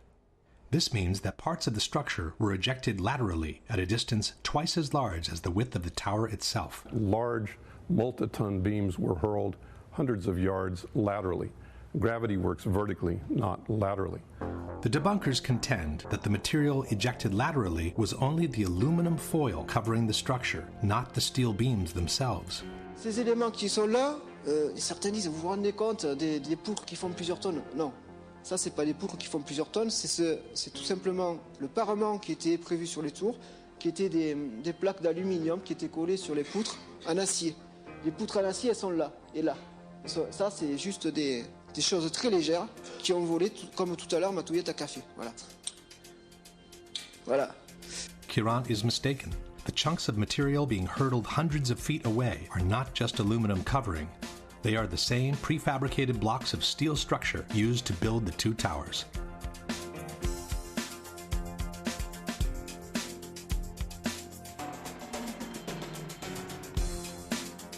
In this case, a person who has remained attached to a block of columns falling can give us an idea of the structural pieces being detached from the building. Several large chunks of structure ended up embedded in buildings nearby. David Chandler of Architects and Engineers has calculated the energy needed to hurtle some of these chunks of structure to such a distance from the buildings. Using special software, we can analyze motion on video clips frame by frame. I have placed markers on each frame so we can track a particular projectile. From the markers, we can get a data table and plot various graphs. The data here shows that the object we were tracking was shot horizontally at over 70 miles per hour. The energy needed to hurl a 4-ton girder at this speed is comparable to the energy needed to hurl a 200-pound cannonball 3 miles.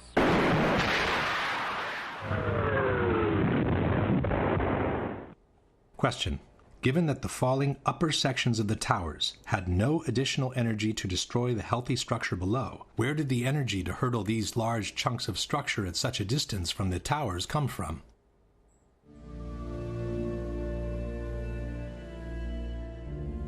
Once the smoke had settled and the recovery work commenced, more evidence pointing at controlled demolitions started to emerge.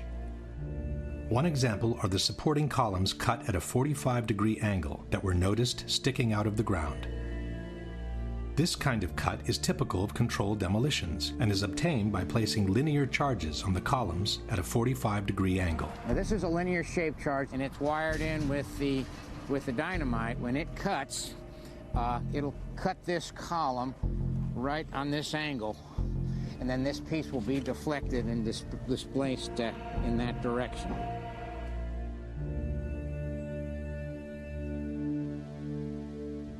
Some of those cuts on the larger chunks of the structure, called candlesticks, were made by ironworkers during the removal operations. But cut columns were noticed on the very evening of September 11, far before the removal operations had started. You know, this is the first day in a pile. You know, actually, it was on the 11th. It was 8 o'clock at night, and we had a hunt for iron workers. But meanwhile, there was tons and tons of beams that were cut with no acetylene to be had, nor iron workers to do the work. It's just physically not possible to cut that much steel in that amount of time, especially with no one to operate the equipment. It just didn't add up. When asked about the presence of columns cut at a 45-degree angle, Danilo Coppe, Italy's foremost expert in controlled demolitions, stated, "I'll confess, this is extremely curious from a technical point of view, as this is a very similar result to the one obtained with cutting charges." Another kind of cut commonly used in controlled demolitions is the so-called V-cut. This little V here gives it a place to slide off. That's all it does. And by putting them on at this diagonal, we're trying to fill this structure in this direction. A large V-cut is visible on this chunk of structure from Building 7. The same chunk exhibits also a 45-degree angle diagonal cut on the crossbeam, with a lighter V-cut at the end of the other beam. Can you suggest a good reason why ironworkers would need to perform V-cuts and a 45-degree cut on this piece of structure just to remove it from the rubble? Another element suggesting the use of explosives is the complete disappearance of the hat trusses, the large steel structures that connected and bound the towers from above. The hat trusses covered an area of 1 acre in size and sat on the very top of each building. There was nothing above that could have crushed them except for the antenna on the north tower, which in fact was supported by the hat truss. If a simple gravitational collapse had occurred, one would expect to find the hat trusses sitting on top of the rubble, partially deformed maybe, but still recognizable. Instead, both steel structures, each 1 acre in size, seem to have vanished into thin air. From the hundreds of pictures taken at Ground Zero, including the aerial shots, no recognizable section of the hat trusses seems to be visible. Curiously, the antenna from the North Tower was found, deformed but still recognizable. But the hat trusses which bound the towers together and supported the antenna seem to have vanished completely. Possibly the most important unexplained phenomenon at Ground Zero are the extremely high temperatures registered under the rubble for many weeks after the collapses. On September 16, NASA shot these thermographic images of Ground Zero, indicating unusually high temperatures at the base of the 3 collapsed buildings. Despite the heavy rains of September 14th, the hotspots registered peak temperatures of more than 1,300 degrees under the rubble.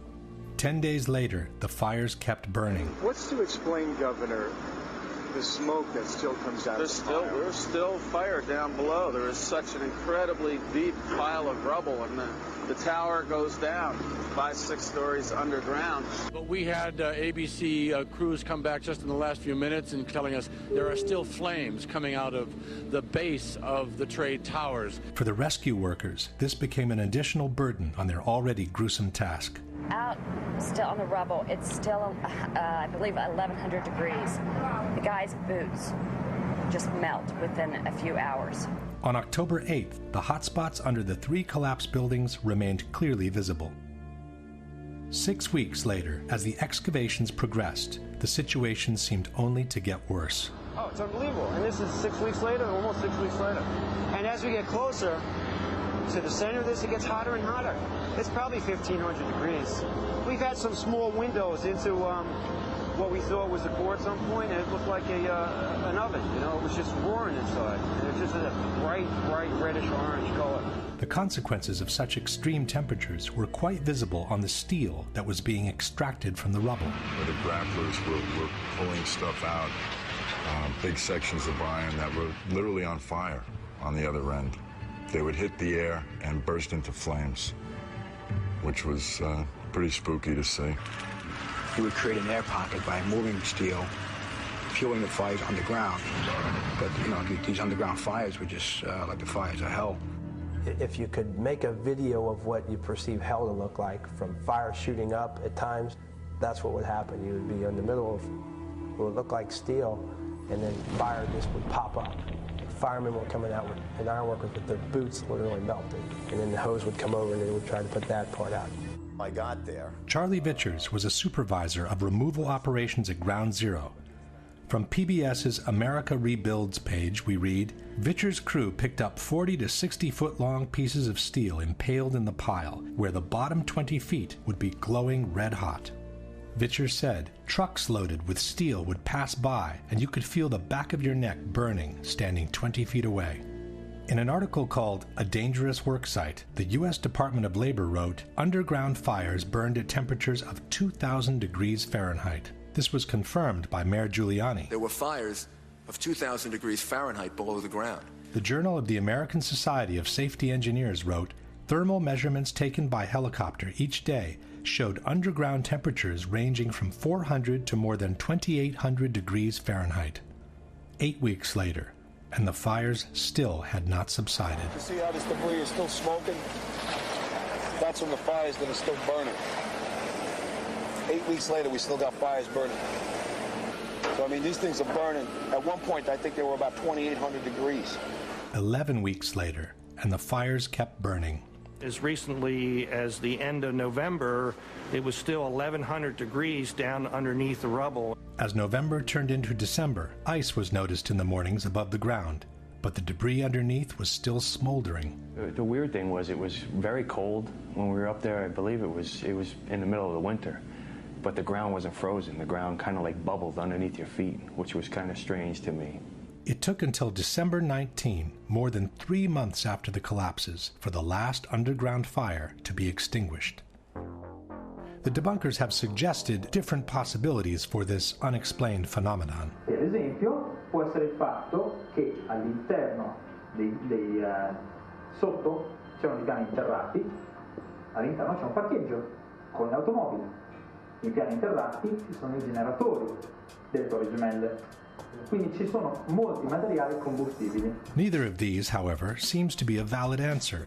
In regards to the gasoline, the American Society of Safety Engineers wrote, 3 underground floors had been used as a parking garage with a total capacity of 2,000 cars. The cars were eventually located and removed. Some had exploded and were completely burned out, while others were in pristine drivable condition. The gasoline in a car either explodes or it remains inside the tank. It does not leak out and go looking for fires to be fueled. In regards to the generator tank, the Society of Safety Engineers wrote, 72,000 gallons of diesel fuel were stored in a tank on basement level 7. The tank was eventually located and inspected. Although slightly damaged, no leaks were found. The fuel was removed. Another proof of extremely high temperatures reached during the collapses are the twisted and mangled steel beams found at Ground Zero. Architects, engineers, people who work with steel, welders have just never seen the level of destruction and the level of deformation of this material in our lives. You saw steel, some of the thickest steel I've ever seen, bent like a pretzel. This 8-ton steel I-beam is 6 inches thick. It was selected to be preserved for future generations for the near-perfect horseshoe-like bend formed during the collapse. I found it hard to believe that it actually bent because of the size of it and how there's no cracks in the iron.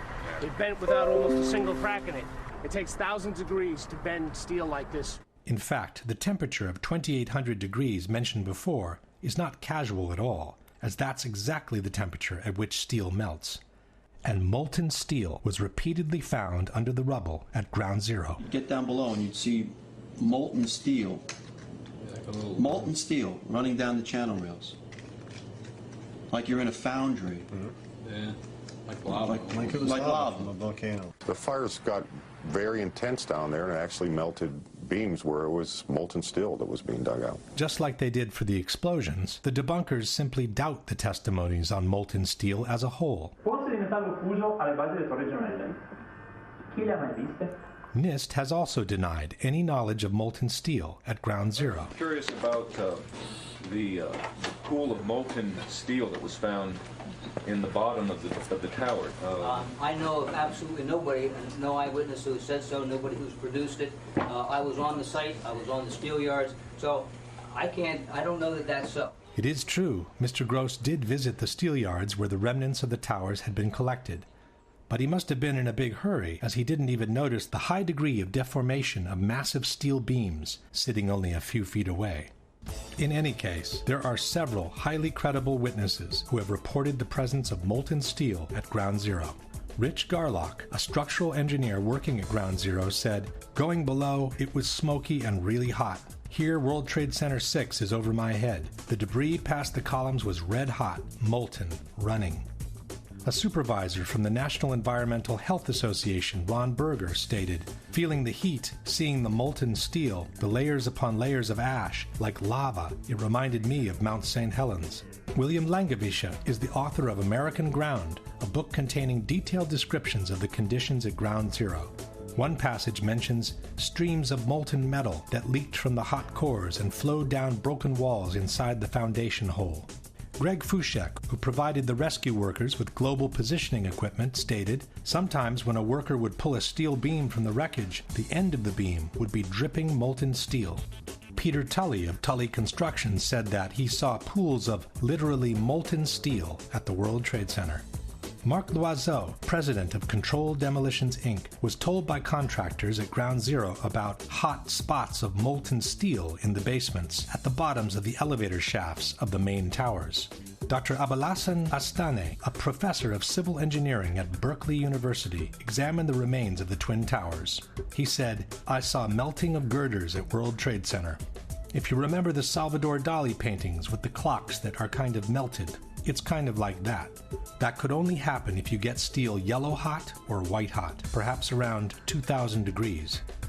Possibly the most authoritative account of all comes from Leslie Robertson, the engineer who had built the Twin Towers. We were down at the B1 level, and one of the firefighters said, "I think you'd be interested in this," and they pulled off a big block of concrete, and there was like a little river of steel flowing. Again, ignoring all these testimonies does not mean to have debunked the presence of molten steel below the rubble. It just means turning a blind eye to what the actual situation at Ground Zero was after the collapse of the Twin Towers.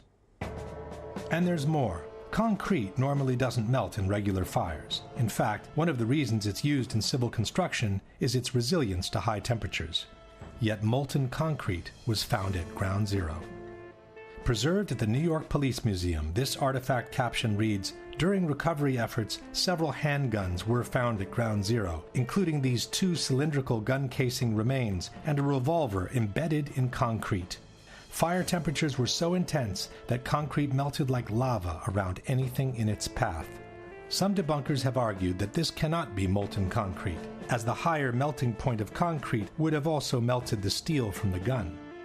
But the molten concrete could have already been cooling off by the time it encountered the guns, in which case it would not have melted them instantly. Here, for example, is flowing lava from a volcano, which is in the process of cooling off after having reached the melting point. As one can see, the lava surrounds the base of the trees without necessarily incinerating them at once. In a hangar near Kennedy Airport sits another artifact attesting to the extreme temperatures reached during the collapses. This formation is really 4 separate stories of the World Trade Center, compressed, compacted, incinerated, exposed to temperatures as hot as the inner Earth. I never knew this existed. Another of these artifacts, nicknamed the meteorite, contains both molten steel and molten concrete. One of the more unusual artifacts to emerge from the rubble is this rock-like object that has come to be known as the meteorite. It's this fused element of steel, molten steel and concrete and all of these things all fused by the heat into one single element. As we know, for concrete to melt, a temperature of several thousand degrees is needed, and the result will be much the same as the lava that comes out of volcanoes. And almost like a chunk of lava from Kilauea or Iceland, where they're very sharp but breakable shards on the end here.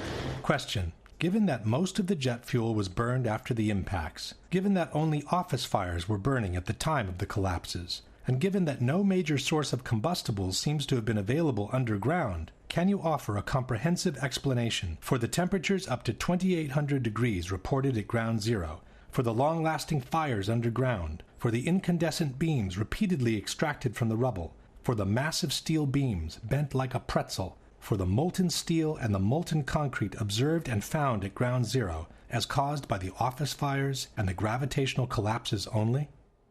The last set of evidence against a gravitational collapse is the almost complete pulverization of all the contents of the Twin Towers, beginning with the concrete floors.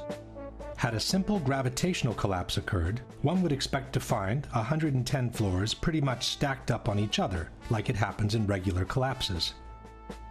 In the case of the Twin Towers, instead, practically all the concrete from the 110 floors of both buildings was literally pulverized. What happened to the concrete? The concrete was pulverized, and I was down here Tuesday, and it was like you were on a foreign planet. All of Lower Manhattan, not just this site, from river to river, there was dust, powder, 2-3 inches thick. The concrete was just pulverized. What do you think this is? I have no idea. What your guess is? Pulverized cement? The concrete. The concrete wasn't the only part of the buildings that was pulverized during the collapses. We're talking here about 43,600 windows, 600,000 square feet of glass, 200,000 tons of structural steel, 5 million square feet of gypsum, 6 acres of marble, and 425,000 cubic yards of concrete, turned in good part into a cloud. And then there were the contents of 110 floors of office space from each tower. It's hard to picture literally thousands of computers, desks, chairs, telephones, printers, and other office furnishings, floor over floor over floor, all enclosed in one building. This was one of the trading rooms of the World Trade Center. Had the floors simply collapsed on each other, all these things would have later emerged from the rubble, definitely crushed and torn, but still recognizable. Almost none of that was found. There wasn't much that you could say, you could describe. Everything was dust and metal. There was no typewriters, there was no chairs, there was no nothing. Everything had been crushed. Everything was pulverized. There was, there were no desks, there were no phones, there were, maybe now and then you find a fragment of something, but basically everything was just pulverized. There wasn't a computer screen, a laptop, there was no office. I mean, it was, 210-story buildings of office equipment. You don't find a chair. You don't find a telephone, a computer. The biggest piece of a telephone I found was half of the keypad, and it was about this big. It was devastation. There wasn't one thing that resembled an office building, and this was the biggest office building in the world. I haven't seen a door, I haven't seen a phone, I haven't seen a computer, I haven't seen a doorknob. I think that stands out. Another thing that stands out is the complete absence of filing cabinets from the rubble. With 2 towers filled with offices from top to bottom, there should have been thousands of them, of every shape, size, and color. Only one was found, and it was definitely not in good condition. Perhaps the most astonishing object Shate found is something there should have been thousands of. This one probably only survived because it was in the basement. I'd pretty much given up trying to find some sort of intact file cabinet. But while I was at the compound for the Port Authority Police, this ball of metal about the size of a basketball was delivered to them. You can see what remains of the file folders. The concrete floors, the furniture, the computers, and the file cabinets weren't the only things missing after the collapses. The Twin Towers were also filled with people. Inexplicably, though, almost half of the victims' bodies seem to have disappeared into thin air. When a building collapses, the victims tend to remain trapped between the pancaking floors. They may be crushed and mangled, but in most cases they remain in one piece. In fact, on the morning of September 11, local hospitals prepared to receive hundreds of victims they expected to be extracted from the rubble. Practically no one arrived. According to the chief medical examiner, 2,749 victims died in the Twin Towers, but fewer than 300 whole bodies were recovered. Nearly 20,000 pieces of bodies were found in the ruins, more than 6,000 small enough to fit in 5-inch test tubes. 200 different pieces were matched to a single person. 1,630 victims were eventually identified, 800 of which by DNA alone. This means that for 800 victims, there were no body parts large enough to be recognizable. The remaining 1,119 victims were never identified. This means that for more than 40% of the victims, not even a fragment large enough to recover DNA was found. For Joyce and Russell Mercer, there is no trace of the son they lost on 9/11, firefighter Scott Kopitko. You can't go to a cemetery, can't put flowers down. Personally, I lost a cousin in the building and never found his remains. He was on the 100th floor of Tower 1, and they never found his anything or any remnants. Patricia Riley recovered her sister Lorraine's handbag, but nothing of her body. Lorraine has a tombstone at the cemetery, but she isn't there. 1,100 victims completely unaccounted for. In other words, no pieces large enough to gain any DNA from, vaporized. Can fire and a gravitational collapse account for this massive pulverization of people? This map by the New York Fire Department shows the locations around the towers where human remains were found. Yellow circles are body parts from civilians. Red triangles are from firefighters. The very distance at which some of the body parts were found remains inexplicable with a simple gravitational collapse. In fact, fragments of human remains continued to emerge from ground zero for many years after the attacks. Human remains were found at the World Trade Center site on Wednesday. Crews made the discovery at 11 Water Street. Another 4 possible remains were found at the Whole Road excavation site. The ME is also investigating other remains that were found about 2 weeks ago on the roof of 90 West Street. Construction workers found 9 pieces of bone and tissue on a 20th floor scaffolding on this building on West Street. Workers have found 65 potential human remains at the World Trade Center site over the last couple of days. The medical examiner's office says they were recovered from the Liberty Street section of the site. Then, in 2006, came the biggest surprise. Demolition workers found 74 new bone fragments on the roof of the Deutsche Bank building over the weekend. That's the most found since the end of major recovery operations at the site. The number of fragments found on the roof of the Deutsche Bank kept increasing by the day. Crews continue to find human bone fragments on the roof of the Deutsche Bank building next to the Trade Center site. The medical examiner's office says 142 fragments were found, bringing to 598 the total number of fragments found in the building. Eventually, more than 700 bone fragments were recovered from the Deutsche Bank building. USA Today wrote, "The bone fragments are tiny, some the size of a pinky nail."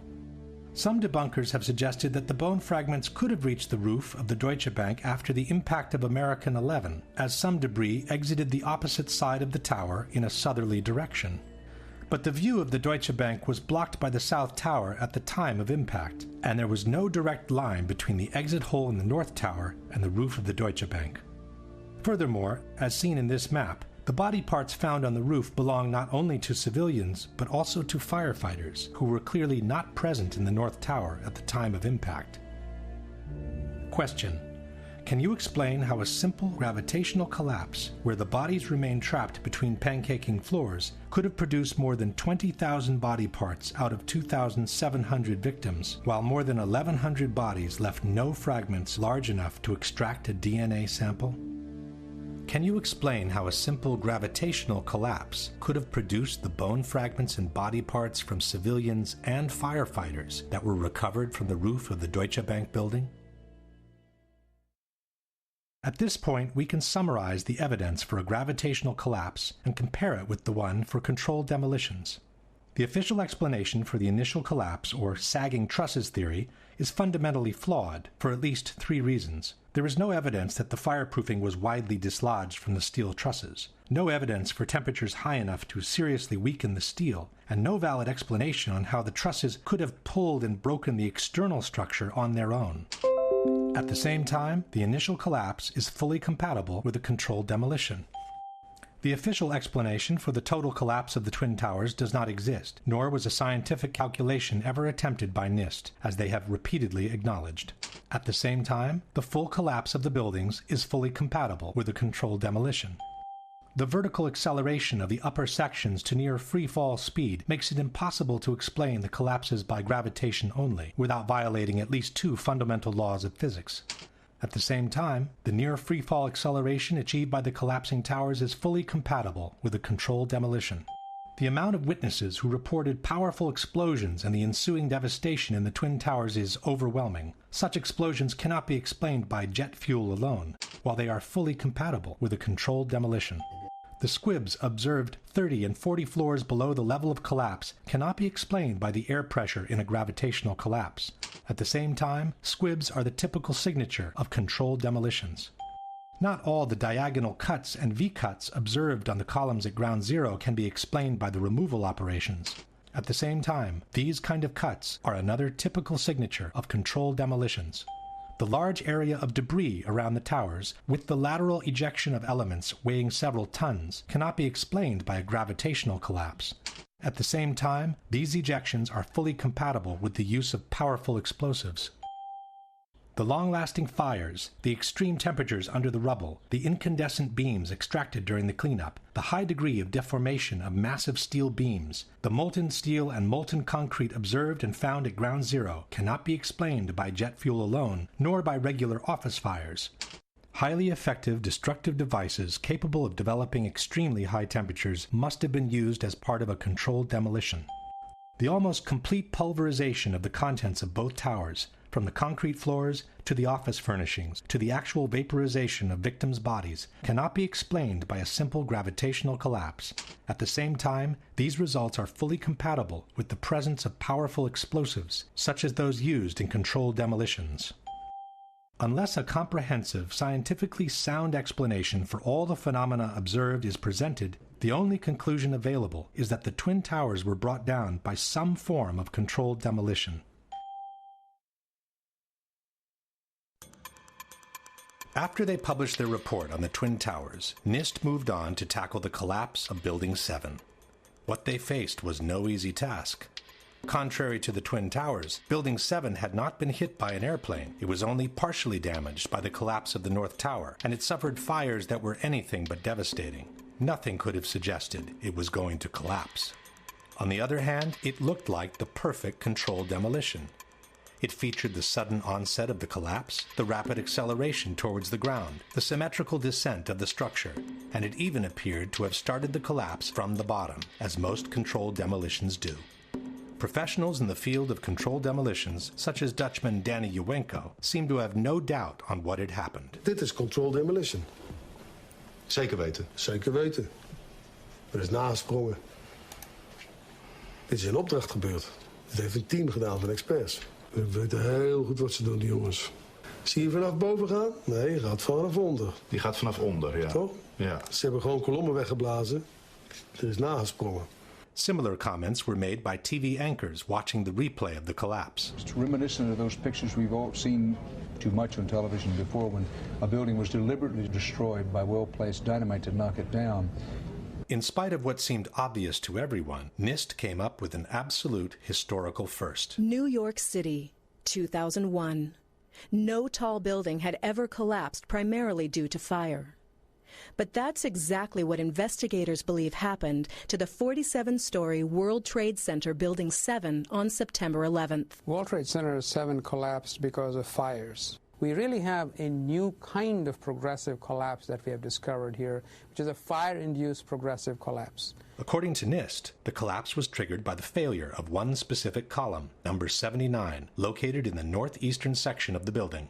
So you look at the floors failing here, and eventually this column 79 is going to buckle, it fails, and then the entire vertical progression takes place. NIST blamed thermal expansion as the phenomenon that caused the collapse, which was also an absolute first in history. Our study has identified thermal expansion as a new phenomenon that can cause the collapse of a structure. For the first time, we have shown that fire can induce a progressive collapse. Coming from such a reputable organization, these kinds of statements should have sent shockwaves through the architectural world. What they're telling us is that our existing building codes, to which thousands of skyscrapers are currently designed, there's a serious problem. If NIST's findings were true, hundreds of skyscrapers from all over the world would suddenly be in danger of a collapse due to fire. This should have called for the immediate suspension of all high-rise constructions, widespread verifications in all existing skyscrapers, and a serious revision of fire codes and safety regulations for the new ones to be built. None of that has happened. Steel skyscrapers have continued to be built just as usual. The ones that caught fire, even when fully engulfed in flames, have continued to remain standing. And not one of the basic tenets of fire protection has been modified when it comes to designing high-rise steel buildings. At the same time, it should be noted that NIST's report on Building 7 was never published by a peer-reviewed publication. This means their analysis of the collapse cannot be validated from a scientific point of view. Even though this was an unprecedented event in history, we are being asked by NIST to take their word for the soundness of their conclusions. It's based on sound science, and it is consistent with all the observations we have. But it has never happened before, right? But the physics is consistent, it's sound, it's been analyzed, and we have the results. And we are very comfortable with our findings. They might have been comfortable, but the scientific community of architects and engineers was not. Science is never secret when it's done right. Science isn't science unless it's published, unless it's openly published and made available for criticism. Architects and Engineers has asked NIST to at least verify the computer model on which they've based their theory of the collapse. But also in this case, NIST has refused to make their data public. Structural engineers rail against NIST because they refuse to show the visualization. It's a black box. You cannot download any of this data. This means that also for the accuracy of their computer model, we have to take NIST's word for it. Here is our structural model showing the building collapsing, which matches quite well with the video of the event. This is the video of the event. On the right is one of the two animations released by NIST on the collapse of Building 7. When you observe the footage of how the building failed, and when you look at the animation of the failure, and compare that to what you actually observe in reality, I think they disprove their own theories. It is impossible for it to fail the way they said. The second animation released by NIST is even more inconsistent with the real event. While the animation shows a pronounced inward bending of the top of the structure, the video footage shows the entire top section of the building maintaining its shape all the way through the visible part of the collapse. This can be verified by different angles. If this is what NIST calls matching quite well, one can imagine what the reliability of their entire report can be. A similar problem is presented by the computer model NIST has used to simulate the progression of the fires in the building. This computer model was developed by NIST, and no one has been allowed to verify it. Again, we are being asked by NIST to trust them on its validity. We used a well-validated computer program developed at NIST for studying the growth and spread of fires to calculate temperatures throughout the building. On the right in this slide, for example, you see a detailed fire simulation showing the temperature of fires as they grew and spread on floor 12. The graphic shows the temperatures in floor 12 rising after 1 p.m. and peaking around 4 p.m. on the northeastern side of the building.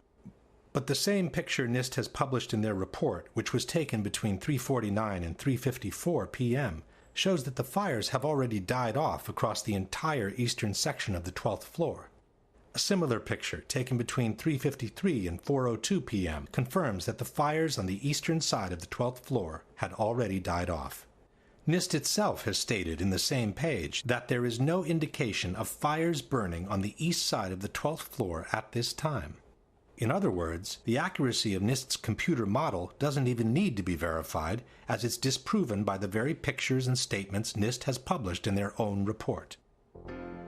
In order to justify the first and only collapse in the history of a steel skyscraper due to fire, the debunkers have maintained that Building 7 was weaker than the average steel structure because it had been built over an existing electrical substation. Alors, une des particularités de cette tour 7, c'est qu'elle a été bâtie sur un bâtiment existant qui est une sous-station électrique qui avait été construite dans les années 60, alors que la tour 7 a été bâtie dans les années 80. On verra que ça a été une des raisons de la ruine de ce bâtiment.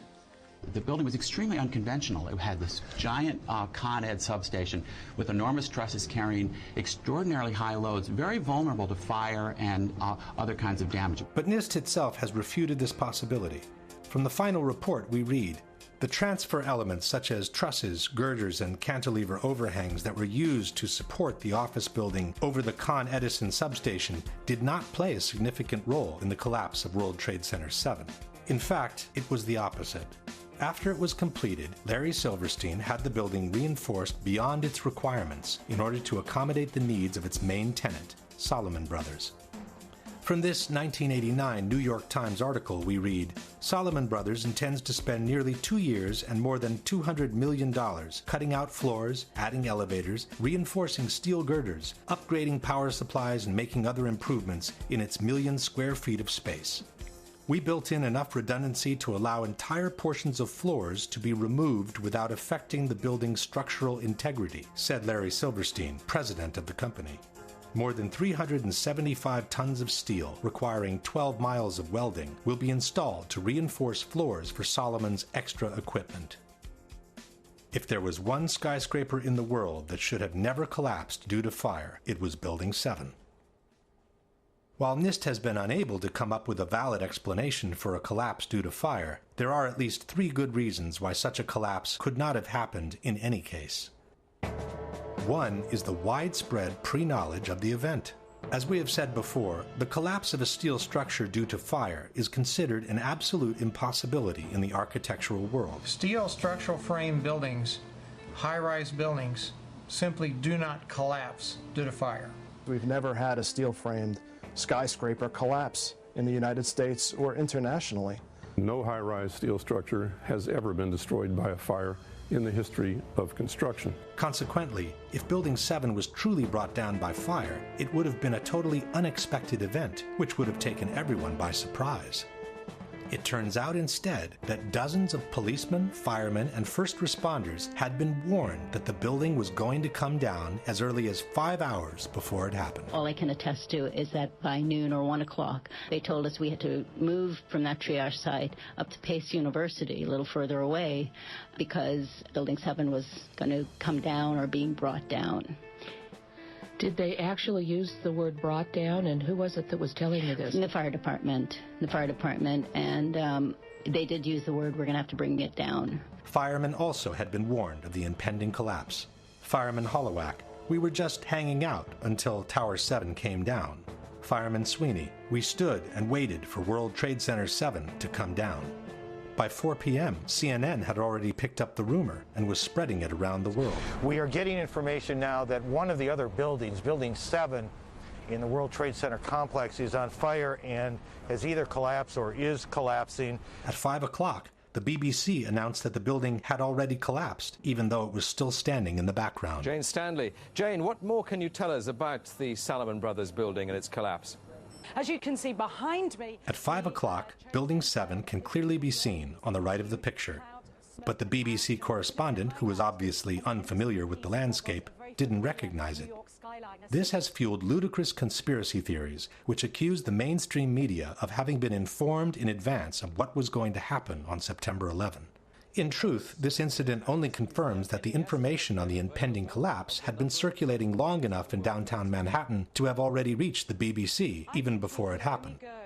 At about the same time, when CNN recorded the explosions near Building 7, they also captured the police clearing the area and announcing the collapse.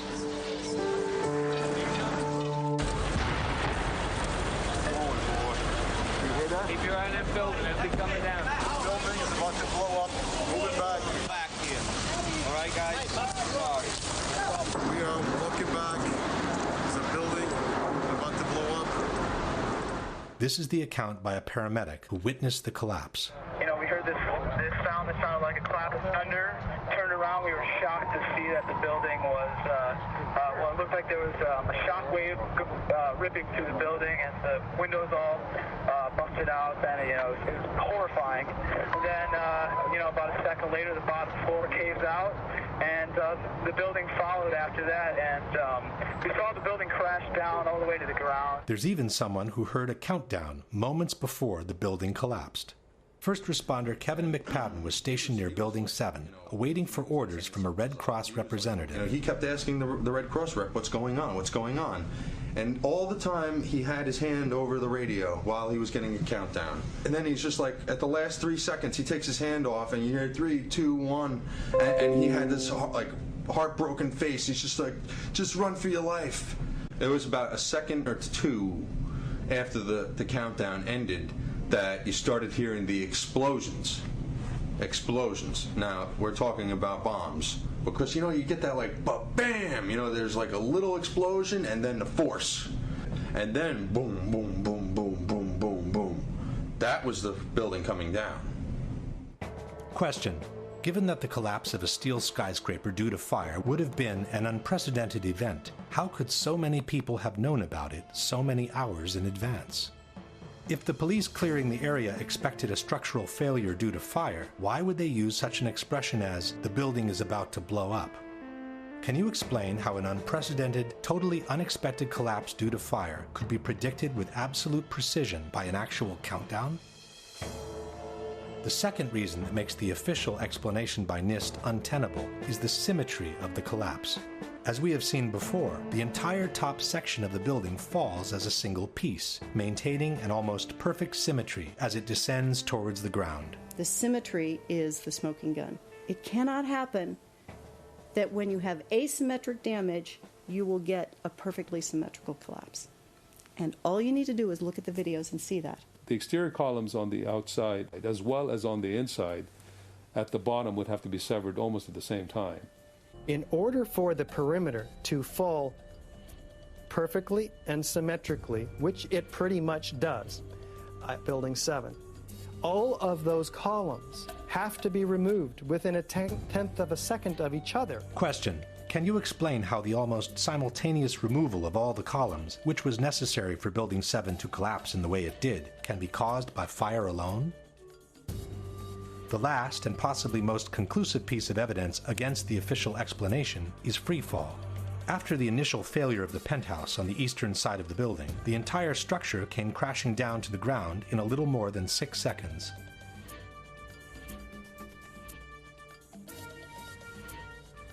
David Chandler of Architects and Engineers has measured the downwards acceleration of the building from the start of the global collapse. You can measure the acceleration of Building 7 by video analysis.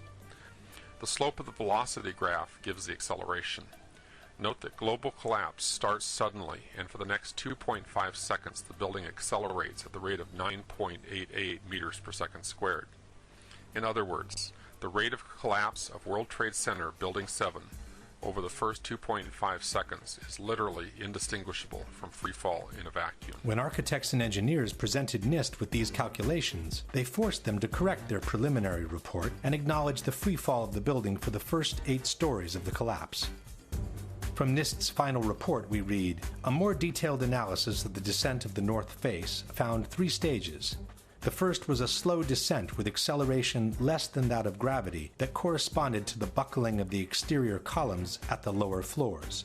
The second stage was a free fall descent over approximately 8 stories at gravitational acceleration for approximately 2.25 seconds.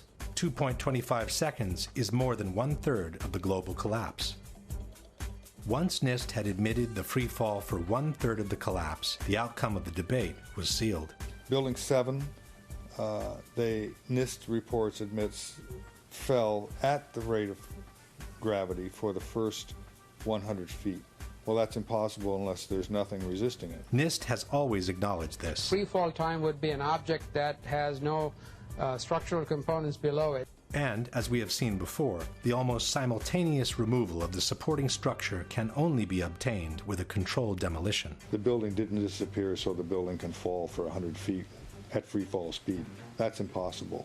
That evidence alone would indicate that the official story doesn't hold water. Question. Can you explain how freefall, which requires the almost simultaneous removal of the supporting structure, can be achieved without a controlled demolition? This very question was posed to Senator John McCain by a 9/11 researcher in April 2013 during a C-SPAN broadcast. Senator McCain, the National Institute of Standards and Technology asserts that the collapse of Building 7 was caused by fire, yet they acknowledge that the first 100 feet of that collapse took place at free fall acceleration. Now, engineers will tell you that fire cannot do this, and that the only method by which it can be accomplished is the use of pre-planted explosives. Your question is what? Well, how do you explain this discrepancy of 100 feet of free fall without the use of explosives? To tell you the truth, this is an area that I am not very familiar, and if you would drop me a note and mention that we talked on C-SPAN, I'd be glad to get you a more complete answer, but It is unfortunate that Senator McCain could not answer, as he is the person who wrote the foreword to the popular mechanics book, Debunking 9/11 Myths. In the foreword, McCain stated, "Any explanation for 9/11 must start and end with the facts. The evidence must be gathered and analyzed. Then, only then, can conclusions be drawn." But now that the evidence has been gathered and conclusions can be drawn, he claims ignorance on the whole matter. This brings us to the last question, which is not only for the debunkers, but for anyone who cares about freedom, democracy, and an honest government. If you were aware of solid evidence disproving the official version and suggesting the involvement of some rogue elements of the government in the terrorist attacks, would it be more unpatriotic and anti-American to ask for a new investigation, or to turn a blind eye to it and pretend such evidence doesn't exist?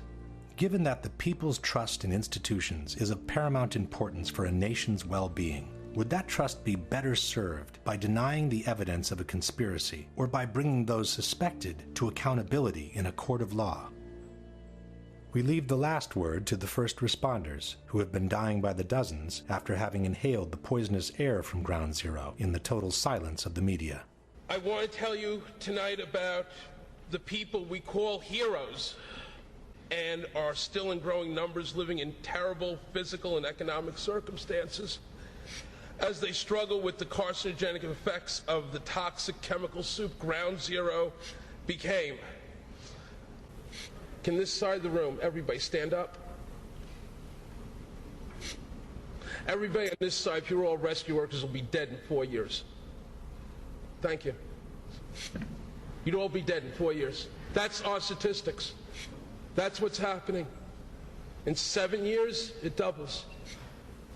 And every time popular mechanics calls the people of this movement nuts, these propagandists, professional liars and tools who cannot, even by any stretch of the imagination, be considered journalists, strike another nail into the coffin of another rescue worker. I don't think we're crazy. Conspiracies are only evidence the courts won't hear. We who are still dying from 9/11, who went into the towers and into that pile, now live with those buildings in our lungs and digestive systems and our blood. For myself and far too many of us, research and the effective treatment's going to arrive far too late. I have double metastasizations in both lungs. That's just a reality. We were also killed on 9/11. Avenge us.